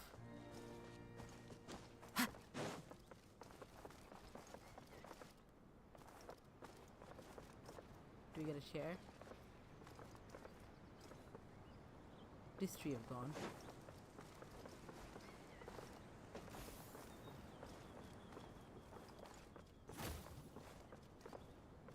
I'm gonna leave you guys at the tavern while I go fix myself up something quick to eat. It was just rude. We have no chairs. Give me some chairs, dude. Be right back.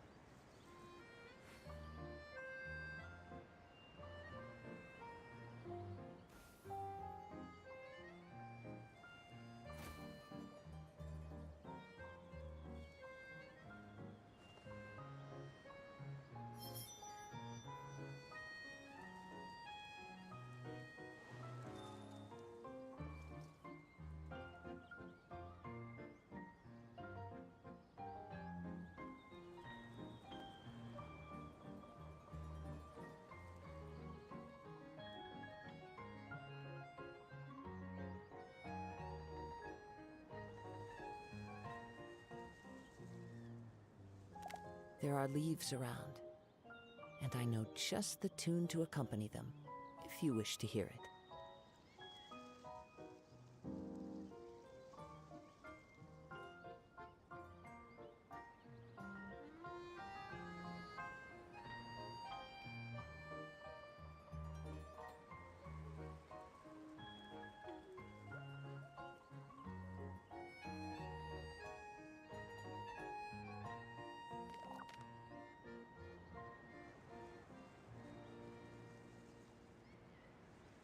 This scenery is wonderful. Surely enough to convince anyone to become a wanderer.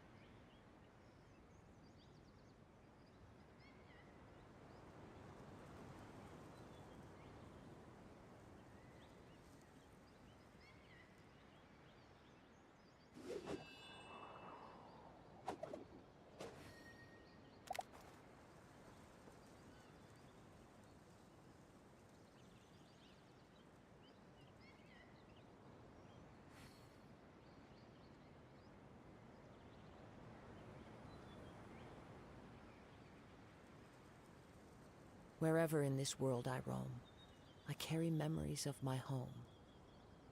This blade, it is the last link I have to the land of my birth.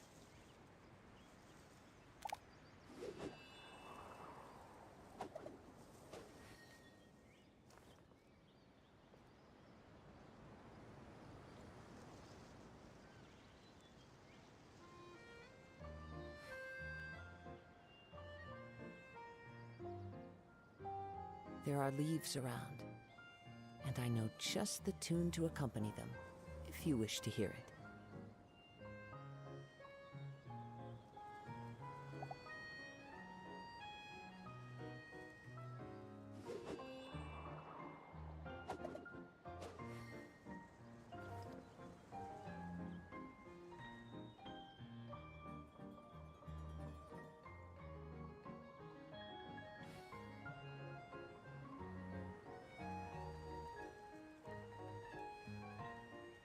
This scenery is wonderful. Surely enough to convince anyone to become a wanderer.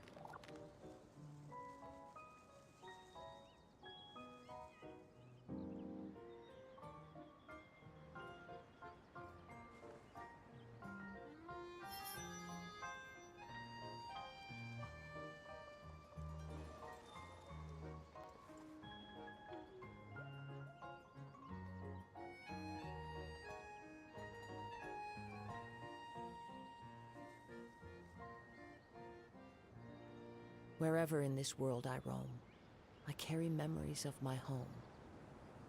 This blade, it is the last link I have to the land of my birth.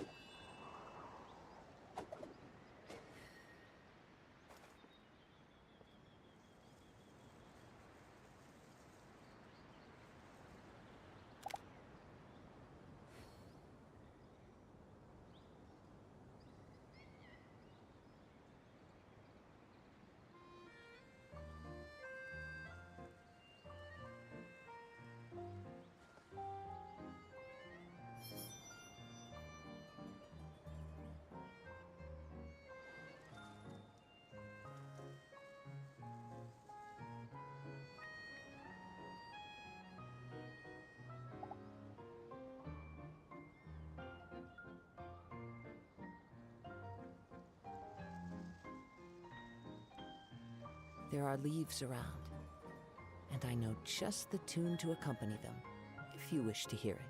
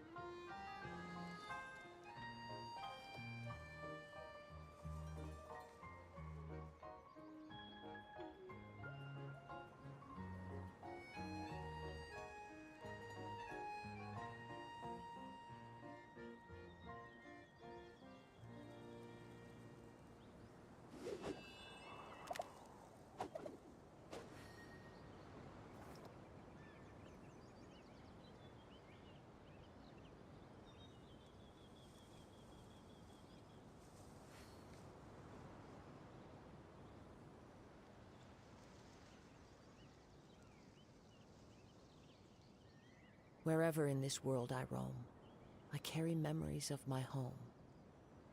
This blade, it is the last link I have to the land of my birth.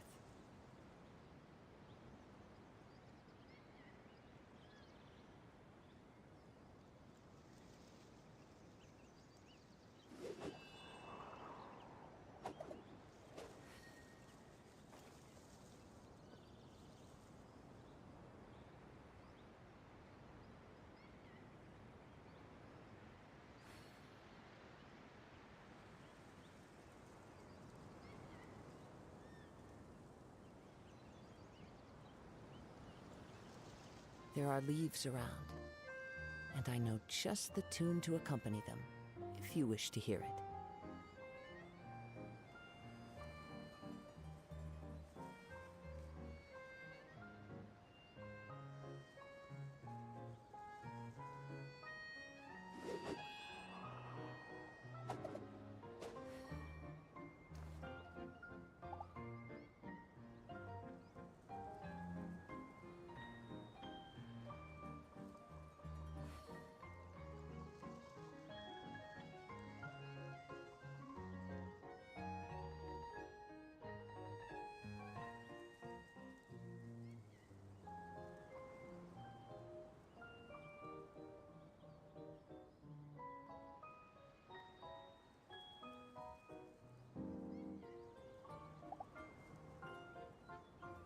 Wherever in this world I roam, I carry memories of my home. This blade, it is the last link I have to the land of my birth.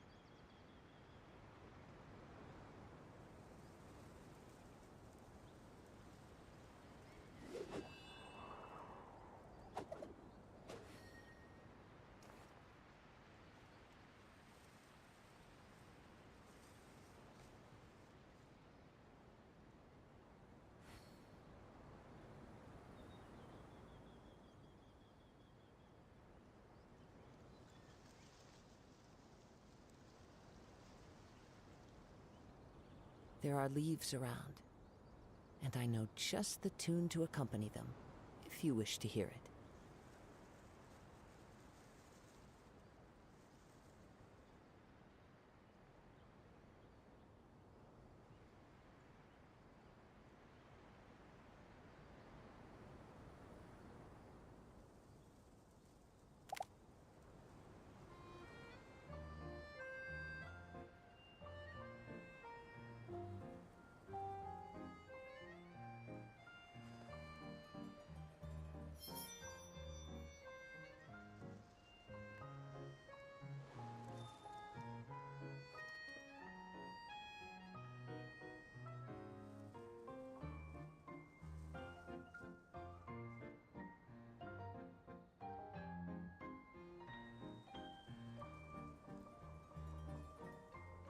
This scenery is wonderful.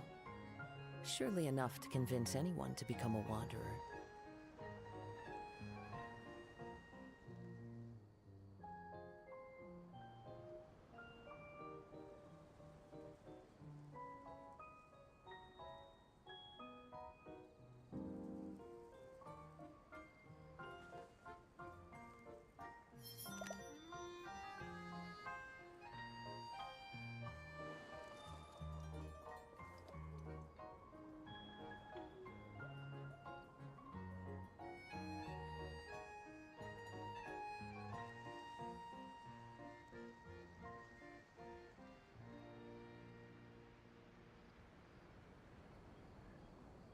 There are leaves around, and I know just the tune to accompany them, if you wish to hear it.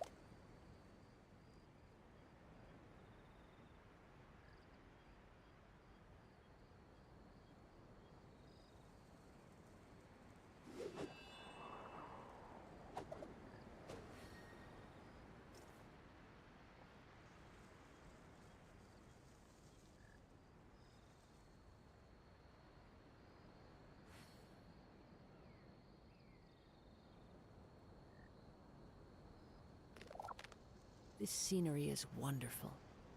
Surely enough to convince anyone to become a wanderer.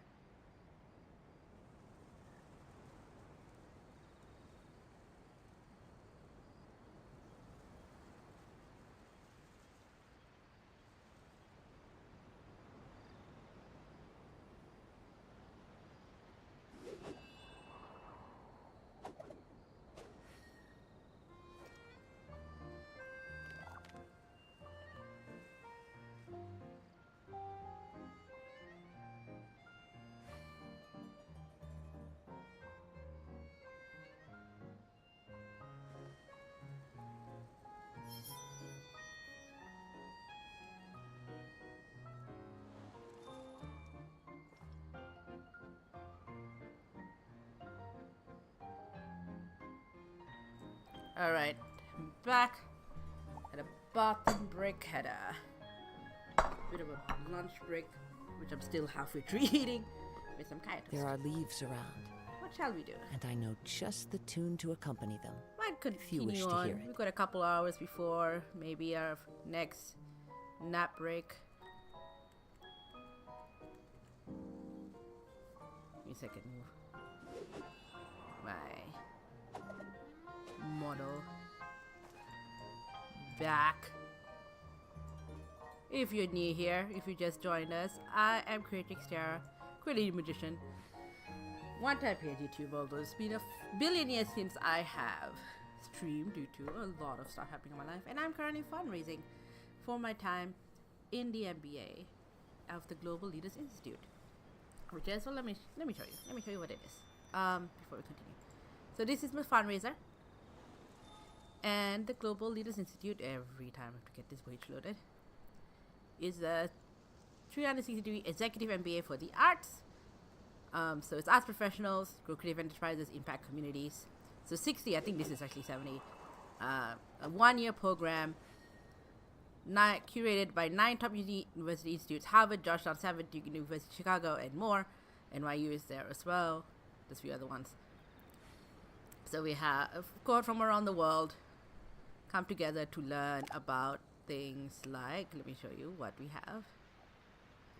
Aesthetics, this is the first one. We've already got some reading for it. Wherever in Engages this in world I global roam, development, which is a bunch of I very carry dense memories of reading my home. about Western philosophies around aesthetics. Displayed. And by aesthetics, I don't mean It is the cottagecore last link or I emo have or to whatever. the land This of is my like birth. beauty and the arts of art, basically. And advocacy and action, measuring results, evaluating impact. So, you know, how to know that what you're doing works. Culture and practice of art, creativity, neural, and social enterprise. For those who are not sure what social enterprise is, it's a type of business model where your profits go towards, or the purpose of your business or your profits go towards making your world a better place in one way or another, right? Surely enough Some sort to of social convince good. anyone to become It's a different from a wanderer. non-profit in that you can make a profit. Technically, non-profits are kind of a legal structure where you can't have owners or shareholders get any profit back. Social enterprises you can, legally speaking, but usually what the business choose to do is reinvest those profits or have the entire business model be to do some good in the world. I used to work for Sandvik, the Social Enterprise Network Victoria, and that was basically the whole point was to support social enterprises doing stuff. So this is a way for you to learn how to There make are stuff. leaves around. And then you get into and I like need just the tune to practical accompany things them, like economics, if you wish to hear it. human-centered design, finance, leadership, market-based revenue. So this is operations. So this is stuff that you would expect from a traditional MBA. This kind of like nuts and bolts of running a business, and not just running a business like a sole trader, but this is like executive level. But it's also paired with like a lot of stuff around like community work and art and all that stuff, because it's an art This MBA. scenery is wonderful. And then there's also like so Surely many enough to things you convince can anyone to become a do. wanderer. Thanks, Kazuha. There's so many things you can do. There's like labs, there's projects, there's field internships, there's a summit, there's there's stuff where you just like challenge yourself to be better. There's a bazillion things. So I am one of 70 from a field of 631 applicants, which I learned recently, which is an 11% acceptance rate. A little less than the current funds I have. This traditionally executive MBAs are funded by your company, so your employer. Wherever I in am this world I roam, self-employed. I carry memories of my home. Yeah. This blade. It is the last link I have to the land of my birth. Thanks, Kazuha. I am paying this out of my own savings mostly, and the family inheritance. Part of the reason why I haven't been streaming in a long while. So a little bit helps. And this will go towards the fees and any other costs. The fees are $9,000 US, so in Australian dollars, 1,700. We have 8 days, so I'm doing this 48-hour stream to see how much we can get. If you wish to hear it, we can hear it later as well. See how much we can get, and from the stream so far, we got $175. So it's getting somewhere. One of which is anonymous. I don't know where it came from, Mr. Prp, but thank you. So let's get back to it. We've gotten over 38 hours already, so we're more than 3/4 the way through. And we started midnight Saturday Melbourne time. We're going until midnight Sunday, or maybe if I don't crash. I'm starting to crash, just a heads up. But yeah, let's get, usually I stream in chunks of like 3 to 6 hours. And we've got a couple more hours. Let's see if we can run around doing more Genshin.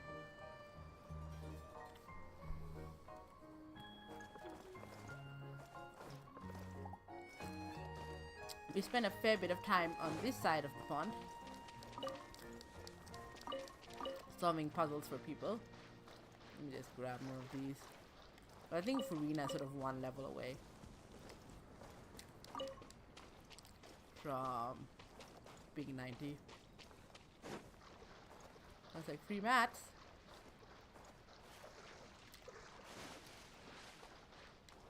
So let's... Oh, I was gonna go make the fabricator first. Right, yes. I don't want to get Kira's costume.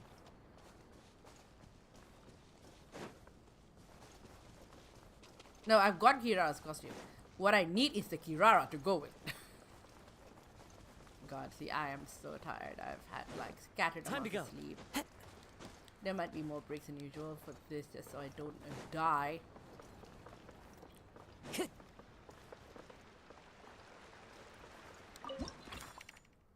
Let's do 5.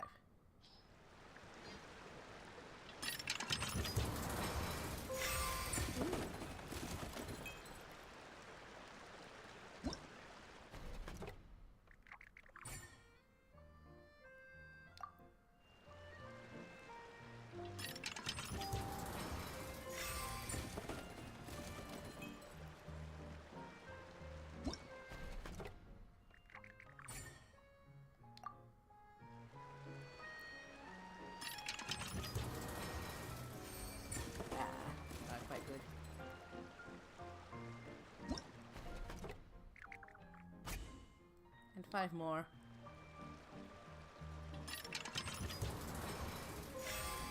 Hey.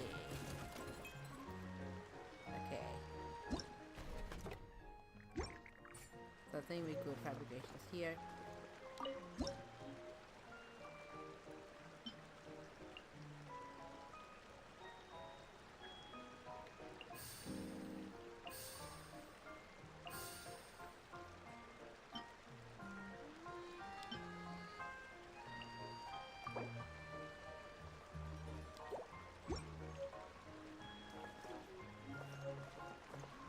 Oh, we have a dispel.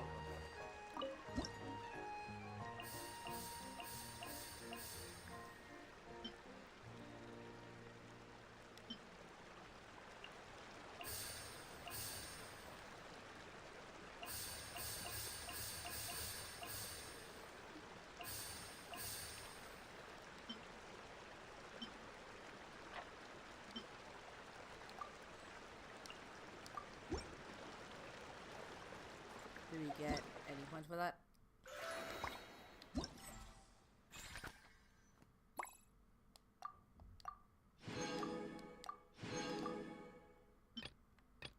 Okay, we just need to fabricate X many times.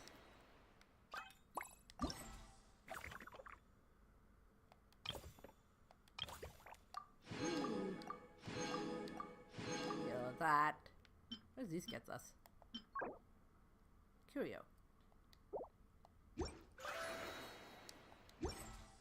So many things to win in so many pieces. Let's go. I think we've sort of explored a lot of this. So let's go to Metropole. I'll eat my kaya toast. Vale.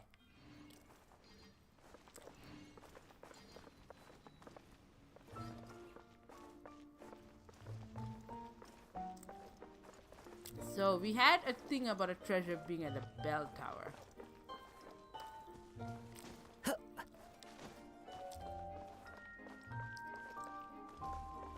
Southeast of the city. Let's try. What are we trying?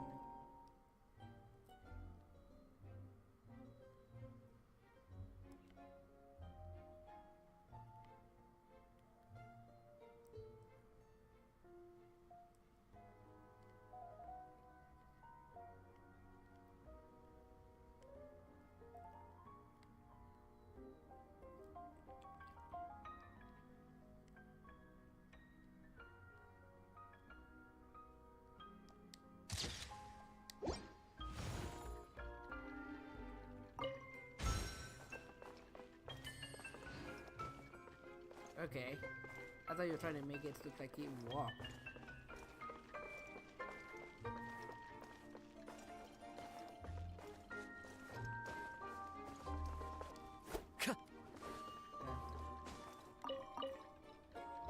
Oh, look at all the hamsters. What are you doing here? What's happening here?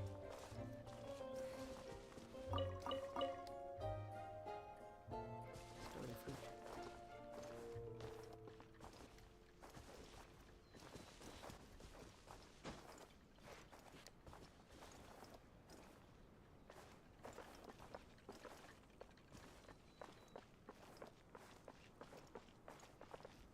We had a seek, okay.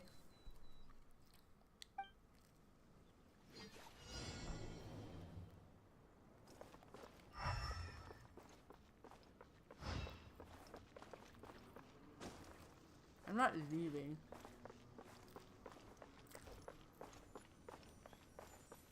Oh, hello. Hello.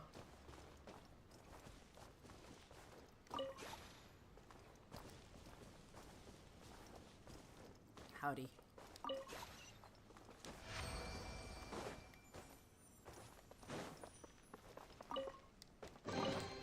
A fateful offering.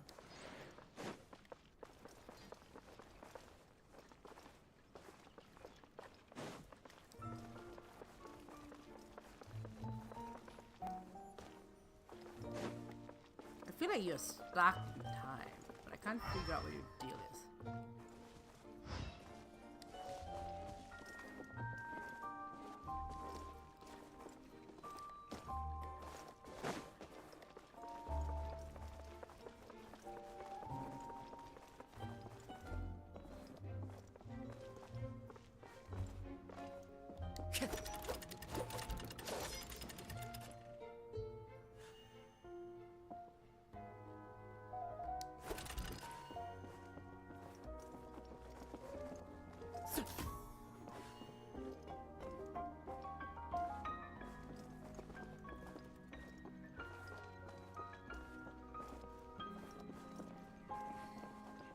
I think we did a thing.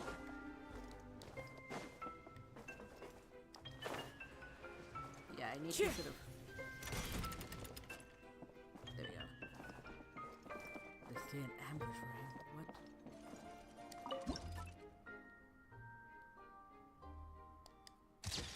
What? We just help him taking photos for him.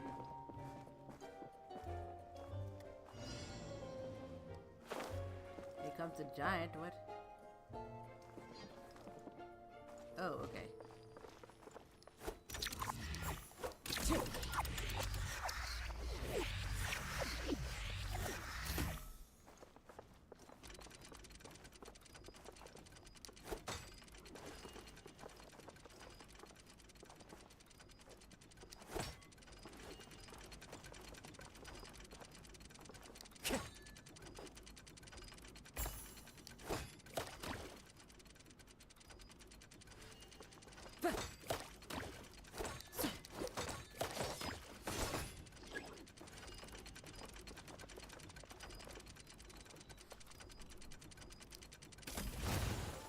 Hey. Who says there aren't benefits to a life of wandering? Oh, I need to find a fabricator here too. Secret.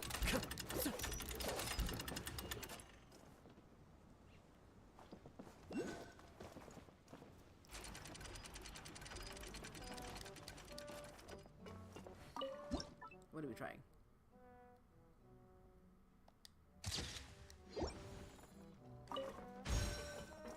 I mean, thank you, but I don't know what.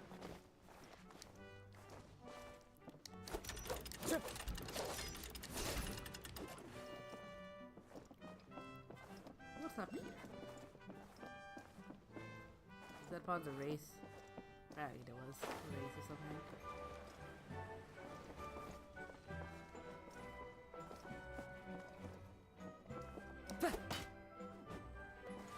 What happened here?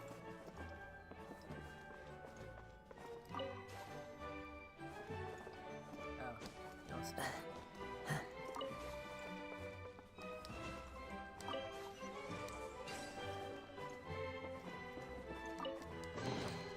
Who says there aren't benefits to a life of wandering?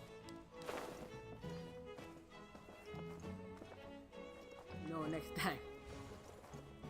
Hello. Got a cabbage.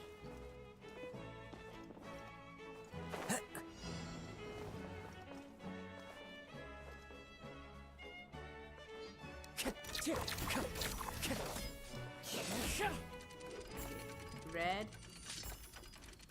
blue.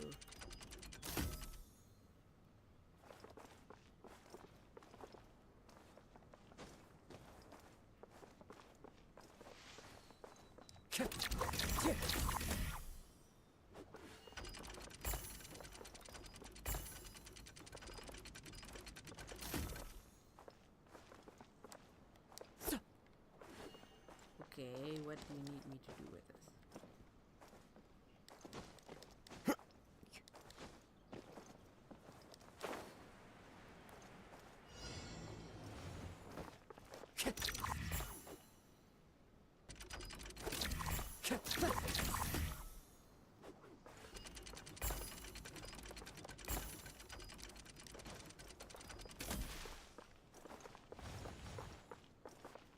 Yes, it's red, blue, blue.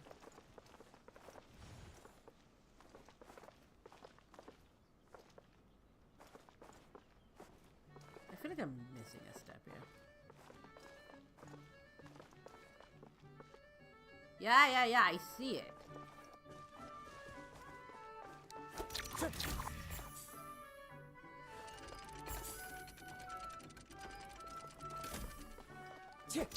Oh.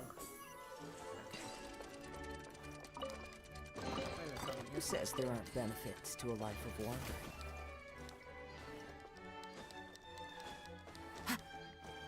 You're sparkling. Why?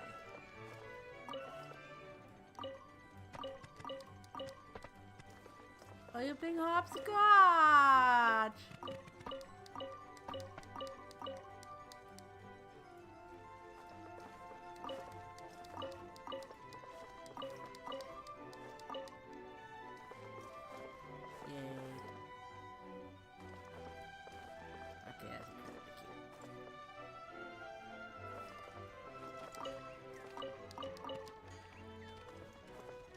This vegetable is hiding in your world, but okay.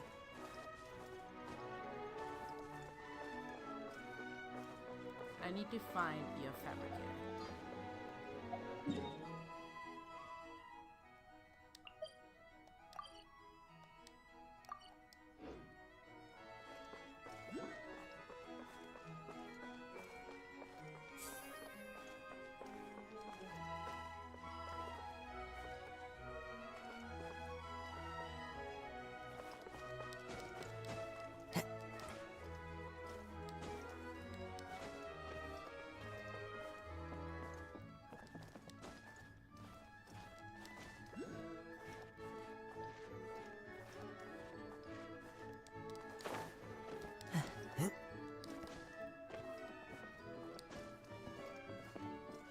Follow the wind.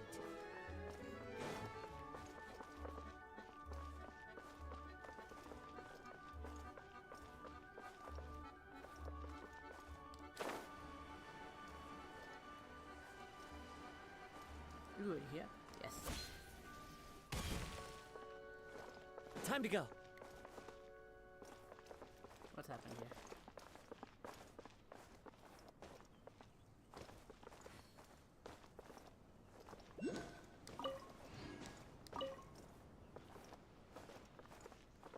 I can give you one.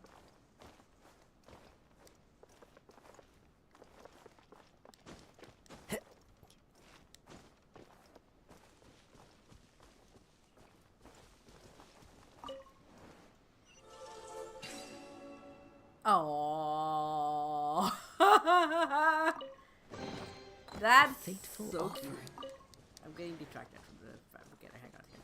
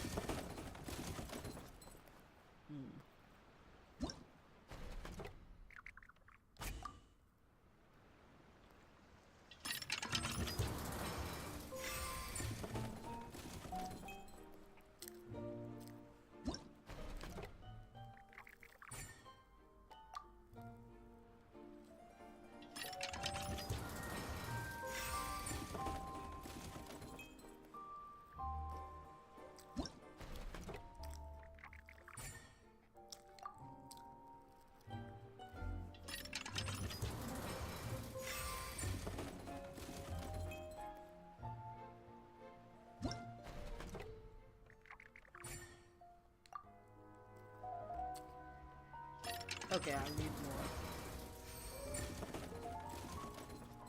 Especially from events for people getting more scores.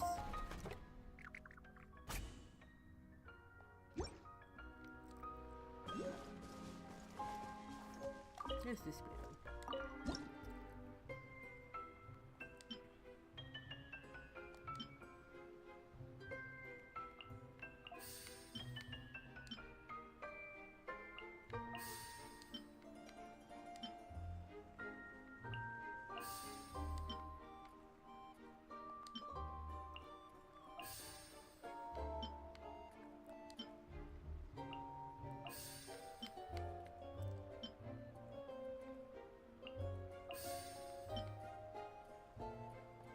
All these gluey people.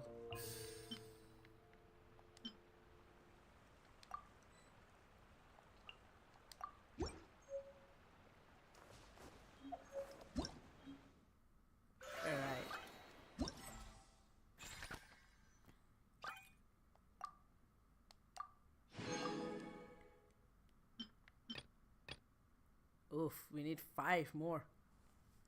We're short.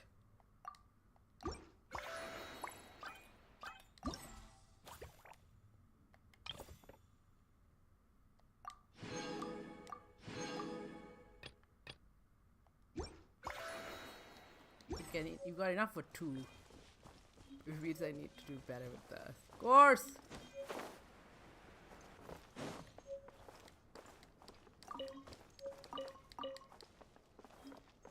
Just look at the challenges.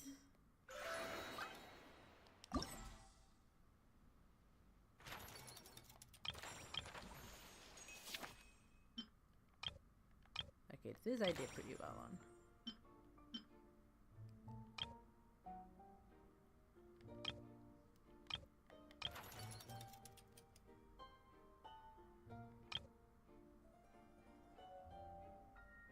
Ooh. But it this. Yeah, it is silver.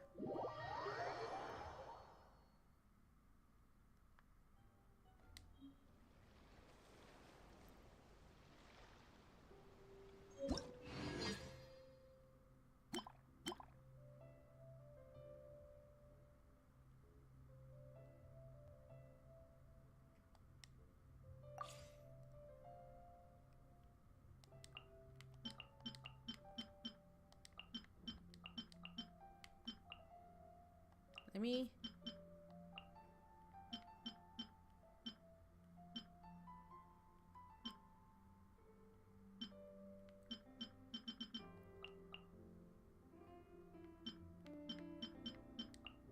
Oh, I can do them both. I'm just gonna use them both.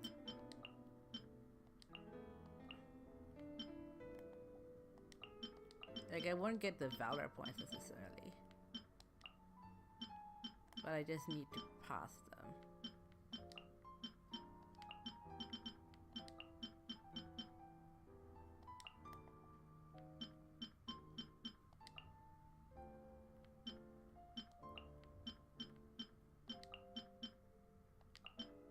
Like, yeah, I won't get Valor, but I just want enough points to at least get second.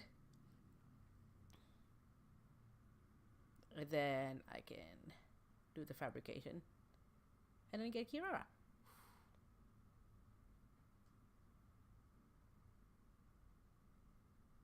I think. Yeah, let's start 5 fabrication. Yeah. Huh? You can. Clouds high. The birds call.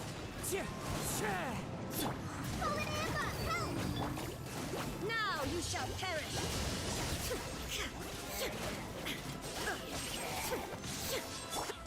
Let me weave you a verse. No, my sword.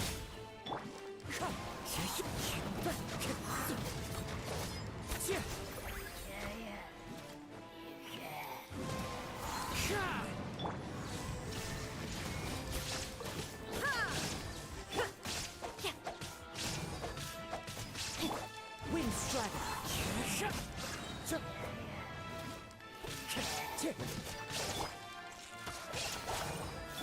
Fallen leaves, adorn my night!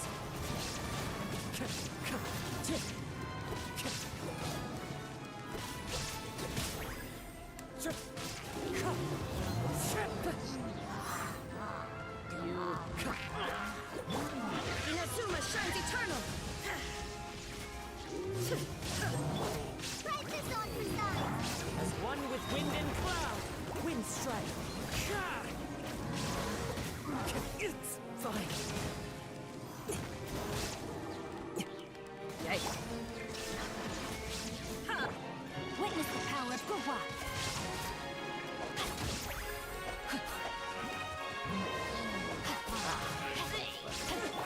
Shine down! Oh, nice. Time to act. Stop running away from me.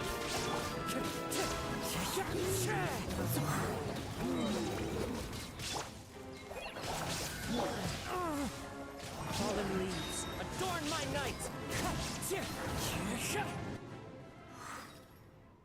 Alright, we're back. Let's see. Rain cutter. shall perish!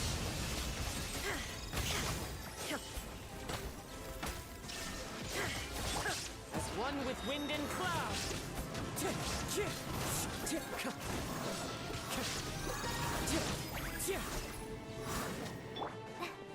Just like we rehearsed. Illusion shattered!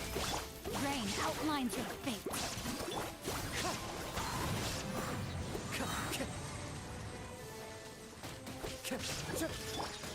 Torn to oblivion! Shine down! Ha! Clouds high. The birds call. Wind strike. Witness the power go wild.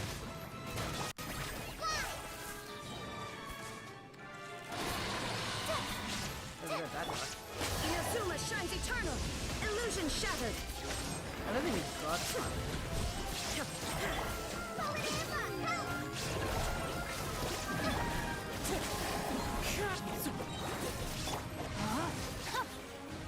Fallen leaves. Adorn my night. Shine down!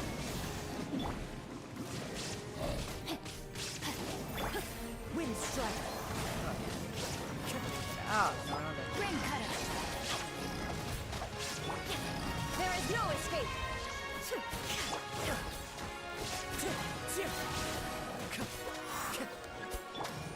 Now you shall perish! Shine down!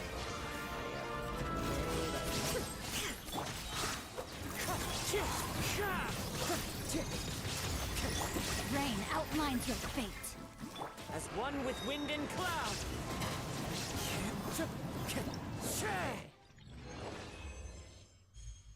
Still.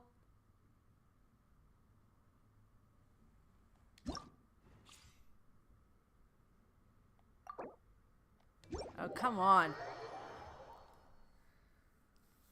Still? How much do I need to make it silver?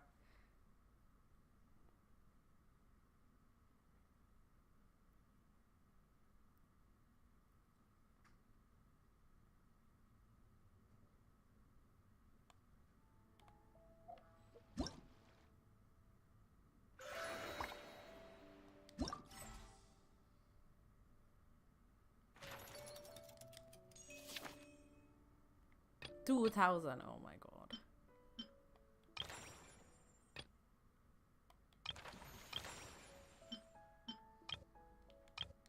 Ah, we shall see. Maybe I won't get Kira after all this. No.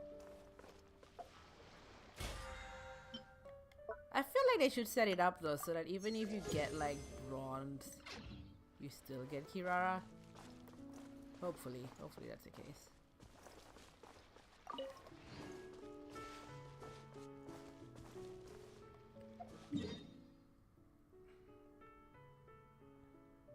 Alright, let's keep exploring.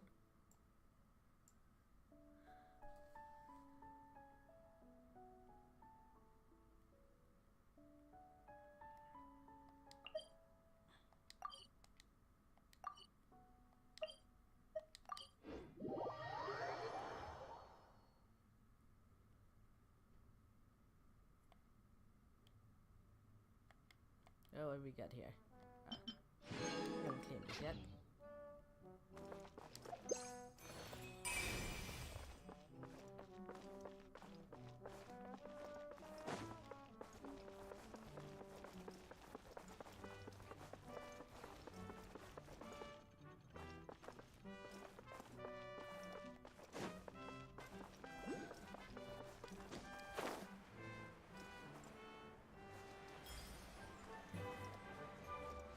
Here. I mean, we've gotten enough to get the costume. We should flip the costume in like.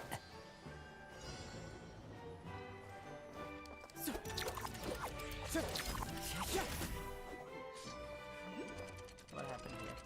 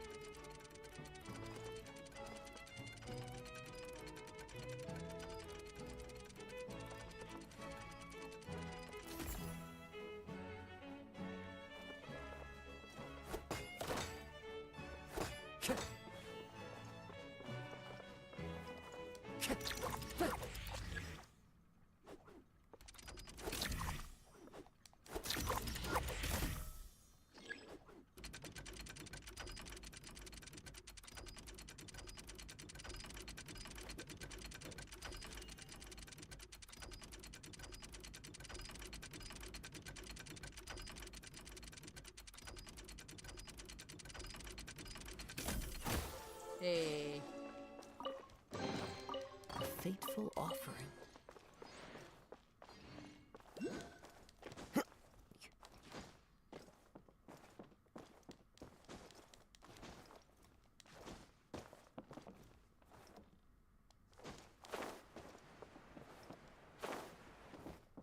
Yay.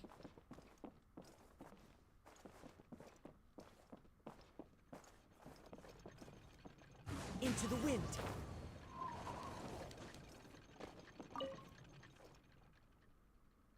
Okay. Okay, right, like green light.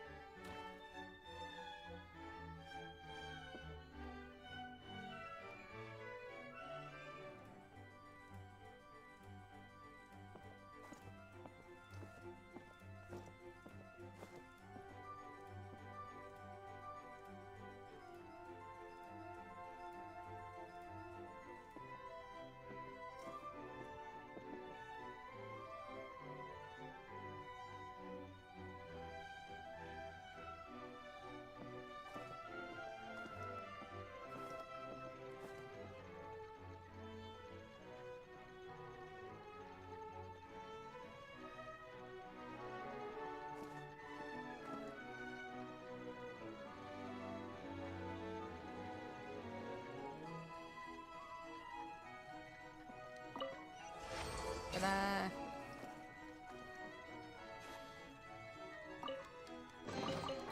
Who says there aren't benefits to a life of wandering?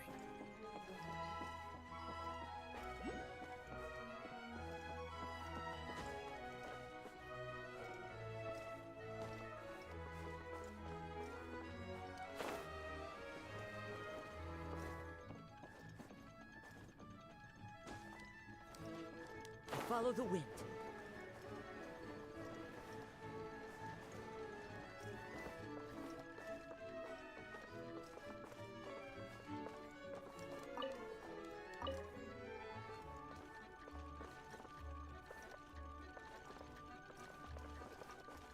Yeah, we're slowly checking through. Sorry, I just got like really quiet suddenly.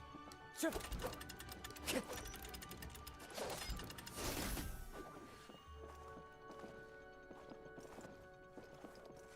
I was like really focused on playing.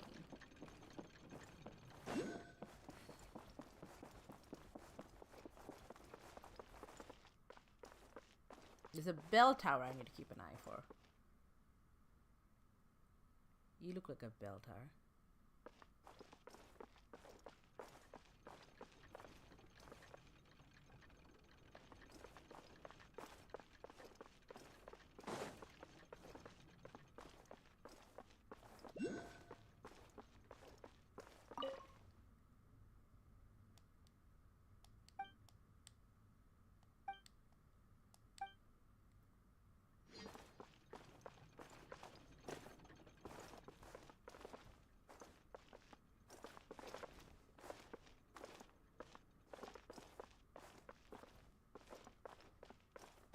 Yellow, green.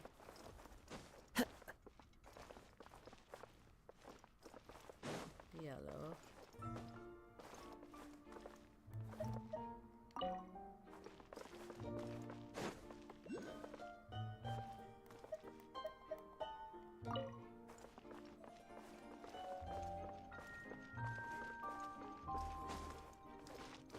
That wasn't right.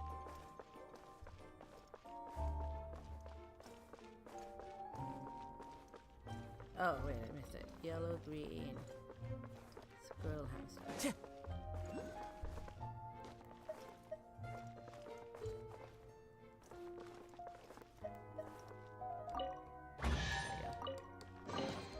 Brings a smile to my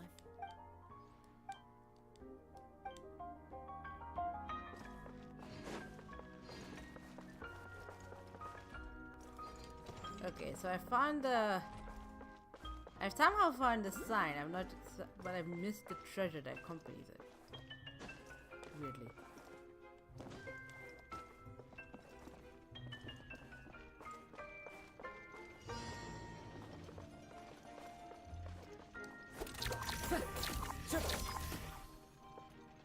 Okay.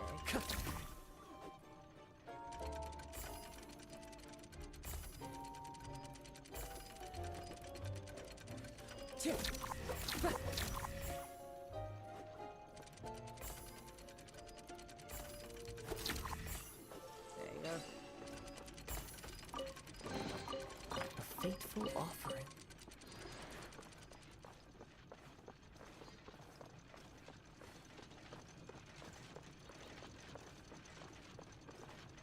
Yeah, they really should have swapped Time to over go. the costume and Kirara.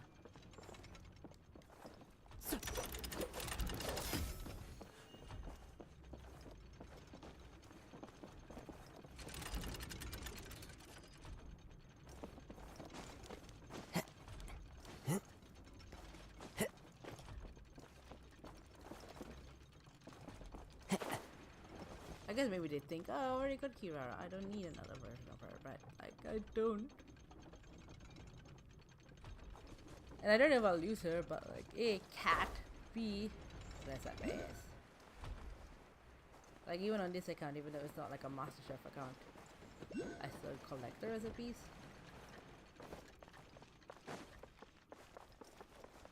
Although I do need to, like, at some point download.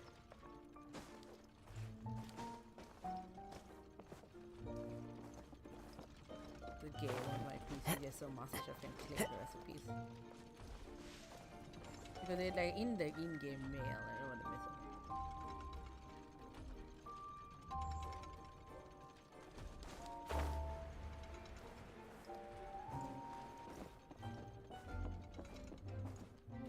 The wind knows me.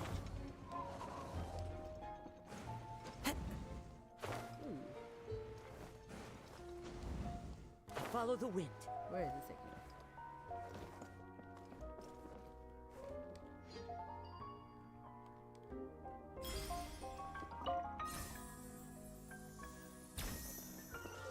Hello. A fateful offering.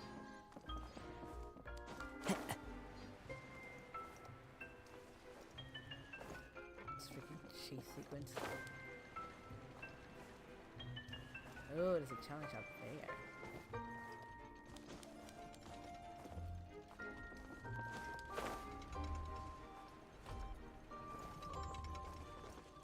That I need an archer for.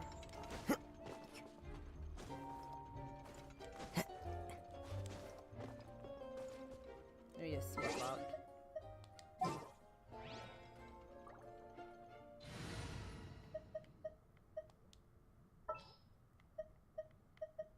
Trainee Forest Ranger Kale, reporting.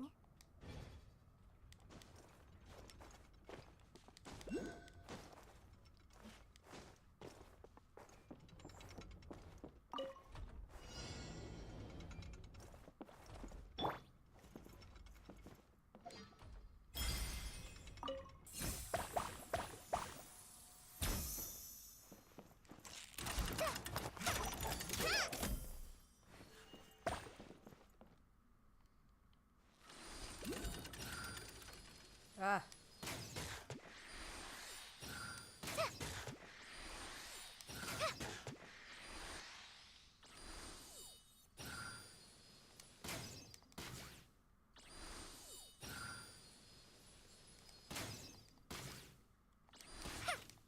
Oh my god, my aiming so shit.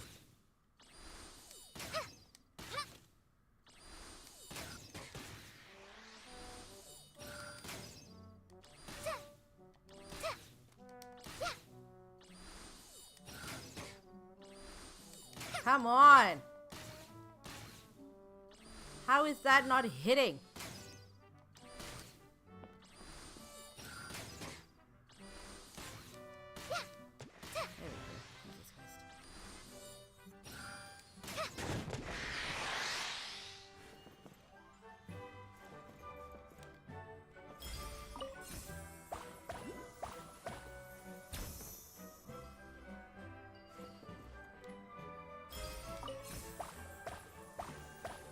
Wasted 30 seconds.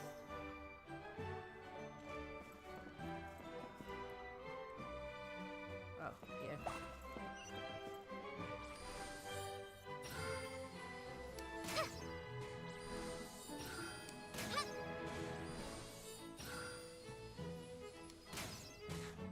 Come on!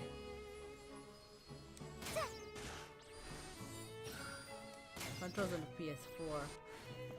Jankier than they need to be. Wah! I feel like this would be much faster to mark at this point.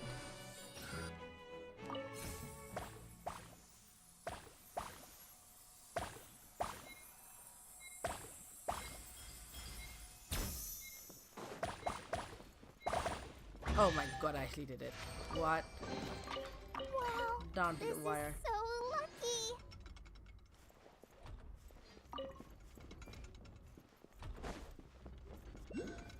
I totally forgot the clue for like the other treasure.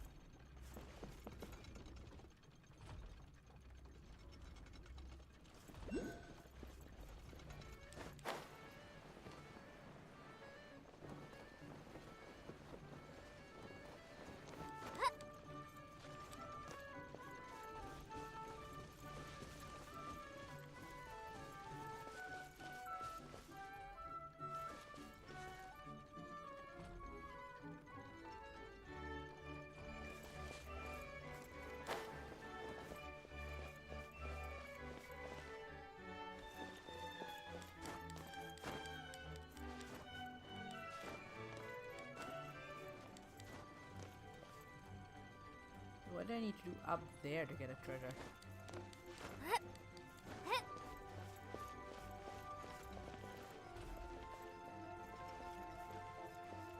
Street edge.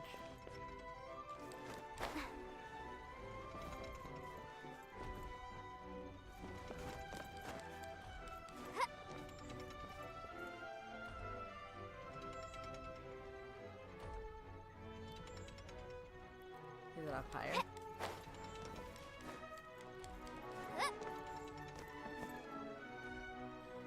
Maybe. There's so many layers to this.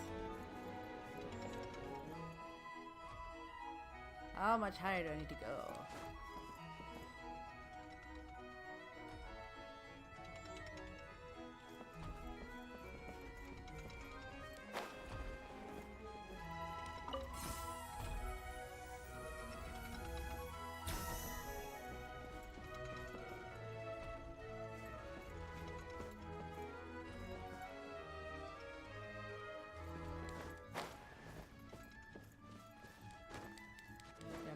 Jump. I'm trying to some guide somewhere, so I was already done. I'm like mapping out this entire area.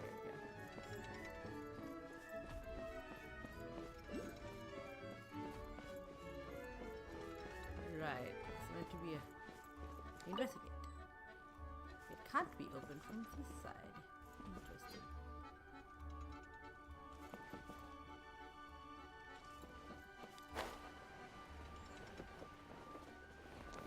Wait, where am I going? Do I have to go inside and do it? Maybe.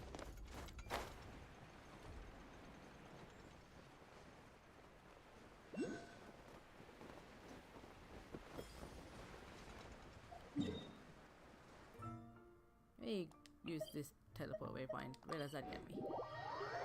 Inside.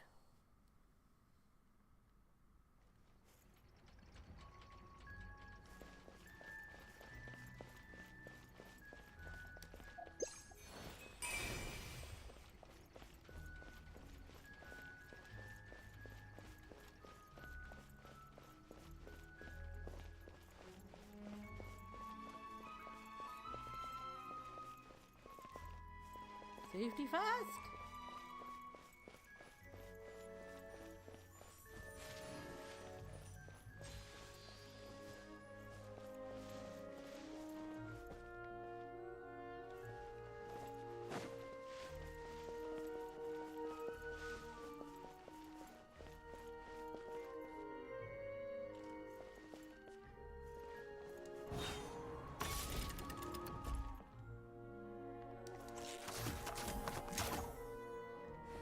Oh, that just gets me up here and go any higher.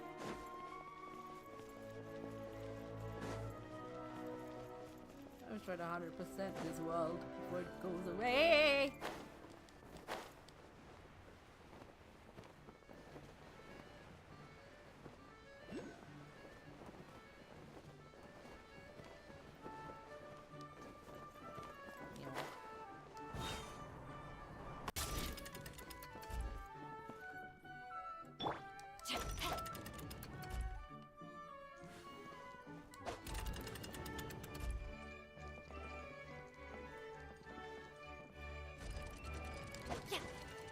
Oh god, yeah.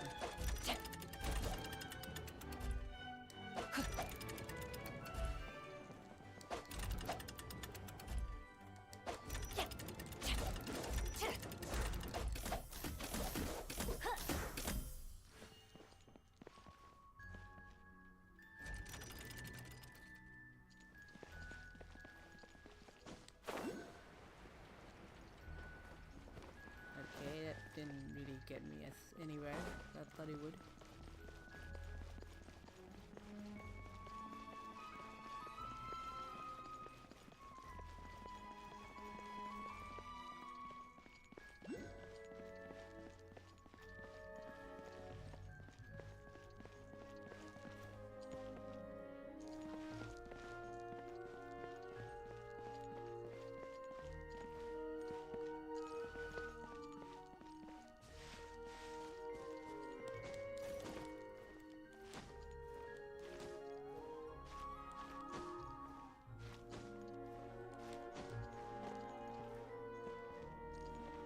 What's up here? Stars.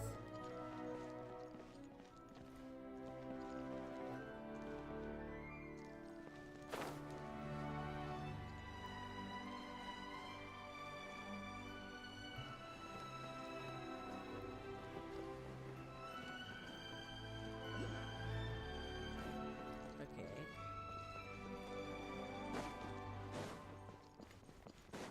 I somehow made my way here.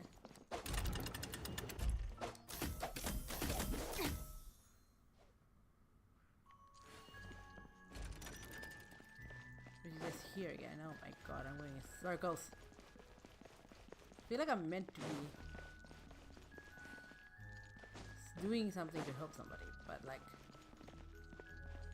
not seeing it. Oh.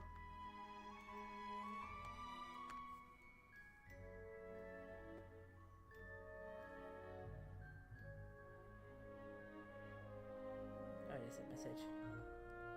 It's 3 o'clock. Let's do one more over Genshin.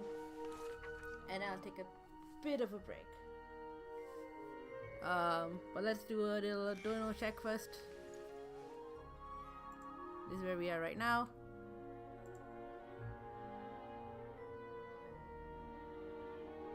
And we still much the same. I mean, it would be nice if we could break at 2K by the end of the stream, because breaking to 14,700 might be asking a lot, but... 'Twas on a deserted moonlit night that the Yeah, hero yeah. approached the vile dragon's limpid Let's lair. see.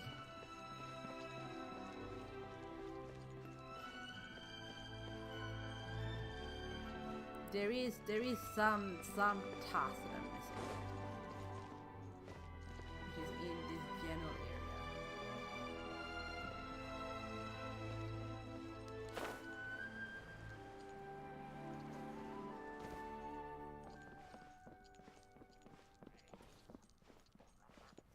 Is it here? Oh, there's a thing here. Oh. Clouds high. The birds call. Yeah, one. No, it's the other way. Inazuma shines eternal. There is no escape. Strike this on the side. Let me leave you a I have one. body and mind.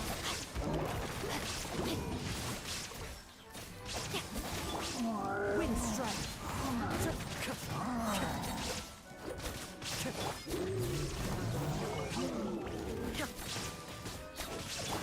As one with wind and cloud.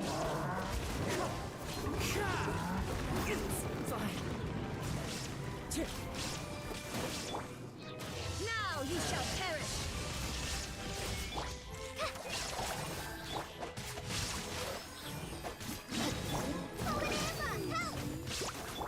Brain cutter. Done.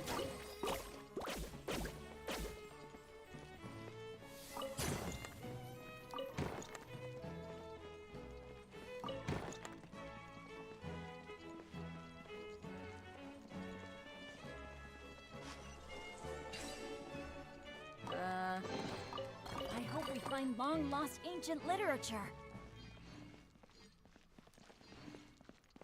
I don't know how the Hilly-Tails got here.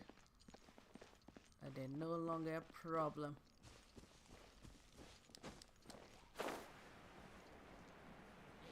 Oh, what happened here? Why have you fallen apart?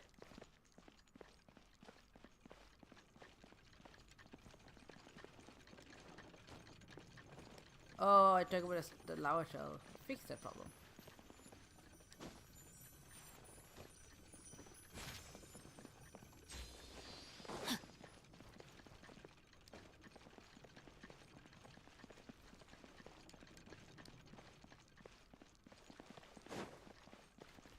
Body and mind.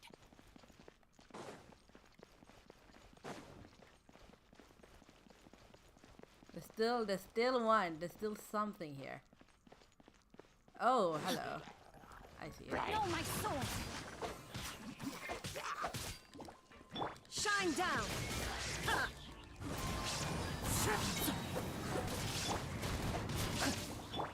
Fallen leaves, adorn my night!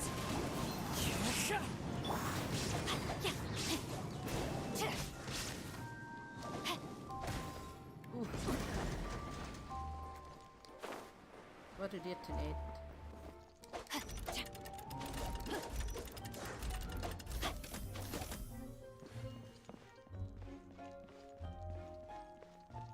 Okay, it got me here, but that's...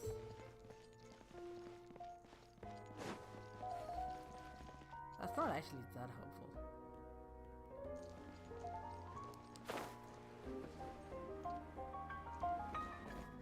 Open door. Oh. Treasure hunting.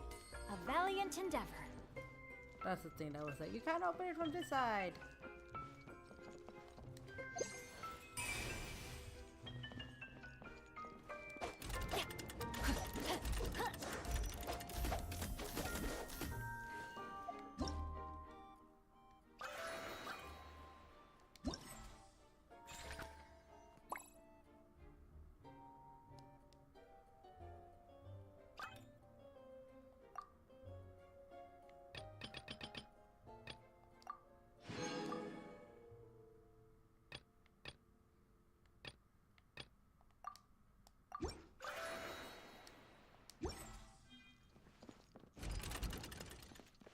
There anymore. There's a treasure, but like downwards.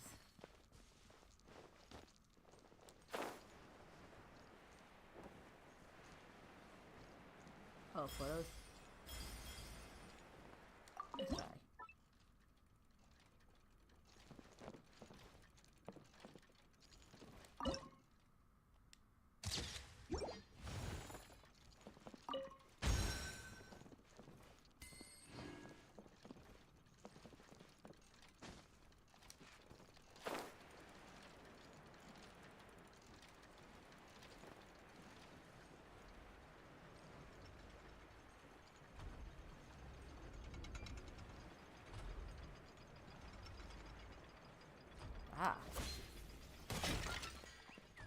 Hide and seek. Okay.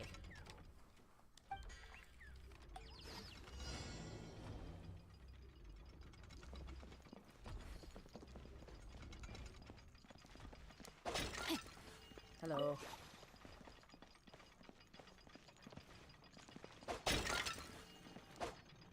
Oh, you're here. Hello.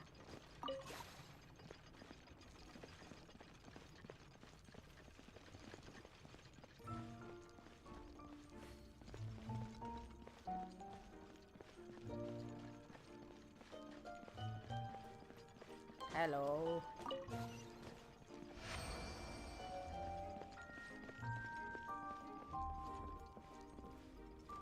I hope we find long-lost ancient literature. Cool. Nothing really on that end.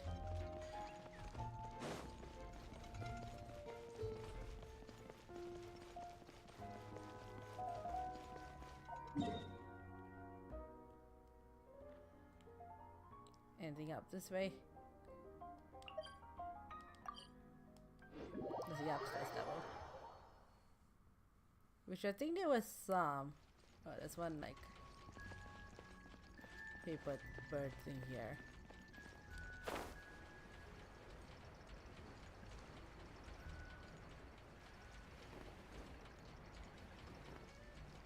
Look, stained glass.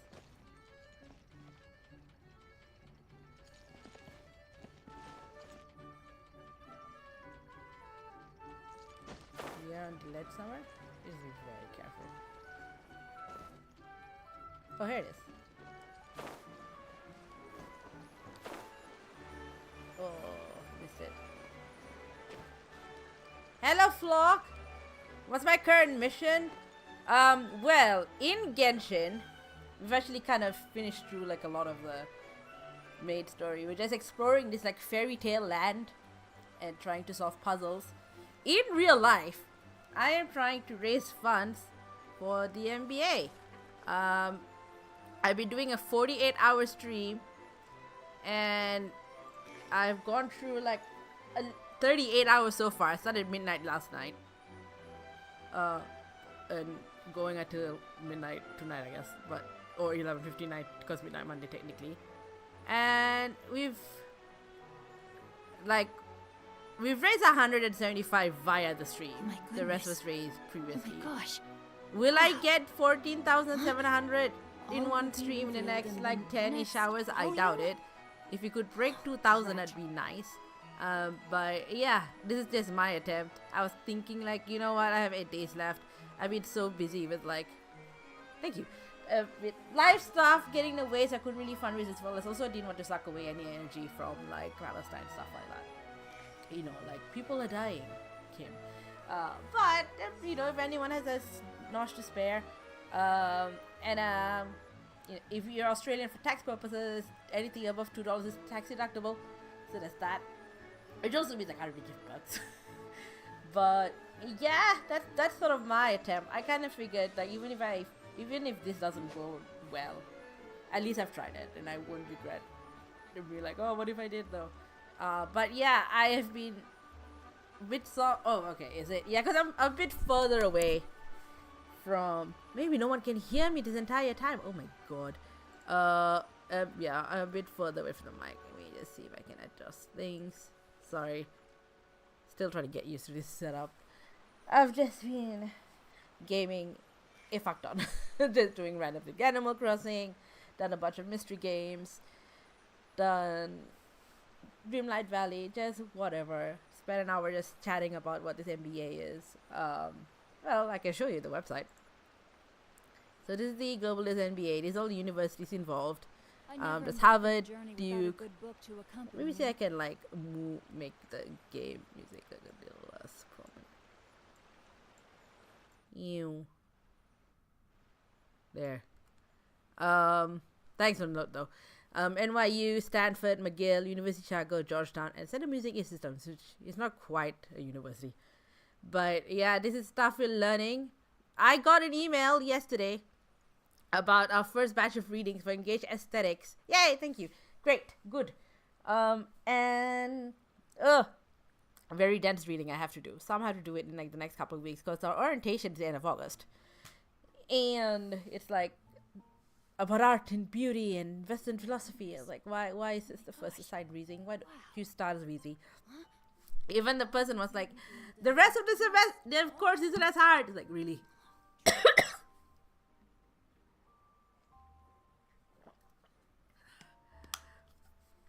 Oh, God, my voice is going. I'm running on like very little sleep. I'm stealing naps here and there. So this is like some of what we're learning semester 1. And semester 2 is a much more like what you expect an MBA to have type stuff. And there's like all lots of other things. It'll be a very busy year. But yeah, that's what this is. Oh, hang on. Wow, hang on. So let me just, while you're here, let me just pause again for a second so like we don't have Jing Show like squawking at me. I never embark on a journey without a good book to accompany me. 2 seconds. There. So I want to play with you. Not play with you, play for you.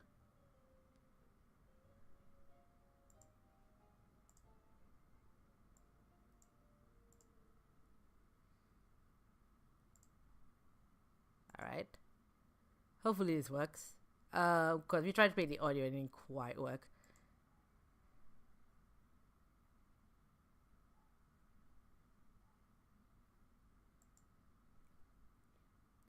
But this is the application video I put in. And you will see, if you can't hear it, you at least see it.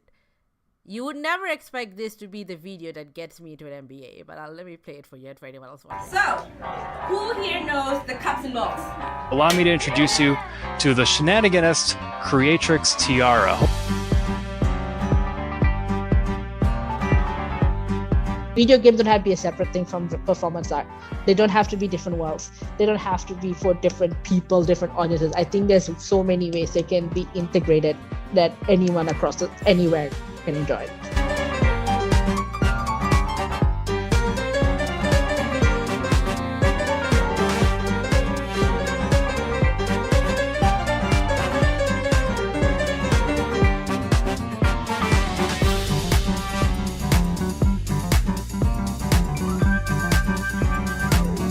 Let's put our own thing. Let's show how we make this really super queer, super risky, super out there show that celebrates us from our perspective as people of all sorts of disabilities, but also owning that and showing that, yeah, we enjoy sexuality in various forms. We are ourselves, we're not just inspiration porn.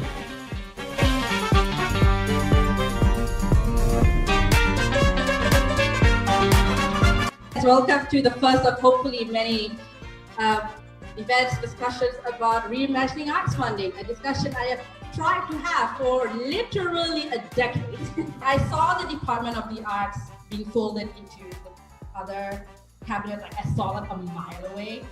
But then I was like, finally, I can have this meeting and people will listen to me and not call me a neoliberal, which has actually happened.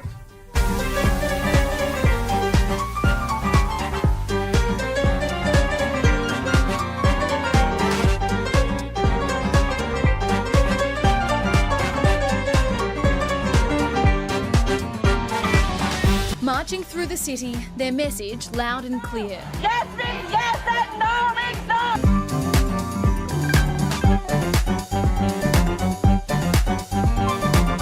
no! Your email has really hit me.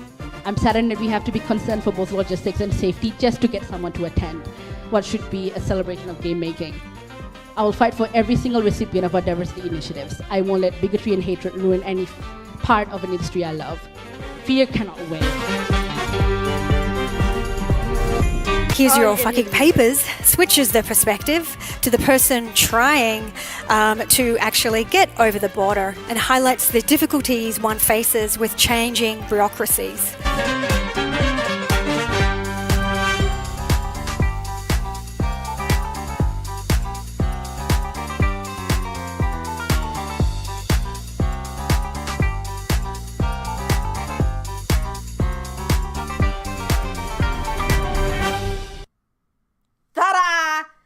that is the application video that got me into this MBA. I'm gonna get to hear the music. This took me all night to make, and I don't think I was trying to emulate those velocity edits you see all over the place, but didn't quite get there. But it got me in. I'm surprised they chose me because I kind of figured, right, that this is an MBA. It's an arts MBA, so it's already a little bit different than, say, like Harvard. But I am not going to sugarcoat myself. Like, I did get a kind of positive reputation when I was doing the Harvard Business School online pre-MBA 3-month course for being this rabble rouser. And somehow also having amazing notes. So I got high distinction, no one was surprised. But I was like, look, I know this is business school, right? And I know your arts business school, so it'll be a little unusual anyway.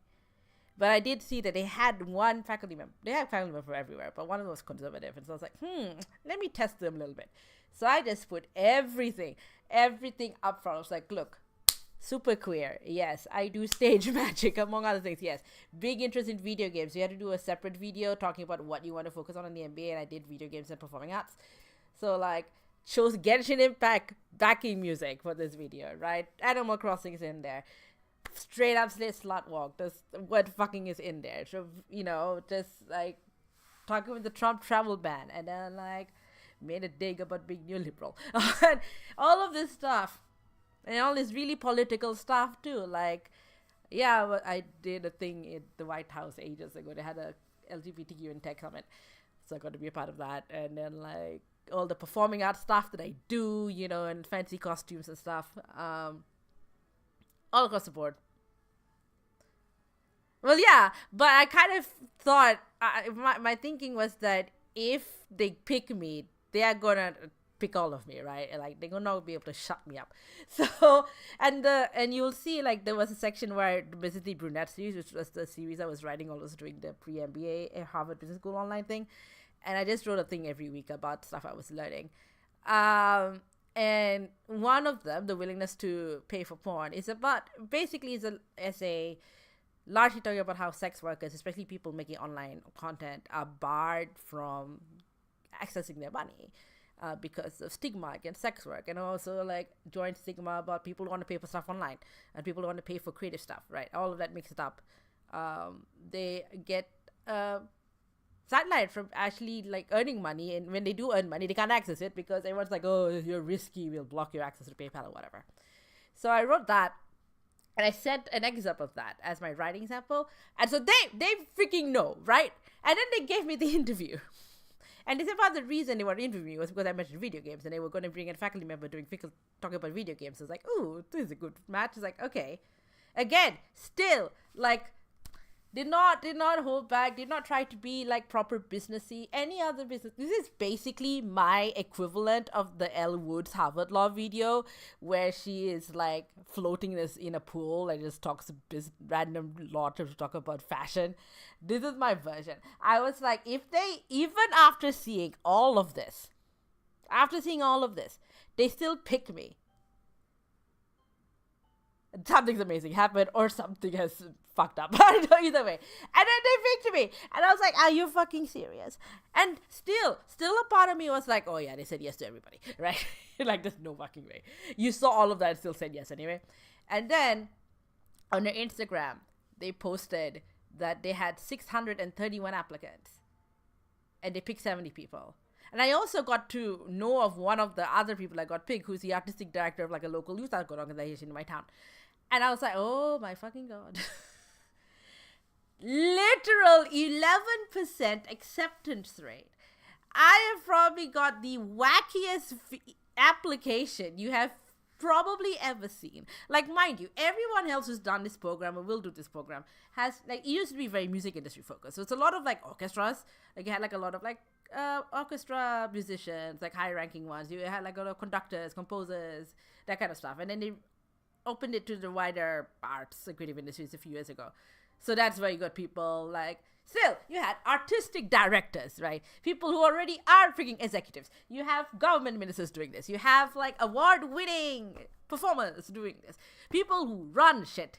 I am an indie freelancer trying to fundraise for this using PNG tubing streaming, right? I want leadership.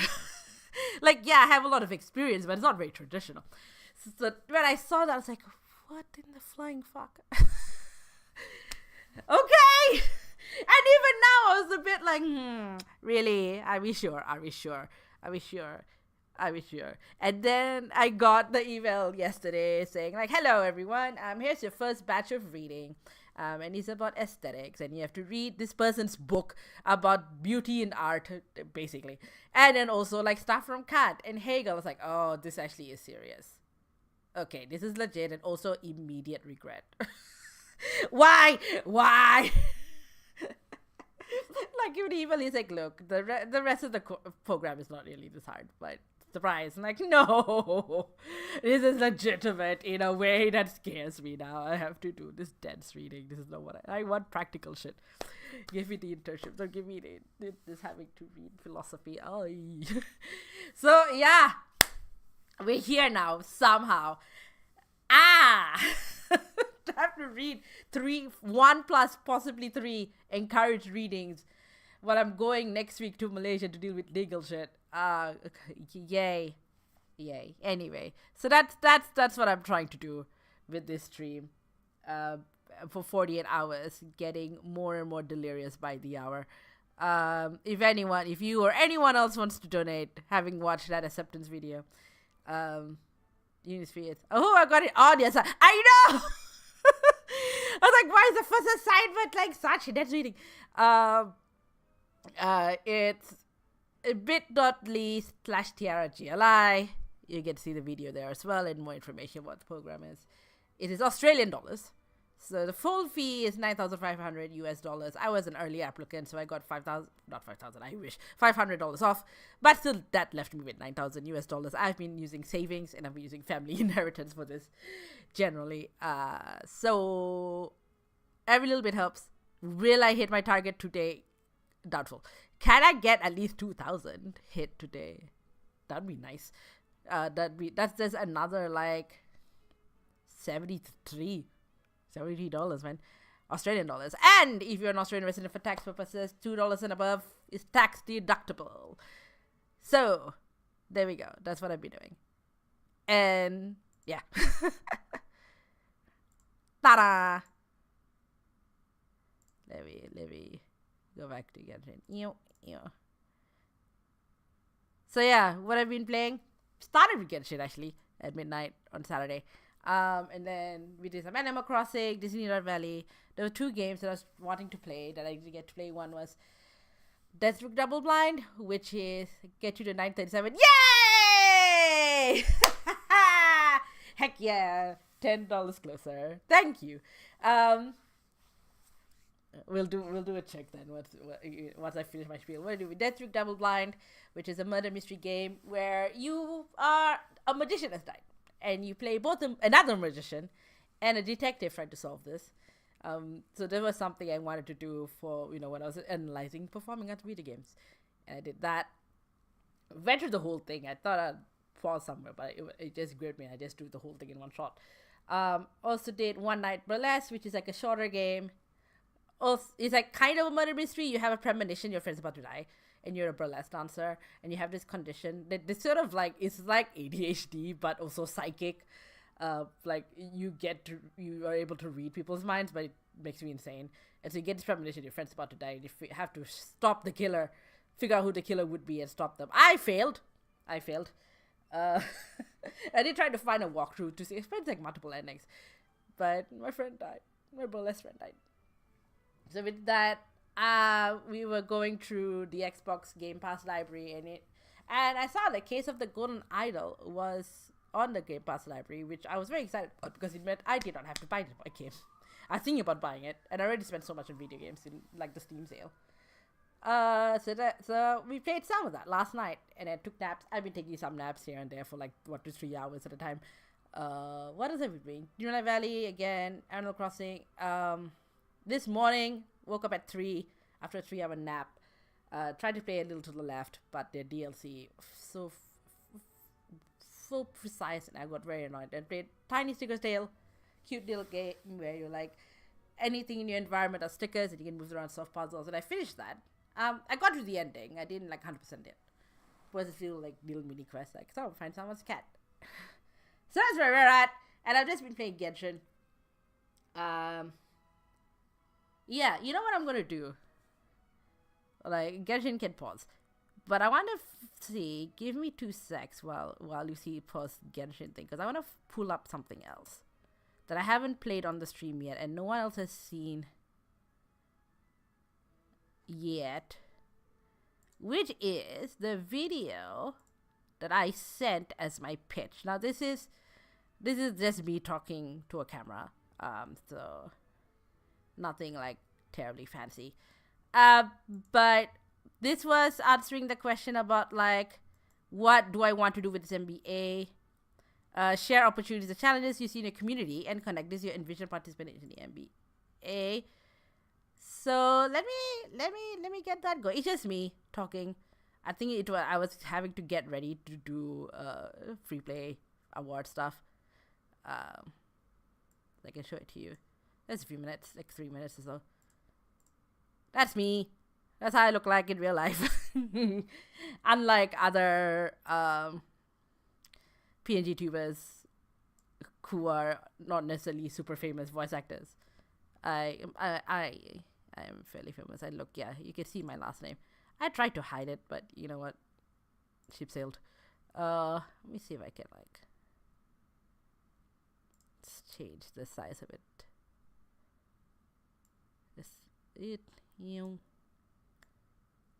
Hooray, I'm doxable. Woohoo. Please don't, but here you go. Digital culture, such as video games and online media, have faced years of debate about whether they count as art. But for many people, they have become the most accessible forms of arts and culture, not just as audiences, but also for artists and creators. We especially saw this during the COVID-19 pandemic and subsequent lockdowns, where people couldn't perform on stage or go visit a gallery anymore. So they got creative online. Mainstream theaters live streamed their shows alongside solo or small groups of streamers, building community with their viewership through entertainment. Video games like Animal Crossing New Horizons and Minecraft were transformed into fringe festivals and art galleries and gathering spaces. And many even made their own games to fulfill their creative goals. Artists hosted not just performances but also workshops and meetups online, increasing access to the arts for disabled homebound people as well as those living in rural or remote areas. Video games and digital media were also potent spaces for social impact, from fundraising live streams to bundles of indie video games sold for charity to fanzines made for the shared love of a favorite media with all proceeds going to important causes. I personally am very, very passionate about the integration between digital culture and the performing arts, and I see the output of creative energy during lockdown, largely out of necessity at first, as a powerful opportunity for increased innovation across these fields. However, I've also observed some challenges, especially now that people are coming out of lockdown and are making live work again. Some performance artists that I know resented the move to online media, citing it as not artistic enough. Others didn't have enough skills or resources to make the move as effectively as they'd like. There are also plenty of unfounded assumptions made about each other that makes people wary. Games are too hard to play, or theater is too complicated to understand, or one I've heard directly, figuring out how to pay residuals for live stream theater is too hard, so we won't bother live streaming anymore, which just cuts off all the access we've built up previously.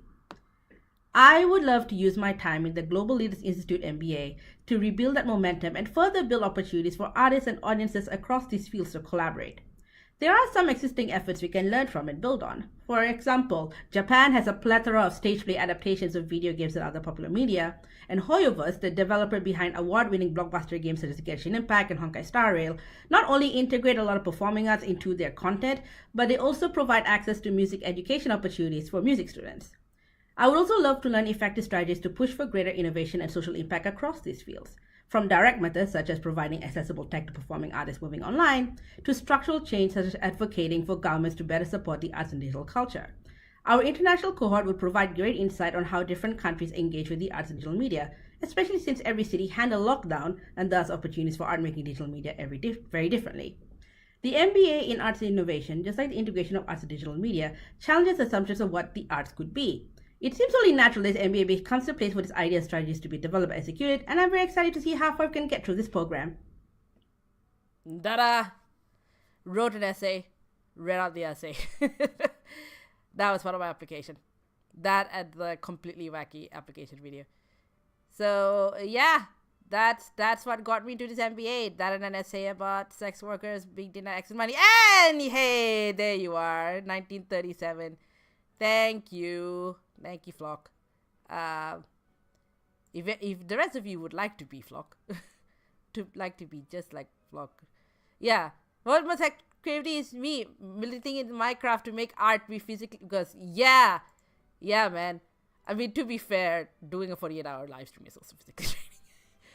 But yeah, like, you know, if you don't have like the materials to make tangible stuff in person, like at home, right?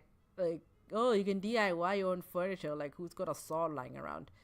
Or the energy, do it online, and you can also share stuff online. My niece is reading to Minecraft. I've tried getting into Minecraft, and like I just like it feels a little bit too open-ended for me. Like I'm just like, I don't know where to start. How do people know what to do? Like maybe I'll get back into it definitely. I don't know, but yeah. But like I've seen a lot of incredible work on Minecraft, and I've just had admiration for like, how the hell do you guys do this? So yay, we've moved up to 1937. Possibly an interesting year. Yeah, on the Switch because I played like sideways. Yes. Love that. I basically am on the. I also play a lot of my other games lying sideways, as in I am on a sofa, and I sit down or lie down on it. Trying to survive helps for me. See, here's the thing. I've tried survival mode, and I think I just die in 2 seconds. And I get too stressed out. And it's like, don't kill me. I am so bad at survival games, honestly. And it's like, bye. But like, how do you learn recipes? Like, are there books you learn recipes? Like, how do you know how to arrange the stuff in Minecraft? That's the thing that's always like confused me. I was like, how do you know how to arrange like these blocks? What's the strat there? How do you go from like, all right, I figured out how to make a pickaxe to I've made an entire computer? How? Actually, how? You do have any recipes appear in the crafting room? Okay, so that's okay. So you do learn them. I just like people seem to come up with like recipes and like, do you just trial and error? Do you just throw stuff in that crafting box thing and see what sticks? Like I admire people who do incredible stuff. It's just anyone who does stuff in Minecraft.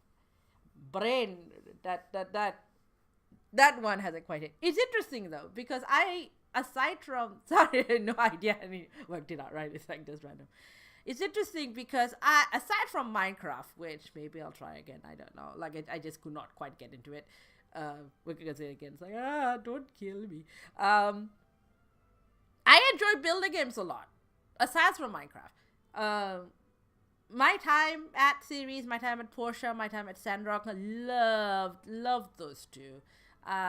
People, they're kind of, the Sims in the same way, Stardew Valley is the same, but farming, there is farming, but it's just this tiny thing. Well, not tiny, but it's not as big as like the main thing where you play a builder and you build. Too long to be the hidey hole, and then spend the first night. I think that's just me. Same.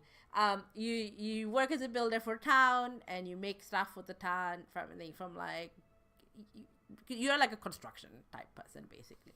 Not easy building is some supports for buildings, or like at one point a rocket ship, or just like even small items like furniture and stuff.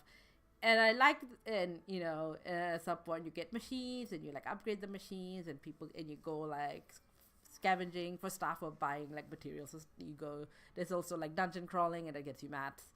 And what I love about Tiger Spark, yeah, that was me, and I got so fed up. Like, what I really loved about my time as things was that it felt, because there was a quest. There was quests. I love anything with 1,000 quests. Which is why I love Genshin. It's a ton of quests. But it felt like I was contributing to the city, in a way. And like, also I wasn't the only person contributing. Like I've played Stardew Valley, but it did feel a little bit like I was the only one doing anything of note in this town, you know, like everyone sort of relying on me a little bit. And it is also a little bit like at some point a little open-ended. I love watching people play Stardew Valley online, but it kind of feels like, okay, I've got experience watching you. I don't need to necessarily experience for myself. But the Sandrock stuff, you know, you work together with Portia and Sandrock. You work together with other people to build your town and resolve whatever crisis is plaguing your town. And especially in Sandrock, you get another builder there with you, helps you out. So I really enjoy that. That it feels like you're contributing to something. Brutally murdered something. Yeah, it's a strange vibe. It's like, oh yes, you are the like you know, Stardew Valley. You go to all this trouble to get a community center running, and no one ever uses it. That's like, bums me out. Whereas like the stuff you build in the My Time as games, people use them. They get used. They get appreciated. Yeah, and then I also love Dragon Quest Builders too. Okay, she's like post-apocalypse, no one's alive. Dragon Quest Builders 2, love that shit. It's kind of a similar, it's a bit more Minecrafty in some ways in terms of like it's still quest heavy. It's very quest heavy. You're following quests, but I think also in terms of like what you're building, it feels a bit more Minecraft. But everything's literally blocks.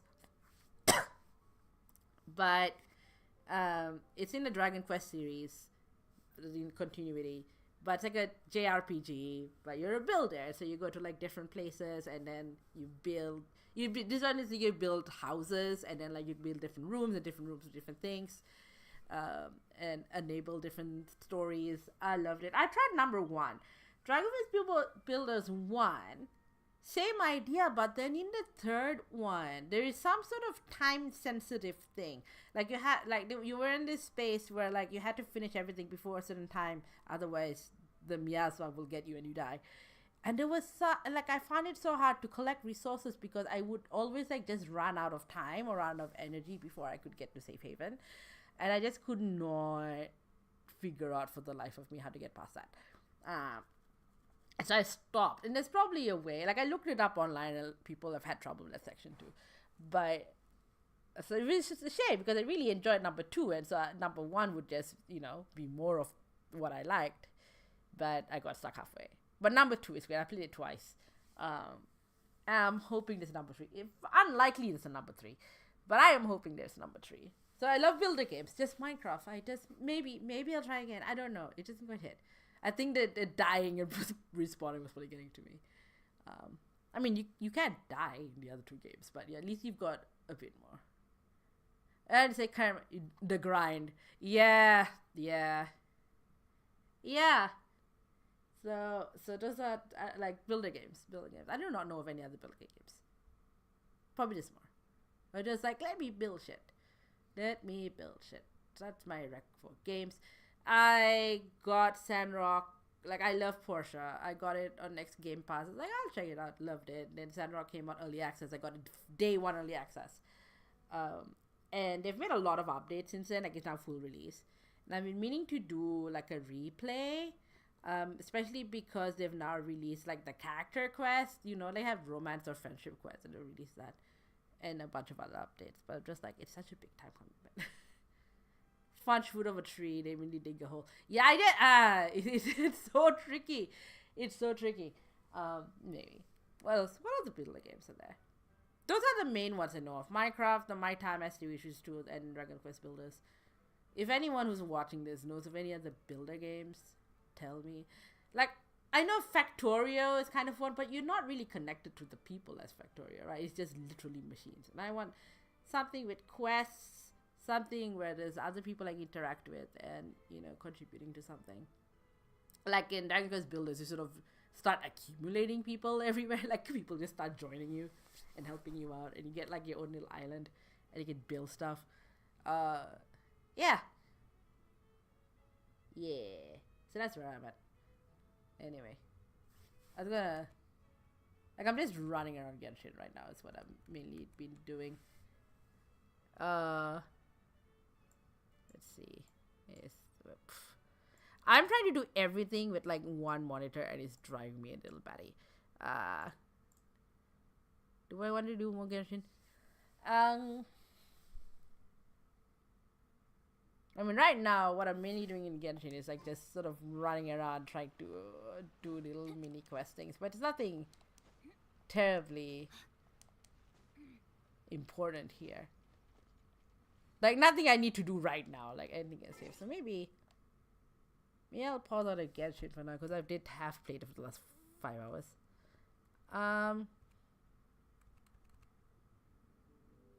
Wait, what am I doing?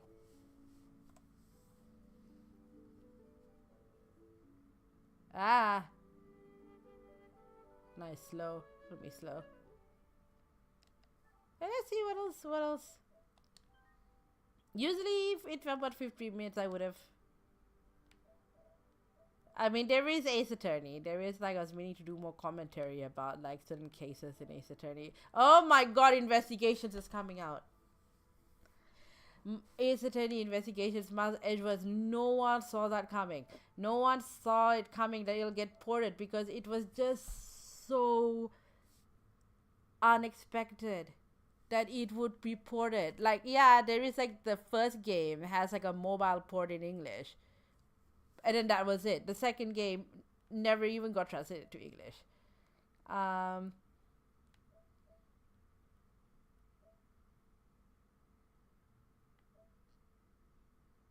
What would you think the best games are, Attorney? I'd say the first one. I'd say Phoenix Wright.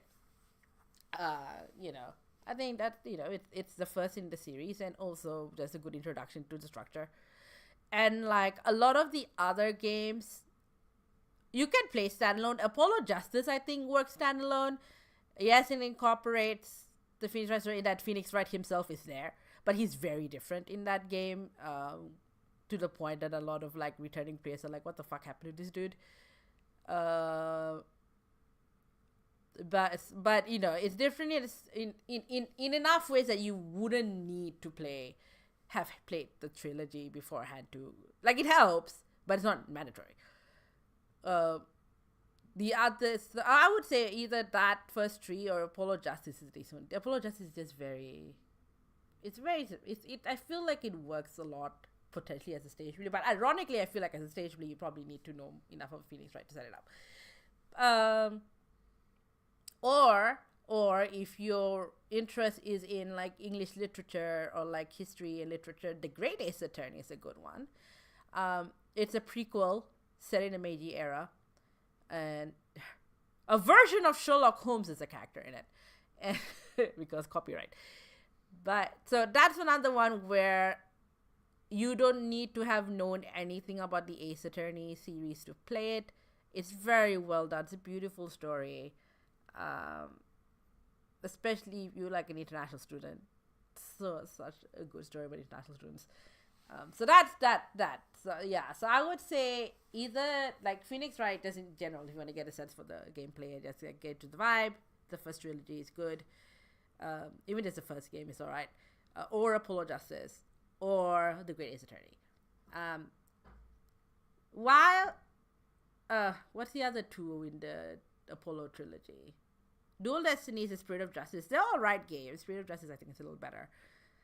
They also have like, I feel like you kind of need to know what's going on with Apollo and or Phoenix Wright to understand those two. Even though ironically the way the writers, because it's not Shu Takumi who wrote those two games, the way the writers set it up is that, oh, we can't do spoilers for the other games, so we'll start all fresh basically. But which causes a lot of like weird retconning or what seems like retconning. But it just, those two feel a bit like you kind of need the other games for context, maybe. Although it does introduce one of my favorite mechanics where you basically psychoanalyze someone's emotions and try to fix them. Edgeworth Investigation's the one that's getting ported now. That again technically works standalone. In that Phoenix Wright isn't even a character in this. He gets referred to in third person. You don't even talk to him. But Edgeworth, and yeah, you could play it and have that be your introduction. But I feel like for the full experience, you kind of need to know a little bit, like Edgeworth's story prior to this game. And especially in game 2, where he goes on and on and on and on about that man that saved my life, that man that made me look at prosecuting differently, that man. He would never say the words Phoenix Wright for some reason, for the writers will just never let him name that man, but it is that man. He reminds me of that man. Oh, that man. I'm curious to see how the official version tackles it, because number 2 has only been fan translated in English. That man, yes, that man, you say. So I wonder if they're gonna like go that hard with that man, or if they'll finally name him. Like, stop being so coy about it. That man. But yeah, no one saw it coming. That you would ever A, be ported, B, getting this translation. And it's happening. It's coming out September 6th. I've pre-ordered. I was like, oh, I don't have enough money to buy games. And then the announcement came. I was like, okay, fine. So yeah, let me just look at what the catalog is. I've got slightly sidetracked. Yeah, I know how the game catalog works. I have a subscription. I just have not seen the catalog in a hot minute. So I want to see what's on there. I've heard of this game, but I don't remember what's in it. What's it about?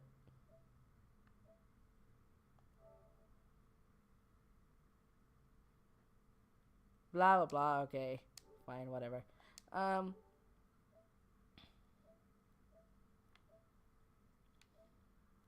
Lego yeah, the Lego games is there. Okay, cool. Dredge, I've heard a lot of good things about. Cat Quest. Okay, Cat Quest is an interesting one. I have a lot of people say a lot of good things about Cat Quest 2, but I was like, maybe I'll try Cat Quest 1 first, because it's 1, right? And I got stuck at some point after 1. Like, the difficulty curve got a little bit too high. So maybe I should have started with Cat Quest 2, because that's the one everyone loves. So it's interesting that it's here. So maybe I'll try that out at some point. Raji, I've tried. Again, hit a difficulty curve. I'm a terrible gamer. Anything that's like platformy, after a certain point, I'm just like, why do you exist? But it deals with Indian culture. It's made by a team of Indian developers, so that's cool.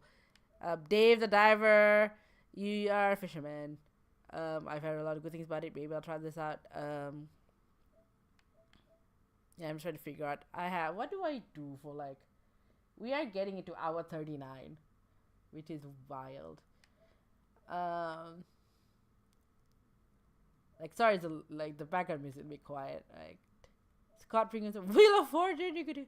Dredge Count's cool. Yeah, they did they had a stall up at Free Play, and we were all thinking they were gonna nominate it, because they would have qualified for the Free Play Awards, but like they didn't send in something. It was like, okay. Brave wasn't my vibe. Bit frenetic. Oh, interesting. Okay. I've played some Assassin's Creed because Brad, my bestie, this is one of his favorite games. And I actually kind of enjoyed Odyssey. But speaking of games where you are the only person that does anything, it's still like, it's wild to me that in Odyssey at least, whether the Athenians or the Romans win the war is entirely up to you. This one random mercenary. Right? Depending on how much you like foil whose camps and like whose side you fight on when they have the big battles, like for some reason the fate of Athens versus Rome rests entirely on you. Like, you personally can decide whether you make COVID happen because you decide to save or kill a family that's infected with some sort of plague. That feels there's like this side quest where there's this small family that has a plague or something that they're sick, and the kind of the church is trying, or like, you know, the version of a church is trying to say like, yo guys, are a liability, we should kill you. You're gonna spread the disease to everyone, and you could either try to like kill them, or you can spare the family. But what happens if you spare the family is that they leave somewhere safer. In doing so, they have spread the plague to wherever they fled to, and so you go to this town that they would have fled to, and everyone there is dead. Because you decided to have mercy on a family. Because back in those days, quarantine and doctors did not exist, apparently.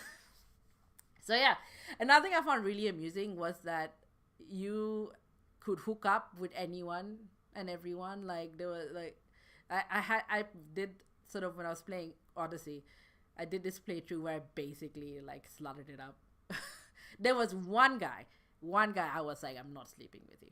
Fuck no. He was, you know, it was like, you are unwashed and you are creepy. Put him on island, right? When I wanted the island died is what happened. They are unwashed and you're creeping on me. Fuck off, I have standards. My standards are low, but I have them. Everybody else, you know, okay, what gender, what the deal was, how do I know them? If there was an option to hook up with them, I took it. She gets around. So yeah, but I had to delete it because memory. Maybe I have get a terabyte type external hard drive so I can reinstall Odyssey and keep playing it. And there's so many. I tried Valhalla. Valhalla was just a little bit too gray for me. Odyssey was fun though. Rap Monopoly. Yay. Top Clancy. I don't care. Trials, Valiant, War Dogs. Are these organized not just alphabetically but also like by when they got added? What else is happening? What else do you have? I kind of prefer the Xbox Game Pass library just because you tend to have more indie games on there. Like more like kind of puzzly indie games, which is kind of my vibe. So I've played a lot through Xbox. I wish Nintendo had a Game Pass system. If they had a library system. They have kind of one for like older games if you get an extended membership, but I want all the games or Steam. If Steam has a library system, that would change everything. I do not know how you would convince developers and how you would program that on Steam, but if Steam had a library system, because there's so many games where it's like I would play them, but I don't know that I want to keep them because you play them once and then you're done. And then now you have this game, you spend all this money and you can't resell them. You can't gift it to someone else. You just have it. But if there's a way to figure out a library system, or even like if Steam sets up a resale system where it's like, okay, you can resell your games for maybe, you can gift games by buying them, but you can't like pass them on. But if there's a way like, okay, you resell them and you get like half Steam credit, for example, and the game gets uninstalled from your system and you can't play it unless you buy it again. But you can also have like a little marketplace, so people who want to buy games at half price or whatever can look at whoever's got the marketplace, sell them, and you earn some money back. If that I feel like that would be amazing. There's so many games where it's like, I enjoyed them, but I'm done. There's no more to this game. What do I do? Like books from the library. Oh, hello. Did you end up on Twitch? Hi. You can see much better. Not that there's much to see. That would be great. Steam library type thing. Some sort of like, I don't know, something. Disco Elysium. If I bought this and then it hit that thing with Measurehead and the reverse racism, I did not like. I think I would have probably had more patience if I got it when it showed up on the library thing months after I bought it. I'm like, why? Unpacking I've played. This was made by some people I know. 13 Sentinels Aegis Rim. I've tried. I've heard a lot about it. There's like videos of like the main like story plot cutscene things.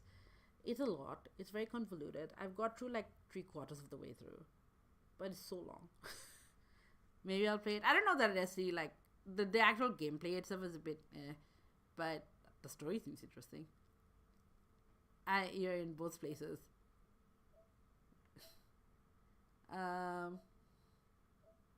Which both places? It is actually possible to get the games online. Yes, two of our local library systems let you do this. If you mean like the actual physical book library, Melbourne City Libraries do this, and Moreland City Libraries, which is sort of slightly northern suburbs like Brunswick, do this. I don't know. Probably other library systems do. This is the two that I know for sure do them. And yeah, I think that's great. The only trouble is that it's physical games only because the library, which does mean a lot of like digital indie stuff does not get to be shared like that because there's no mechanism. But one of the projects, well, I say project as though I've done anything beyond dream about this, but something that maybe the MBA will help me with is I have this idea on and off of like a video game community center. So like functionally a lot like a library, but dedicated to video games, but also not just you can go borrow games and then return them, whatever. But there's also consoles there. There would be at least one of like every mainstream console and then maybe a generation before. So like, PS5 and PS4, Switch and Switch 2, Xbox Series 1, Xbox One, Series X and Xbox One, or in both places. Oh, TikTok and Twitch, that's what it is. That's like both places, like what, libraries? What else? Who else? I'm looking at all the consoles I have. Just like, and then some PC, some Macs. So it's a bit sort of cross between a cyber cafe and a library. And you would have various games in there. And then like on the consoles would be all the whatever higher subscription level you can get for libraries are there. Just a selection of games you can play. Chatting chats to boost them. Yay! And it'll be like a space for like people to like talk about video games, share with them, play together. And it could just be a general community space, like if people need hygiene supplies, you could easily do a community pantry or stuff like that to help the community in ways as tangible as some video games. Like there are spaces here that are kind of for like video games makers.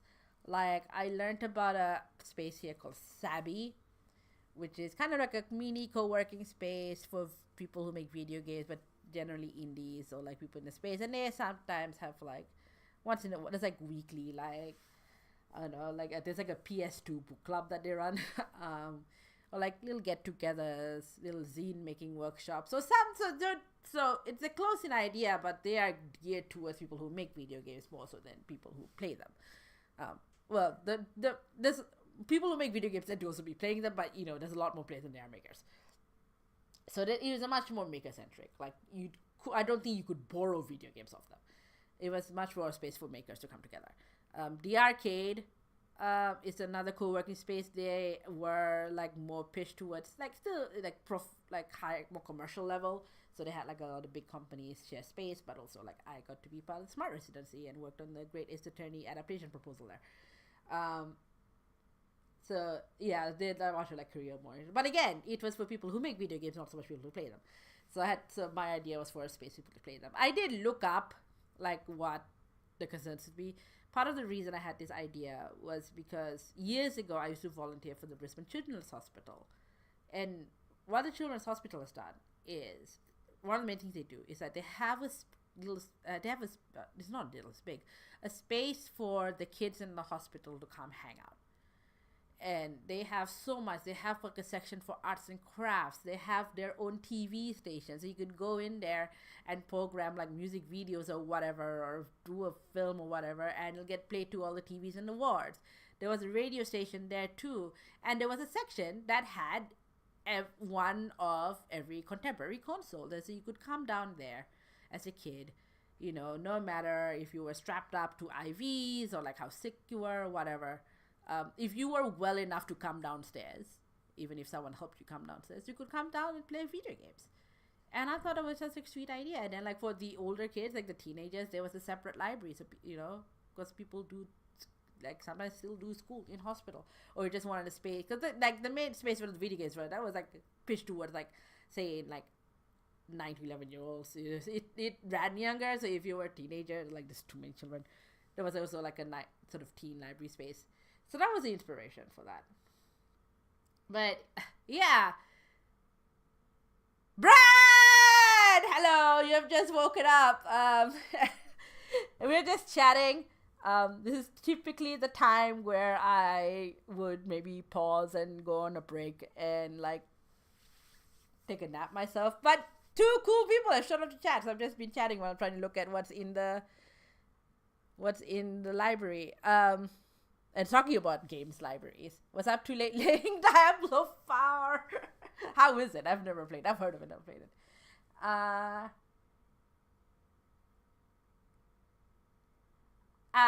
We did. So Brad, sometime this morning, someone gave an anonymous donation of about like what, $50 or something, and they said it was Victoria, and the only thing it said was "Prop," and it was. I did not have any information as how it could be. It was anonymous, both in the back end and the front end. And I thought it was Mari at first, because Mari had like given a donation, so they did another one, and they said no, it's not me. But this was like some early hour in the morning, like at 5 a.m. or something. And then Mari thought it was maybe Tig. It was like, well, maybe Tig. Like, so basically you, Brad, made a donation. And went, Prop! And I was like, Brad is never awake this early on a Sunday. But now that you're saying you're up too late playing Diablo 4. I feel like you'd like name yourself though if you did that. But like, of course you're playing a sorcerer, not a bard.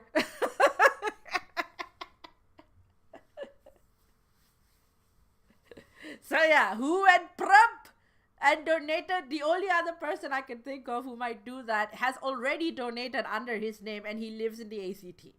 So I do not know who else is like. But yeah, I've got one. If I could get another $62, I'd hit $2,000. I mean, I've been sleeping. They could have done it. They had taken control of your credit card, and he got you tax deductibility. So yeah, I have had naps here and there, but I'm running about 6 hours of sleep total. I'm just trying to figure out what next to do. Sea of Stars, I played this earlier this year. It's a beautiful game, but then the ending is just. Why I don't understand why games do this. I do not understand why games do this thing where they just throw a random weird ass mechanic at you. It has nothing to do with the rest of the game, and then it never gets brought up again. Why do they do this? You play Sea of Stars as like this RPG, this puzzles to solve, this turn-based combat, quest to do. Do they kill God at the end? No, they become God at the end is what happens. They become God. In a sense. They kill, I guess, the equivalent of Satan. I don't know. Something. But yeah, it's like this turn-based RPG. It's very sweet, lovely story. And especially they have like this, it's like this two friend with like magical they were born magical or something, but then they acquire this like regular friend who ends up being their cook, and is basically the best person in the entire game. I love him. He has such a big heart that they're like, you're not trained magically. I don't care. I will take care of you and cook your food. And it's beautiful. Why am I blanking his name though? But then the final battle, like you go through the whole new game plus situation to get to this special ending, the true ending. It's bullet hell. It's fucking bullet hell. Why is it bullet hell? And I could not get to it. Like I kept missing it. And I was just like, you know what? I have done 99.99% of the game. I'm good. I will just look up what the true ending is online. I have done literally everything else. I'm late for an appointment. So yeah. Why do they do this?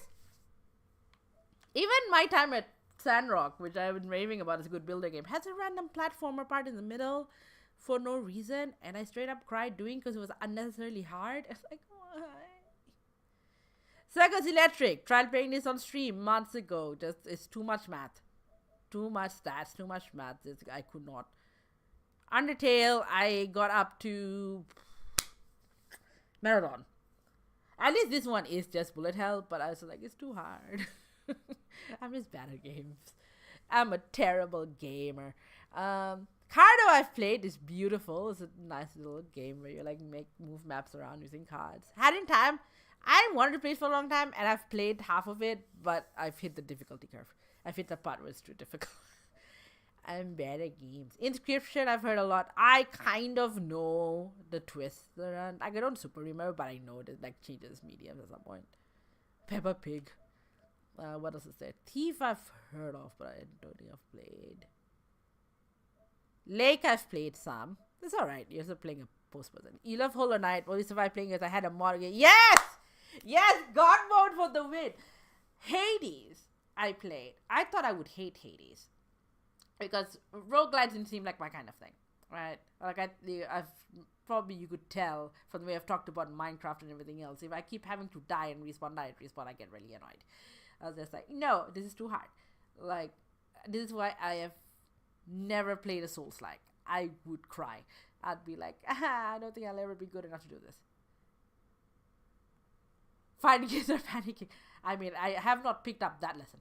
But Hades has God mode. It's not 100% God mode, otherwise you would not die. But it builds up the more you do it. And that made it a little less annoying whenever I died, because it felt a bit like I at least learned something. And, you know, you gain progression. You gain, yeah, dying is kind of the point. But you gain skills, you were able to upgrade. Like, you make progression. And then, like, it actually feels alright when you get to go past the boss you couldn't before. Paul goes to God mode, but oh my god, God mode. So many games. Psychonauts. In reflection, I probably played Psychonauts wrong. But first Psychonauts, I've been wanting to play for so long. I played a little bit, billions of years ago, and I played it finally. And I got to one stage where, on reflection, probably I've made it harder for myself. By there was one stage where you became Godzilla basically, and instead of going through buildings, I was probably you hear people panicking, no, don't step on me. I probably could have stepped on the buildings and probably would have fared better, but I was like, okay, I'll try to not navigate around the buildings, even though I'm Godzilla, so I won't hurt anyone. I just could get back. And then the controls were also very janky, and so, like, you know, you have to like aim at something, and then it would not like do the thing you're trying to do. But Psychonauts 2 had so many access options. They had basically God mode, like, so for combat stuff when it was a little bit just too much going on. If it was for God mode, I would be dead. But the access options, oh my god, made it much more enjoyable. There were some parts where it was still like some puzzles that were so difficult. And one of them I found out later, could not get, like, you had to pass through this area without the bees buzzing on you, and I could not quite get it in time. And I looked it up. It turns out you just need to carry some sort of bug repellent light next to you, and the bees leave you alone. It's like, why was I trying to hardboard it? Oh my god. Here I am yelling because I'm not that good.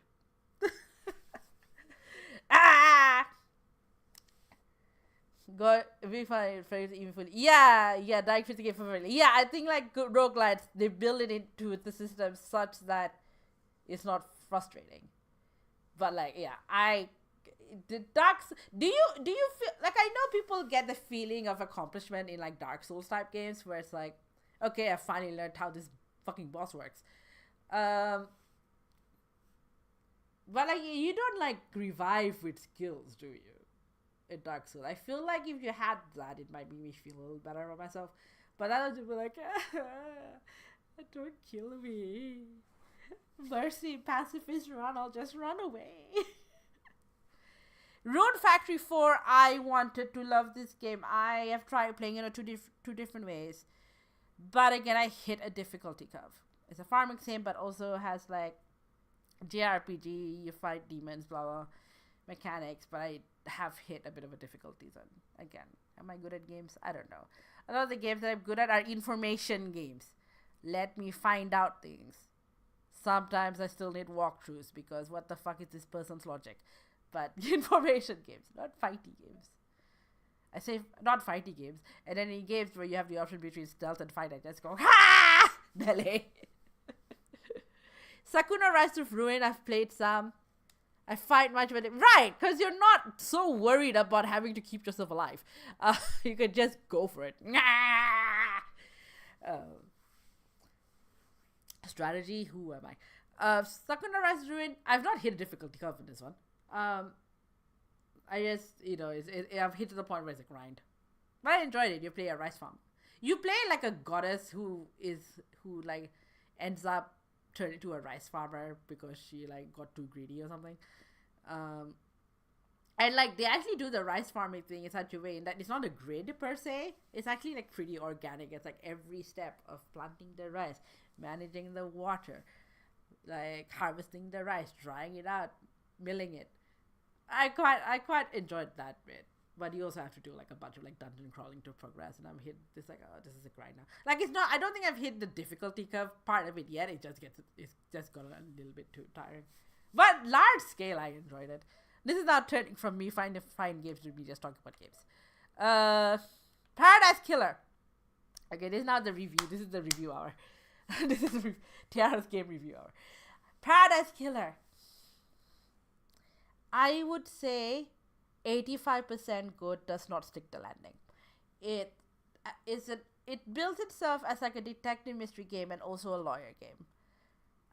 There's you're accused, some sort of murder has happened. I don't remember if your character has been accused of it and you're trying to clear a name or what, or you're trying to like actually just be there. And it's open world detectiving. So like not quite like Disco Elysium where the stats attached, but you just sort of go open world and you explore, and there's like maybe little quests you have to do and you interview people to get information and puzzles and stuff. I really enjoyed that bit. But the lawyer bit at the end, where you've gathered all this evidence and you're trying to like accuse someone, it felt very arbitrary. It felt a bit like you could have picked literally anyone to accuse and the game would have worked out the same, which felt a bit pointless to me. I was just like, why did I go through all this effort detectiving if I'm not even going to know if the person I picked was correct, right? Like it just felt a bit like, oh, it could have been that. So it's such a beautiful concept. It did not stick the landing. The lawyer game part of it was pointless. Otherwise, the open world detective, and I enjoyed it. What else? What other games can I do reviews of? Goose Game. Oh, difficulty curve. Got this on the Xbox. It was one of the first games I played when I got my Xbox for the first time. Hit the point, you're at with the tavern area. So it's the third area. Some of the puzzles you have to do to be able to mark off enough on your to-do list to get to the next part rely so much on timing. I stopped playing because people are mad at me. But you're a goose! I just rely so much on getting precise. I'm not very good at precision in games. Sometimes it's like this latency. It's like, I pressed it, it took me 2 seconds for the game to register. But like, it's such precise timing, I just could not nail it, and so I just stopped. I was like, I can't do enough to progress because I am just not that good. I wish they had its sandbox mode where it's like, you don't need a to-do list. You can have the to-do list if you're looking for things to do. But you don't have a mandatory number of things you have to check off before you're allowed to go to the next area. You just go chaos mode. Just chaos honk mode. Just go honk. Honk! Chaos mode. I say if I have a little trauma. Oh. Not goat. Goat game. This is a different game. Goose Revenge. I just like the honk. Honk! Erica, what is this about? This looks like a sort of game that I might enjoy. Learning positive reinforcement. No punishment is enjoying it better. Yeah. Okay, so this is a mystery game. I cannot do Death of the Family. Not right now. I say this, and I have this stupid thing where I try to play game multiplayer. Yeah, my niece and her dad played multiplayer. I kind of want to join them on it. What was I saying? I have this stupid thing where I try to play games to escape from some sort of traumatizing situation, and I keep picking games that involve the situation even though that's not the point of the game. Oh my fucking god. For example, I got a humble bundle of like cozy games, and one of them is Wildflowers, which bills as kind of like a farming sim, but also ish, but you're like in this village, and you're also turns out you're a witch, and so there's a sort of secret magical side story thing. But you farm stuff, you help people in your village, blah blah blah, you make friends, it's all cutesy. However, and this is big spoilers for Wildflowers, if you want to come back in about 10 minutes. Your grandmother is there, and she is alive when you go move in with her. Eventually she gets sick. One of the powers you acquire is your ability to change seasons. So it will not be summer until you will it, basically, right? You can do all the stuff you need to in spring, and then do the magic thing that makes it summer, and then so on and so on and so forth, right? Your grandmother is sick at the end of spring. She becomes sick. The second you turn the season into summer, it is under your control. She dies the next day. And there's a whole funeral. And it's a whole thing. And I was just like, for fuck's sake, my dad just died. Okay? My dad just died. I cannot handle this. And I also especially cannot handle the fact that I had control over where she lives or dies. In a way. Like you're not killing her by poison, right? Like she's sick. Right? She is dying, she is sick. But the fact that you had control over when the seasons changed, and she is fated to die at summer day 1 or day 2, that was just too much. That was just like, are you fucking kidding me? I felt like I killed my grandmother. Like I felt like I made the call to kill my grandmother. Who programmed this shit? Talk about guilt, right? Oh my god. Like, if I'd realized that was going to be the outcome, I would have been like, well, I'm stuck in spring forever. Fuck it, man. Like, who cares? Who cares about summer? Just do all the stuff. Jesus Christ. And again, it's not just, she dies and then she's like, no, there's a whole funeral. And, like, it affects everyone. Like, it's actually kind of nice that it has some impact on the rest of the community as well. Like, people come and support you. People give you food. They try to help you out. They grieve with you. People care about your grandmother and also care about you. But just having played this soon after my dad dies, I was like, no, why? And then, like, this Genshin impact, Genshin, every fucking time, swear to stop me. This current event they have, you're in a fairy tale land, and somehow the climax is like this evil dragon, and what it turns out, the dragon just kind of got cursed into dragon form, and he misses his mom. But can't communicate that. He just wants his mom died. His mom died, and I was just like, oh, all I do on this game is cry. Parents, stop dying in games. I need to somehow put a thing like cozy games that does not involve the death of a parental or grandparent or any figure. There's no one fucking dies. We don't need, not even Stardew Valley with the story begins because your grandfather has died and bequeathed your farm. No, there's no. Can no one die? Cozy games where no one fucking dies. Is that a thing? Can that be a thing? Please. I do not want to have inherited this farm. I think there is. I think does a dog guy cover games as well? I double check. But I think they do. Let me check. I think they do cover games. Does the dog die games? Yes. Does the Dog Die does have games, but I need basically. I looked up Minecraft. Technically, it depends. Tame wolves, which are sort of dogs, can die, but there are ways to play can prevent them from dying. You can choose to kill a variety of dogs in the game Undertale, but it is not recommended, as the good ending of the game involves sparing every character you run into. So yes, you can see The Sims 4. I guess if you choose to have any animal, it will eventually die of old age. However, it's only of old age, and all that happens the Green River comes. Yes, it does. It does a dog die cover? But I just need does a grandparent die? Does a parent die? Because I cannot. Cozy, they're not gonna. Speaking of games where people fucking die, what remains of Edith Finch? You can make dog armor from armadillo scales. The armadillo's so cute. Why would you kill the armadillos? Do you kill the armadillos or do you get the scales if they're still alive? I don't kill armadillos. This was, oh my god, Portia and Sandrock had these where like they have like different animals you can hunt, and they often like mashups of two animals. They have different animals you can, oh good, you can hunt to get like meat or materials or whatever. Sandrock has like these really cute bunnies. I'm just like, I don't want to kill you, but I need your fur. And then like no, that's Portia. Sandrock, the cute mob, is a mashup between huskies and penguins. So you imagine huskies but in the body of a penguin, and they're also dopey looking and they're not hostile at all.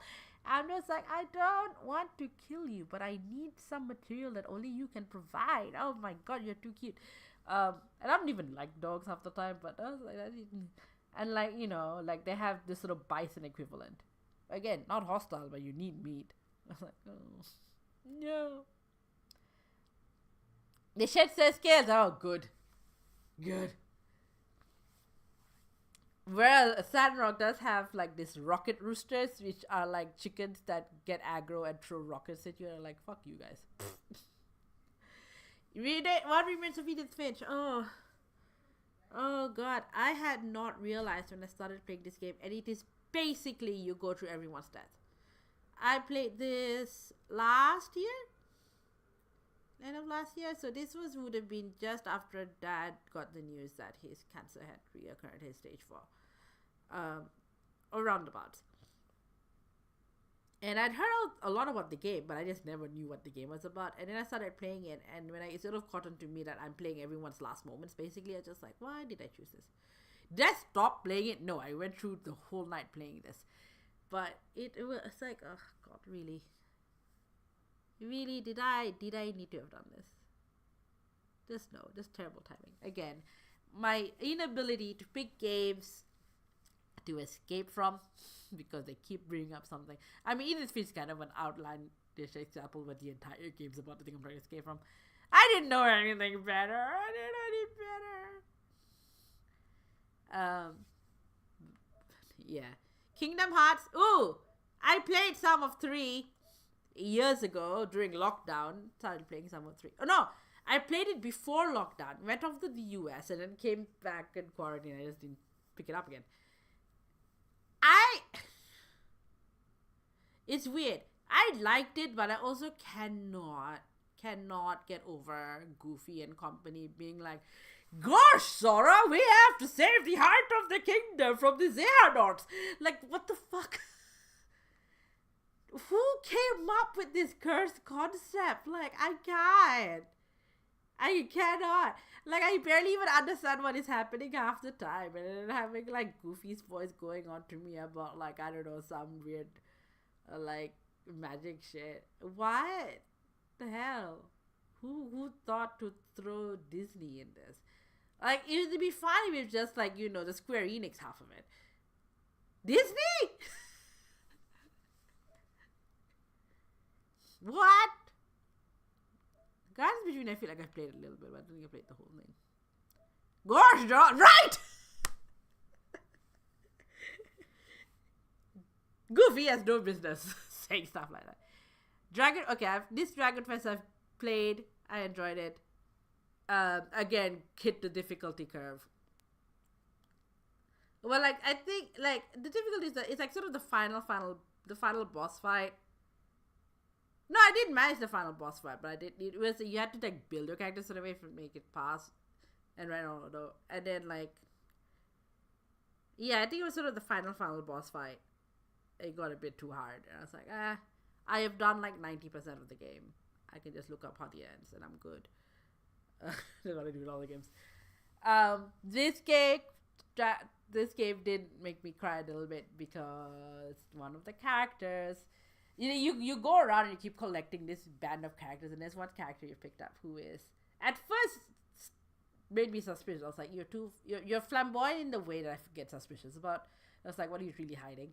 But he turns out he's just a lovely guy who's just a big like gay. He's like stereotype gay, right? But he's lovely. And at one point, all your team gets separated, and so you end up playing each character individually, trying to reunite.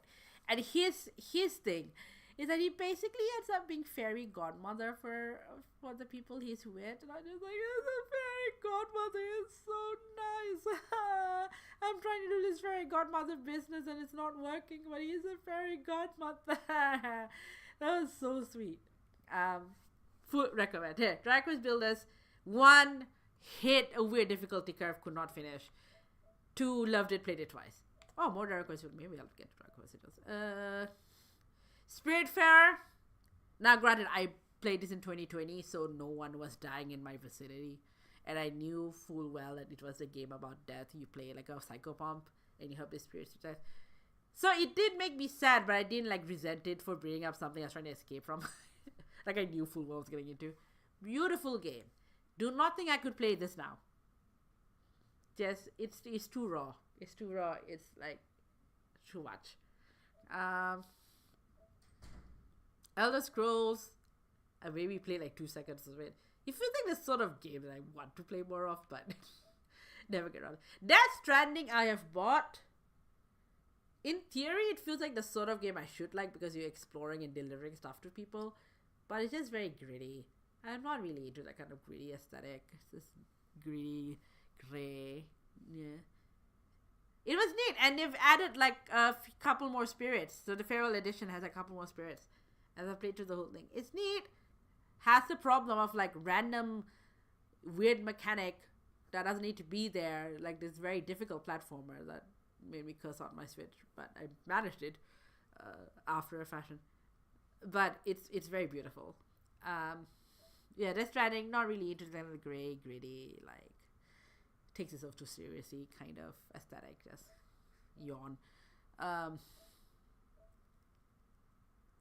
Let's see what else is here. This went from like what games are here to like be distributed. Chris Tales. I played it a bit. It was just free on Epic Game Store. It's alright, but I hit a point where it's like I don't think it was a difficulty curve necessarily. Maybe like it's not necessarily I kept dying. Like maybe I was like sort of weirdly underbuilt, so I probably could do it if I planned better. But I hit the point like it's kind of like a little bit boring. Maybe I'll revisit it. By the time I felt like I sort of hit a bit of a wall. What else? What else can I rant about? This Spider-Man. I did not think I would enjoy it, but I did. I really enjoyed like being able to like fly around, the mechanics of like webbing and the sort of jumpy thing you do. It's so fun. I'm gonna forget to passing on it. Let's try me. Yeah. The kid, the mushroom kid. Oh my god, he devastated me. Like, you're such a baby. No, Miles Morales, super fun to swing around. And one of the missions, you save a cat, and then you end up at some point, like towards the like end game when you go New Game Plus it, you get to adopt Safe Cat. He plays a Bulgaria cat, and you get Spider Cat. And so you can swing around New York with... Oh my god, Hedgehog Lady. Yeah. You can swing around New York with Spider Kitty. And he goes meow when you swing around. I was like, this is the best.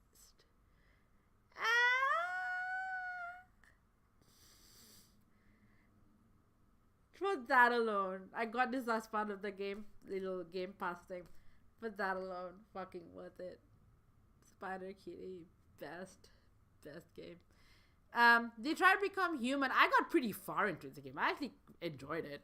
I liked the gameplay of it as well. Like, you know, you make decisions, and there's like some puzzly bits. I got pretty far, and then I got to the ending. I got stressed me out.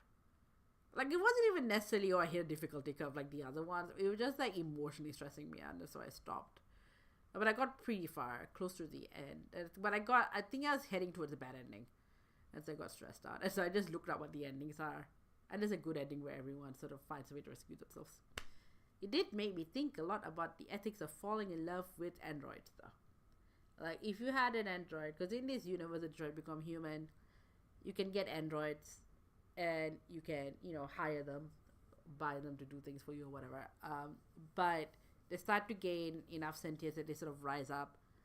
And, there's questions about, like, oh, do you consider them just as human as regular human beings? So, like, what's up with that? And it made me think of, like, well, what if, like, the only way to, like, have any sort of connection with an android in this universe is that you hire them, you basically buy them, like you would buy anything else. But then it's like, and it's sort of programmed to, like, do what you want them to do in a lot of ways, although sometimes they can rebel against the programming. But usually it's like, they get to decide who they're trying to protect, basically. But it's like, what if you got an android and then you fall over an android? And if the android reciprocates, is that consensual, though? Or is it just because you programmed them to do so? Like, what?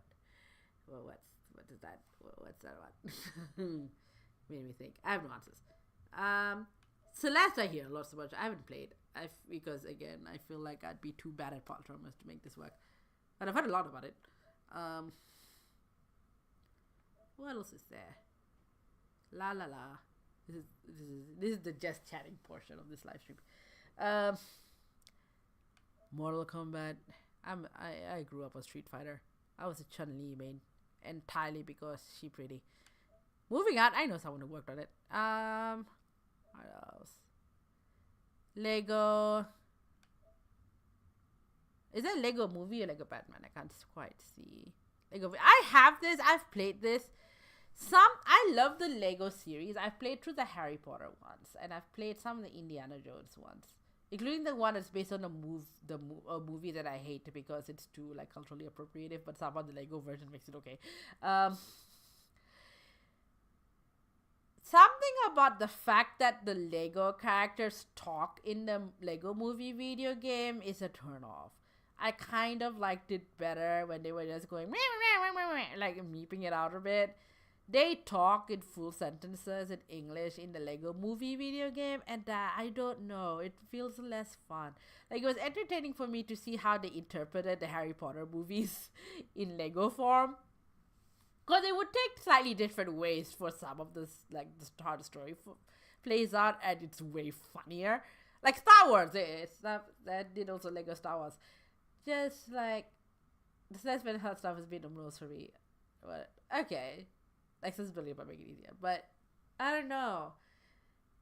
I feel like Lego video games should not have voice acting. I have played some of the Batman ones. I played one of the Batman ones. That also has voice acting. That didn't necessarily annoy me as much. But I don't know. It's less fun when they talk. It's funnier when they don't. It's funnier when the Lego people don't talk. Simlish. Yeah, it is a little bit Simlishy in, like, the Harry Potter ones, Star Wars ones. They talk full sentences in the movie version. I'm just like, no. It's not as fun. You, I have never heard of, but you look like a fun game. What are you? Your strongest feature. Devouring. Okay, so it's like a fighting game, but it's not entertaining.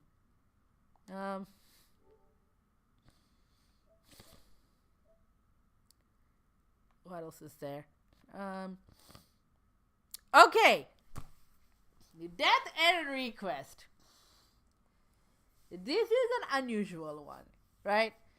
I played this, and it was weird because there's so much fan service, right? So you play this character who's ended up stuck in some sort of virtual world, and the virtual world itself is kind of based on some sort of medieval land, but it's actually like a virtual reality simulation, and so there's also like this like programmer character on the real world is trying to basically get you out of there, and so you kind of switch between virtual world and real world, and the virtual world costumes of you, and then you acquire like sort of 2 or 3 other people to join your team. Fully fan service, right? Like barely their clothing. And which made me feel a little bit uneasy. I was like, this is what's the point of this? But at the same time, I got really into like the story and the gameplay, and so I played it to the end. I finished it, even though the old fan service costume thing didn't like rub me the wrong way. I was like, this is too objectifying. What the fuck? I just got so into the story. Like I even went through the whole thing and like even true ending it, I guess. But like, it's like, I'm enjoying this despite myself. Wish they weren't so weirdly fan servicey though.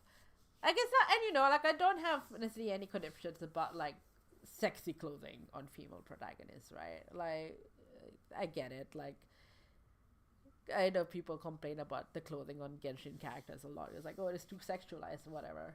Like sometimes it's just like, yeah, the shirt is short, a little bit short, whatever. It's no big deal. But this is like barely there, and it's like this is etching on porn, but also really into this story. I want to know what happens. Like, I'm invested in these people now. They have a sequel. I think same universe-ish, but not different people. But I think maybe like the programmer character is still there or something. That I did think about playing, but this was years ago, so I haven't gone on to it. Mini golf.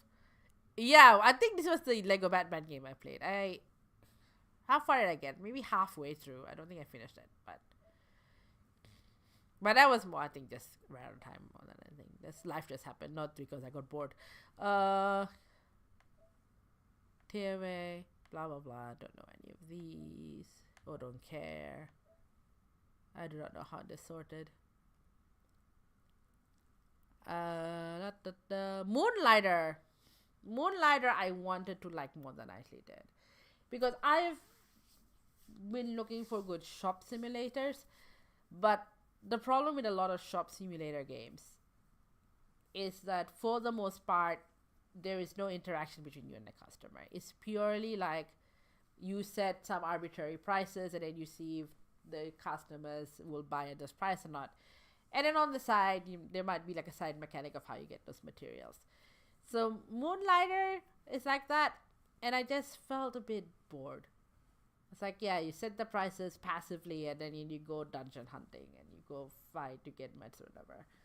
I didn't feel like I was very invested in like the world I was in. But whereas the games that come closest in terms of like shop sims where you give a shit about your customers, there is one demo I played. I forget the name, but it was kind of like set. You're like playing a tiny dinosaur, running who ends up inadvertently running some sort of shop, but you also like get involved in like what the people in this like little dinosaur world are doing. Like I thought the demo was a little bit janky in places, but I promise.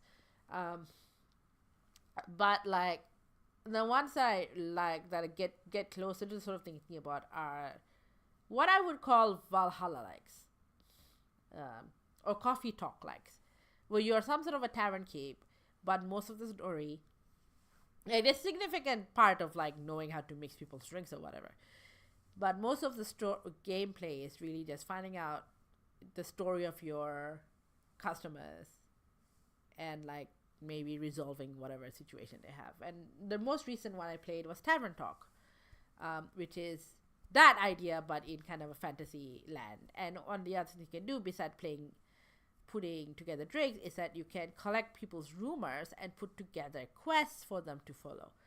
I really enjoyed that. A lot of the quests, they come in and they ask you for advice on how to handle a situation, and you, depending on what sort of drink you mix them, that's how to do it. And the situations are almost like, one is go fight it and the other is go charisma your way out of it, basically.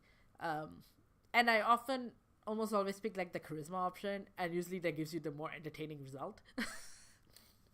And like your choices do matter towards the end game. Like the end game, like certain things in the end game change. Like you get certain resources or allies depending on what you did previous quests. It is very linear. Like I wish it was kind of a bigger world so that the quests you do give people didn't seem too like they're connected by, like in this case, because it's more of a linear game, right? Like every quest ends up getting involved in the last one. But go get shower. I'm just chatting. I'm not even playing anything. I might around 5 o'clock I might do another check of the dono thing and then go take a bit of an extended break for myself. But I got 2 very willing audience members here. Tig so my wallet made a donation. Oh my god! What?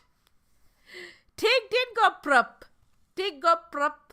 I am interrupting this spiel onto reviewing PS4 games. 1962. Oh my god! Thank you, Tig. Although, like, why you okay? I can guess you did something that ends in a 5. But thank you, Tig. Thank you, Tig, for your donation of 25. So this brings us to, hang on, you guys can't see what I'm talking about. 1962.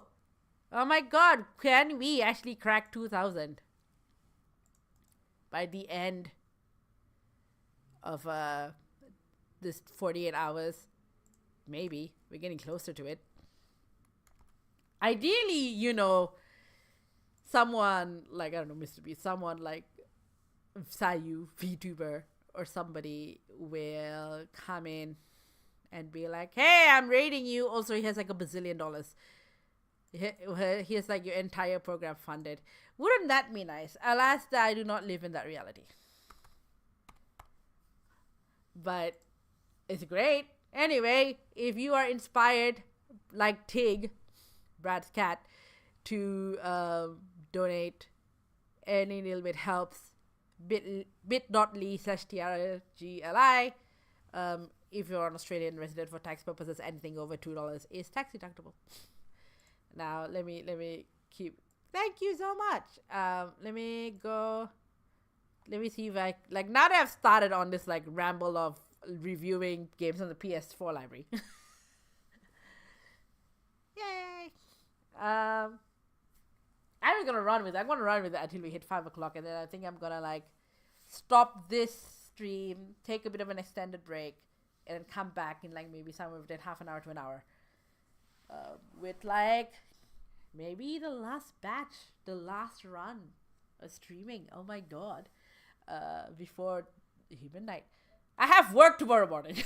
And what am I doing this? Oh, well.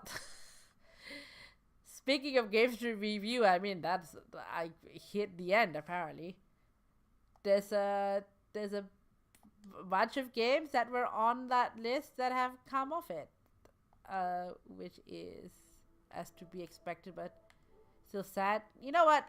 While I'm here, let me just look at the library then. Since I'm doing, like, random game reviews. Had in time, talked about it before, hit a difficulty curve, got too springy, but still fun. AI, the Somnium Files, I really enjoyed these two. The conceit is that you are an investigator. There's some sort of weird, somewhat, not supernatural, but just, like, very odd occurrence that's happened. In the first game, it is the Cyclops murders, where people are murdered and they keep missing one eye. In the Nirvana Initiative, you keep seeing dead bodies split in half, and you're like, what the fuck is happening? So you follow this. In this case, is Ayaba, a little AI friend you have who sits in your eye socket. It's like a little artificial eye. It's an AI friend, and you solve cases a little bit Persona-esque. In that the Somnium basically means you connect to people's brains, you get into their brainscape, and you uncover information about what they're doing, or what they're thinking about, or what the situation is, based on, like, resolving puzzles in this dreamscape. So a little bit escape roomy type things in this dreamscapes, but it's also like a story, and there's multiple endings, and you sort of have to go through the entire flow chart to get the true ending. I really love those two games. Really enjoy them. Highly recommend. There's, like, one ending in the Somnium Files. There's, like, this running joke. Like, your player character in the first Somnium Files is kind of a perv. For a reason that kind of makes sense towards the end game, but, like, at the beginning can be a bit off-putting. But there's this receptionist character that you can keep flirting with. And there's one ending where you just flirt so hard with this receptionist character that she agrees to run off with you into the sunset. And that's it. That's the ending. The rest of the game can, whatever happens, who cares? You just run off with this really hot receptionist. Chicory, apologies.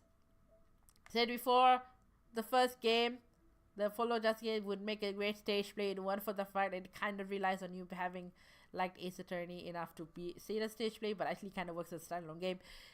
The other two, pretty good. Love the Athena's mechanics, but the writing choice can be a little bit inscrutable.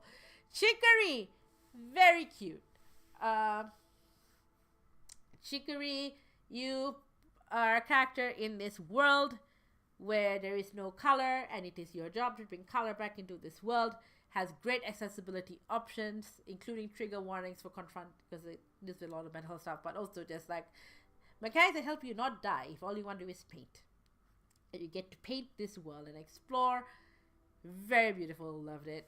Dragon's Builders 2, mentioned it, really enjoyed this building game. Genshin Impact, one of the better games I've seen that integrate video games and performing arts.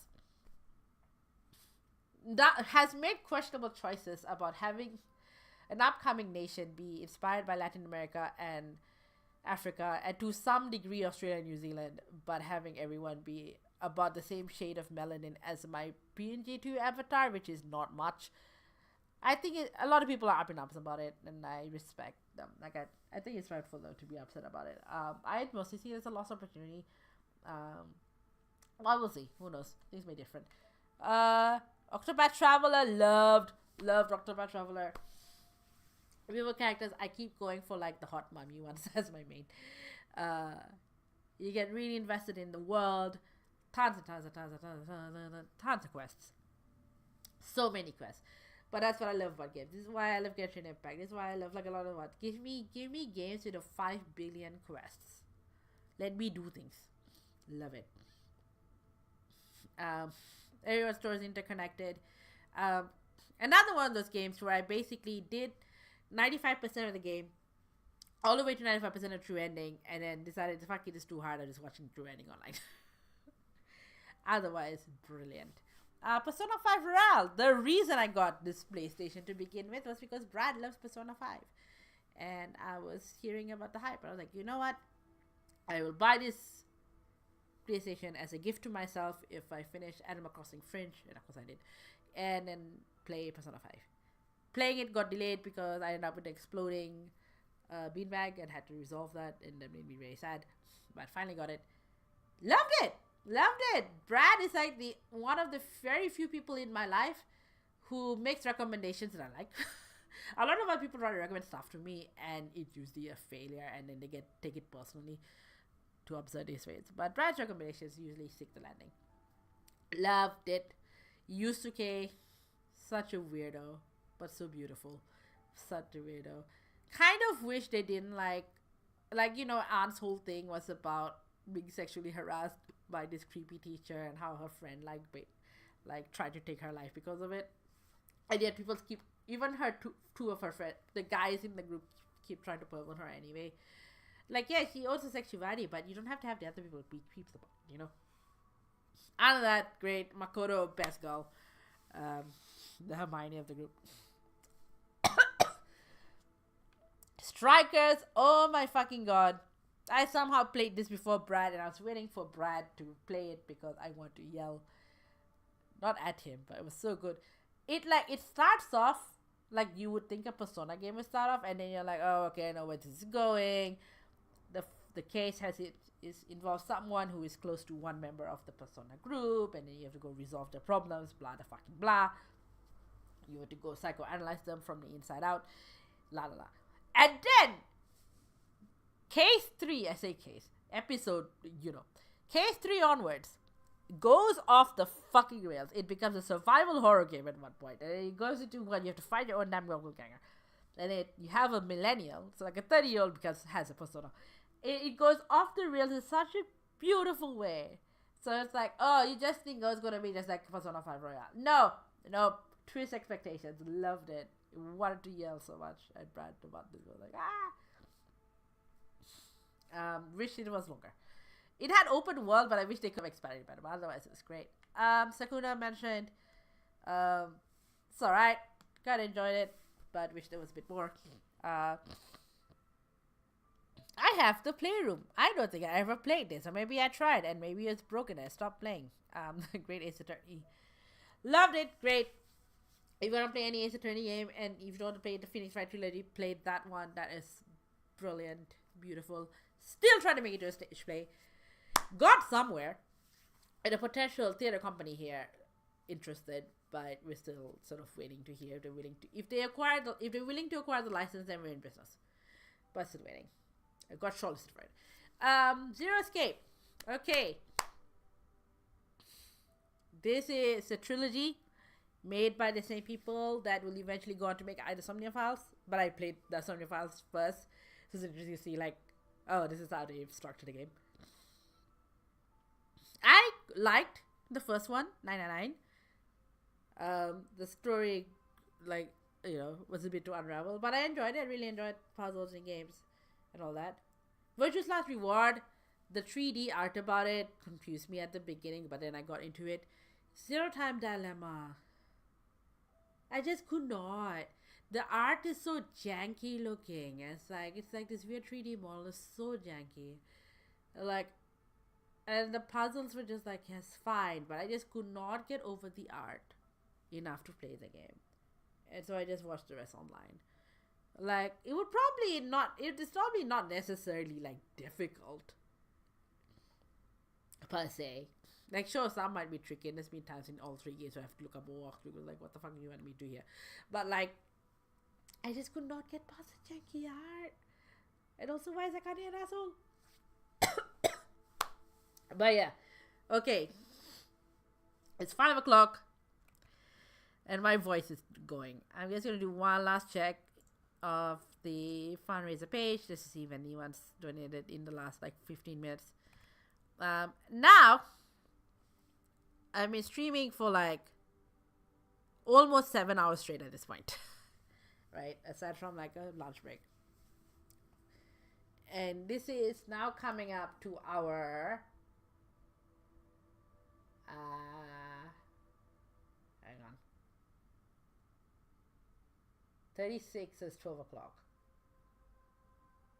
Hour 41. We are getting the home stretch, guys.